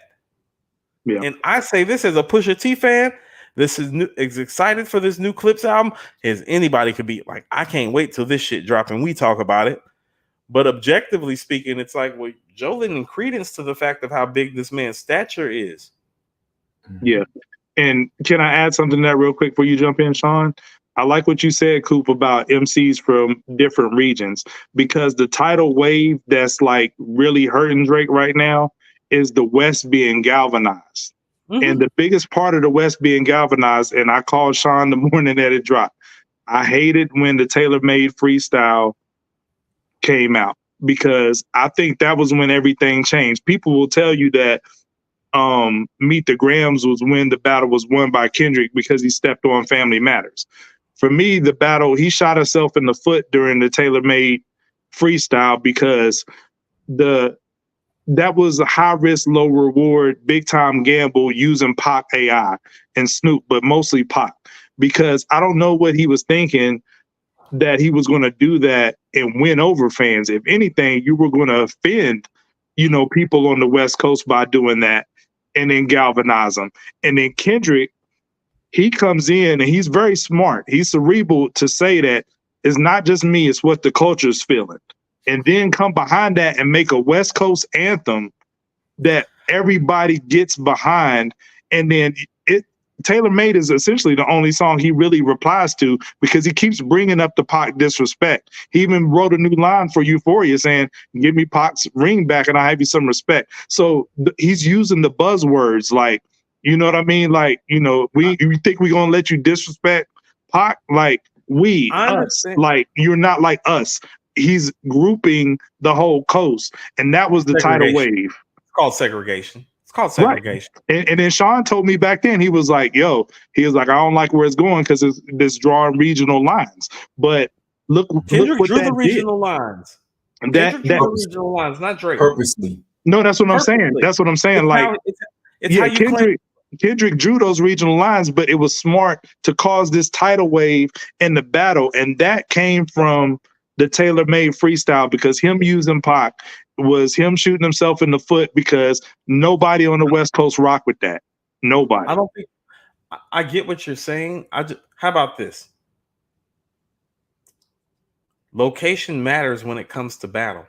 Absolutely. Oh, absolutely. Yeah. Absolutely. Okay, so let's go something back that's near and dear to Southerners' hearts down here in Atlanta, Georgia. The Civil War was won when Sherman was able to come down here and take the railroads in Atlanta, because the railroads in Atlanta were the Confederacy's pipeline. And so while I agree with everything that you're saying, strategically, what the Union did when they took Atlanta was that they divided it off. Location matters. And so Kendrick dividing it off the way that he did, that's an art of war tactic. Yep. So he's using the art of war better than Drake. In the hip hop sphere, not only did he divide it, but the best song of this battle is a song called Not Like Us. It further separates. Yep. It's like this. General Sherman and the Union Army had already seized Atlanta. I live on the top side of Atlanta. Like, they came down here first. There are markers all around my side of town about when the Union came in and pretty much took the shit from the Confederacy. But about 20 miles south of here, when they took Atlanta, when they won the war, but they really won the war when they separated the geographics. So Kendrick separated the geographics, and then he did just what Sherman did. Not Like Us is him burning the city down. Right. It's like, no. He didn't mean to burn the city down. He just wanted to burn down the means of transportation. The railroad line, the main railroad line, was in Atlanta, so he burned that. So all Kendrick did with Not Like Us is light a match for what he already separated. This is art of war. Bingo. So he won by using these tactics. That's why I tell people, it's like, oh no, he won. He won at the art of war. And in hip hop, part of the art of war is to create the separation, and then let's see who makes the best song. He made the best song, and then the best song is not only the best song, but it's a separation song. You Not Like Us. It's the verbiage, because like I said, he didn't say I. He said, you think we going to let you disrespect Pac. Not you think I'm. He said, you think we going to let you disrespect Pac. But part of that's Drake's fault too, because he said, I get more love in your city than you. He did say that. Oh, I mean, that's what he's supposed to say. Yeah, and he probably did. That's like when Jay says, I probably got more shooters in Queens than you. You're supposed to say that. Yeah, it's a battle. Both were false. It was funny. You had one or two. And it's It tongue in doesn't cheek. matter. It doesn't matter. It doesn't matter what the truth is. It matters what the people believe. And if the people believe it to be the truth and the majority believes it to be the truth, that's what it is. So he created the separation, and the best record's called Not Like Us. Battle over. It's called Not Like Us for a reason, because the art of war, the way he dictated the pace of it, separation. I'm going to separate myself and unite my coast in the process. That's why he's bringing up the whole colonization in Atlanta thing. He's setting up the Not Like Us. Yeah. He's setting it up. But do you agree, like, to my point about the tailor-made basically setting him up to do that? Because if Drake doesn't make that move, I think this might go a little bit differently. Okay, so here's what that is. That's like the battle at Fort Sumter. It matters, but it's not what won the war. It's one of those setup moves that it starts to reveal itself. It's like, oh, that was a nice little play that came to fruition later on. Mm-hmm. You know, but I think Drake thought it was going to be clever to, like, oh, I'm gonna use your idols to get at you. But But it really ended up getting flipped on his head.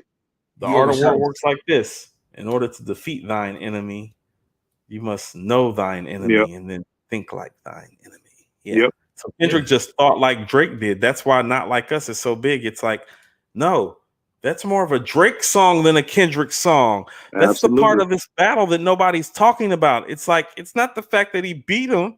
It's the fact that he beat him at his own game. It's like, anything you can do, I can do better. I can do anything better than you. Yeah. He beat him at his own game. He beat him with a banger. He didn't beat him with a scathing East Coast centered lyrical rant like we would expect from a Kendrick Lamar. He beat him with a party anthem. Yeah. And to Joe's point, Joe did the approach of, I'm gonna release a whole EP of disses, like 5 or 6, and then see what that does. He didn't win. He didn't win. He tried to beat Joe tried to beat Drake at Joe's game, and that's not going to work when you don't have the bigger following. Kendrick beat Drake at Drake's game. Right. Joe tried to muscle it, and I'm gonna address Joe like that because Joe. Shout out to Joe. Joe, Sumter, South Carolina. Shout out to Joe. Joe tried to muscle that battle, and it didn't work. He thought they all tried to muscle Drake. Kendrick didn't muscle Drake. Right. They thought that they can say the most scathing things and they can get under his skin. They can play on some of the things they didn't know he's starting, and it didn't work. We saw that before, fellas. Remember? So imagine this. Imagine this. I don't mean to cut you off. No, go ahead. Imagine this is like the old world, and you have a guy that's running the biggest empire, and because he's running the biggest empire, over the course of his reign, you've seen all types of challengers all types of ways. And no matter what they're able to take from them, they can't stop his reign. But you have another guy that's been running a kingdom, and he hasn't been involved in the war. He's just been running his kingdom. But the whole time he's been running his kingdom, he's been watching everybody attack this guy's kingdom and try to figure out a way to break him down. Mm-hmm. And nobody's been able to really infiltrate fully and break him down. Even for the victories that people have been able to claim, like a Pusha T, there's been no detraction from this man's kingdom. But you have a king who's been sitting over here that hasn't been engaged in war, he's not as war weary. His army is not dilapidated because he has not deployed his soldiers yet. Yep. Drake has been having to deploy his soldiers in battle. Common, Drake, Pusha T. You get what I'm saying? Kanye.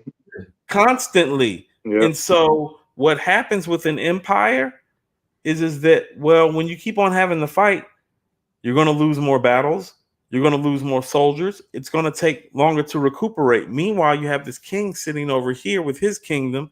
All his soldiers are fresh. They haven't been deployed to any of these battles. He's just been over here running his own kingdom, watching this other guy's kingdom that's been around longer than his kingdom survive all of these shots. And he's just waiting, like, as soon as he gets weak, as soon as his soldiers are dilapidated, I'm going to come take his kingdom. It's the art of war. It's the smart move. Absolutely. And we got to take hats off for that. You gotta give him his props for that. He understood the art of war and he waited. He waited till it'd been years since. Like, let me not talk about Kendrick's lack of quality album and music production. Drake has been suffering from some of the same things as Kendrick, but not as respected as an MC in the hip hop community. When you look back on it retrospectively, no matter what side you chose, Kendrick operated more like an intelligent veteran, but his soldiers were fresh and new, like they were on the come up. He had both sides of the game locked. He had the fresh soldiers because he hadn't been war tested, but he also had the luxury of getting to sit back and watch everybody chink at the armor, chink at the armor, chink at the armor, chink at the armor. Oh, now I can strike. Yeah, that's why it's not the same. They're not fighting the same battle. One guy's been in battle constantly the last 10 years. The other guy just stepped in. Of course, like looking back on it, it's like, oh no, even though I don't like the music, he's the fresher guy. The fresher guy gonna win the fight. No, that's real poignant, Coop. But you left out one key element. You said that Drake's army was, war weary, right?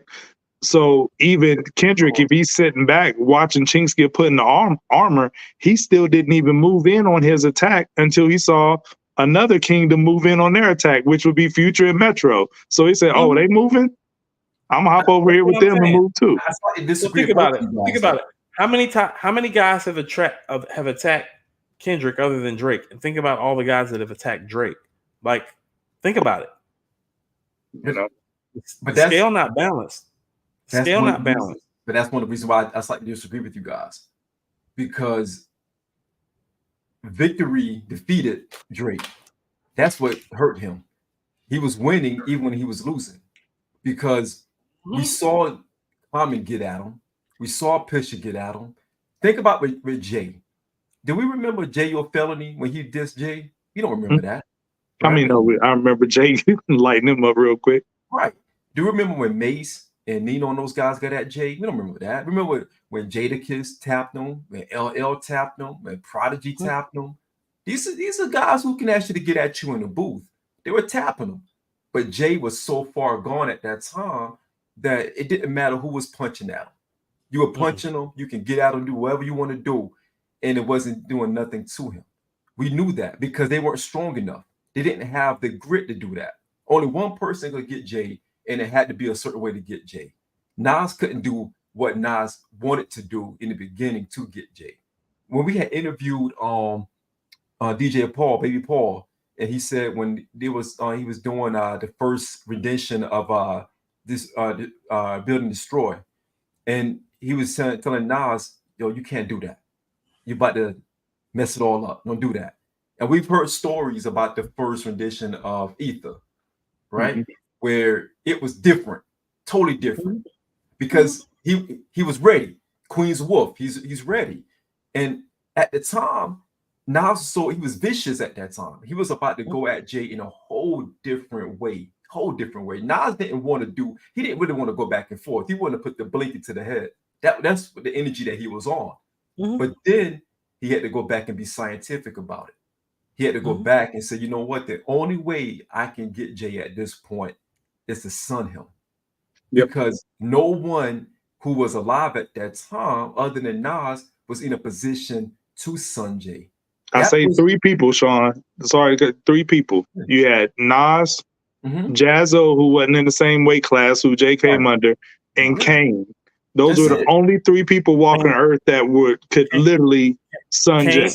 Kane would never do it. Jazzo is not good enough to do it. And that leaves Nas. And Big wasn't here no more. Tried it. And Big wasn't here. Yeah. Jazzo well, I mean, first of all, if Big's here, Jay's kingdom don't look like that. So there is no battle. If Big, not even Pac, like either or, if either one of those guys exists, the Jay Nas battle never happens. Big and Pac passing is what made the confrontation inevitable. Because if Big's here, Jay's not big enough for this to even get to this point. He's not. I mean, it became destiny. The best supposed to clash at the top. Nas said it himself, and they were the only 2 left. But he had to show Jay, like, look, I'm the first one that was here. Right. Look, your blueprint. Actually, Jay was here first. Right, you was right. But I did it at a higher clip. I was a chosen earlier. One. I was chosen over you, and you're Right. older than me. I was chosen. I'm the chosen one. And I was at who's the best Pac, Nas, and Big. Like I was that guy when they were walking around. When they were walking around, you had to switch up the route like us. You had to switch up to be like us. Like he's telling you the story. You had to switch up to route like telling you how it. Oh, yo, can I say something real quick, Sean? Yeah. I watched it. This happened in real time. Remember, it was an MTV interview. I watched it again on YouTube the other day, but I saw it in real time. It had RZA, Wyclef, Mace, and Nas. They had the little roundtable discussion in '99. Yep. And RZA was talking about remembering when Jay was on the come up, rhyming with the Iggity flow, but he said Jay was crystal clear. Like, he stood out even with that flow because, he was real clear. And then Nas, even back then, Nas still looked at Jay like, you know what I'm saying? He came up under us. He was like, yeah, like Nas said he benefited from changing his style by using the style myself, you, Wu-Tang, and Biggie ushered in. So, like, Nas felt like that back then in '99. Like, he said it on the couch in the interview. He didn't feel that way. It was the truth. Jigga Jay-Z, Jigga, like RZA, like Jizza, Jigga Jay-Z. Yeah. He dismissed them. That's why Jay felt the way. Nas always dismissed them. Right. Like, well, he dismissed him because he's seen him adopting the pieces of the other guys who was really running it. It's like I always told people, it's like, well, when people are talking about an album that talks about the life and they're like, Reasonable Doubt is the Bible, it's like, well, is the Reasonable Doubt better than the Purple Tape? Because that's a year before. Like, think about it. When Jay's talking about Meyer Lansky on American Gangster in 2007, Ray's saying that on Glaciers of Ice in '95. Meyer Lansky, Crash Your Fantasy, Get High. Yeah. Jay didn't talk. Yeah. Jay's not having Meyer Lansky talking until American Gangster. Yeah. So even the Purple Tape, as far as a street album, like Purple Tape's just a superior street album to Reasonable Doubt. Like at every turn. Yeah. And it's not anything against Jay. Because even if you feel like Jay is a better lyrically than Raekwon is on Only Built for Cuban Links, it doesn't make the album better. It doesn't make the time better. It doesn't change the timestamp either. No. It's literally a full year before you come out with your debut album, and your debut album took another 6 months to catch steam. So we're talking about 18-month gap. Yes. So when Nas is saying the things that he's saying, he's speaking from the perspective of watching that happen in real time. Right. Because like while your album is coming out, I'm still lyrically better than you, and I'm #1 on the charts. Yes, and it was still. That's why LL was tapping him lightly. LL wanted to engage Jay in a battle, but Jay would never respond back to L. That'd be a bad look for Jay back then. Because Jay wasn't Jay then, but L's been L for over a decade when that's happened. And Jay wasn't there yet. That's why Jay waited until the right time to attack Prodigy. He wasn't attacking Prodigy in '97 and '99. You know what happened? He attacked Prodigy after HNIC didn't do platinum numbers. That's what I told AG. Sean been saying that. Yep. It's the truth because Murder Music was their first platinum plaque. Yes. And so what people were expecting sales-wise from Prodigy's solo album, seeing how that's what people were craving, was they figuring, oh, this guy's about to do platinum, maybe double. So when he went gold and never even hit platinum and didn't hit the Murder Music level, Jay was like, oh, that's what you doing? Yeah. And then where Nas was at with Nostradamus, and that was the situation. Nostradamus is going platinum, but Jay is looking at it like, look at how Jay's looking at it. Even with Nas, it's like, well, Nostradamus is going platinum. Right. The last two joints is going double, triple. Yeah. Right. And quality wise, he was trending. Quality wise, he was trending downward because as much as I love I Am, Illmatic was the pinnacle. People in real time were talking about like It Was Written was, not it coming off Illmatic, but I still think it was a 5 mic classic. But trending down, then I Am is trending down from It Was Written, and then you got Nostradamus trending down from I Am. So it's a perfect time for him to attack. So here's my problem with I Am. Wars too. Jay has in his back pocket. Right. Here's my problem when people say that they like I Am. I don't want to get into that too much though.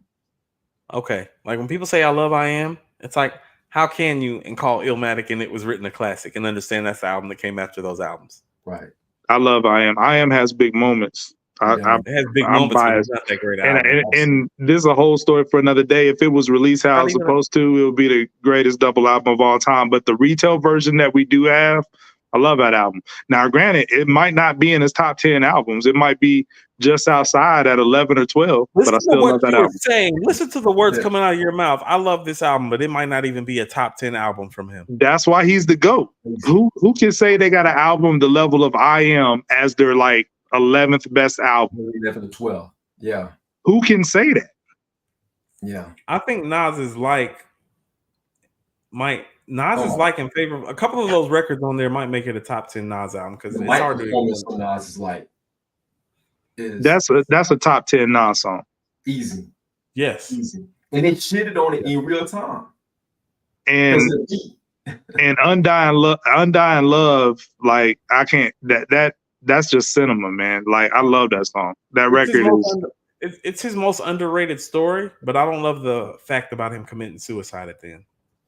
I don't love that. I mean, I ain't taking points off of that. I mean, some movies got wild endings, so it's like, you know what I mean? Yeah, it's just, I mean, Biggie did the same thing as Suicidal Thoughts. So I don't love Suicidal Thoughts either. No, I don't really go back to that record, but you know, Undying Love is like just visually, you know, you can see everything. It's a straight up movie, man. Like I Am is a masterpiece. New York State of Mind too.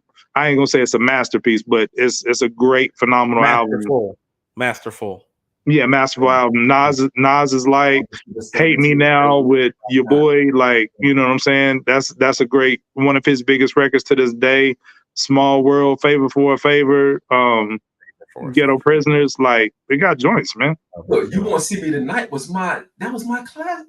You Won't See Me Tonight was fire. That was my theme. Coop, that song sucks. Coop doesn't like song it. Sucks. Money Is My B is fire.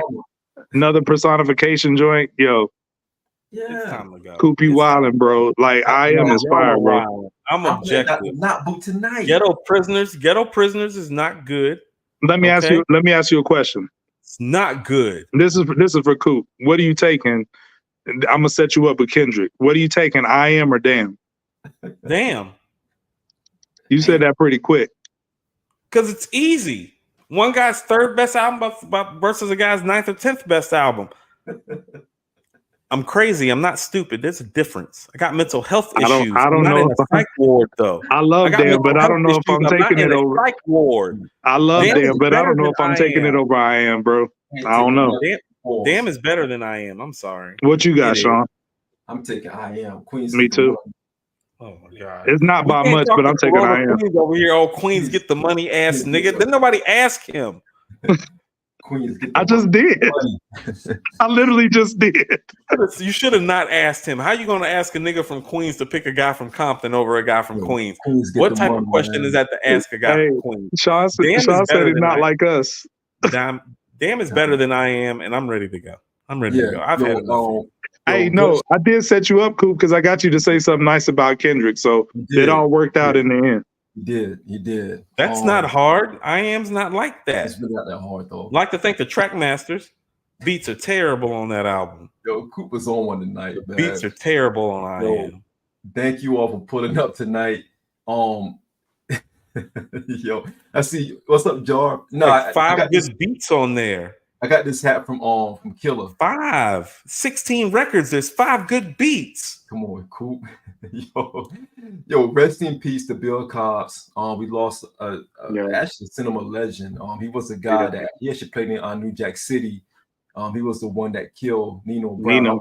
I was mad at him for a little while after killing Nino Brown, man. When he pulled the blinky out, I was like, yo. But no, the rest that was one of for all the hood classics. That was one of the most shocking scenes, like ever. You know what? It's one of those scenes you remember the first time you seen it, and it stayed with you. The first time you seen New Jack, and that happened, you were like, "Oh, jaw that's how it ended." Yo, this is from the Dipset Couture joint. Got it from Killer. Are you done with your promo ad, Sean? Are you done with the promo ad? Yeah. One more time. Shout out to Blue Horse, not Pink Horse, but Blue Horse coming out real soon. Blue Horse. That sounds like a sexual enhancement product. What the fuck is going on? It's twice the potency. It's twice the potency of Pink Horse. Potency. What the fuck? What are you taking? Hey, if you're a virgin with blue balls and you tear down walls. Not Dr. Boot. Not Dr. Boot. Call me Dr. Not Boot. Pimped out hats, rock fashionable suits. Class for the youth. The beat is terrible. The beat is terrible on Dr. Knock Boot. It's time to go. Love that song. That song was the manual. I don't love that song. That song's not that good. The song was the manual, Coop. But yo, I didn't need a handbook by then. I didn't need a handbook. Great interview tonight, Coop. Great interview tonight with Haas G, Fantom of the Beats. Yeah, shout out to Haas. That was one of those. No shout out to you niggas for shouting out Dr. Knock Boot. Absolutely. Song is terrible. Run them numbers up on Dr. Knock Boot. Yo, rapping lyrics to Dr. Knock Boot with blue horsepower product placement is nasty work for real. Is this like the hip hop podcast for middle-aged men where we're talking about fucking Dr. Knock Boot and fucking blue magic pills? Whatever the fuck it ever it is. You need these things. He said blue magic. No. We need, wait, I'm telling y'all, man. AG can share some stuff to help y'all. I don't want to. AG, don't share. Don't share. Please don't share. Please don't share, AG. What you and your wife do, do in your business, AG. When are we going off air, man? Right now. Right now. The real talk. Thank you all for showing up tonight. Thank you all for rocking with us. Shout out to click like and subscribe, and try not to take any of these sexual enhancement products that we've been purveying on Hip Hop Talks. In no way does this affect the sentiments expressed by Coop, any of Coop's associates, or just Coop. Ridiculous. I know people who talk cocky until they needed the pink horse and the blue. Look here. Let me tell you. I knew guys who were like, "Yo, I'm good, man. I'm good." And then, let me tell you what I've been doing. I've been not eating. I've been not eating fried foods. I've not been drinking any carbonation, no sodas. Yeah. And I've been eating clean, and that is how you enhance yourself at our stage without having to pop a fucking pill, quite frankly. Absolutely. You should actually take care of yourself. Went on a nice little 3-mile run. In the show. Everybody, have a good night. That's like Thor. He said the ether's not a stone. The ether's not a stone. Somebody has to amend that. If you leave the fried food alone, you won't need blue magic, blue horse, blue unicorn, whatever the fuck it is. Why don't you try taking care of yourself, nigga? Oh my God, It's like taking a heart-shaped herb, man. Like Black Panther, man. Yo, we out.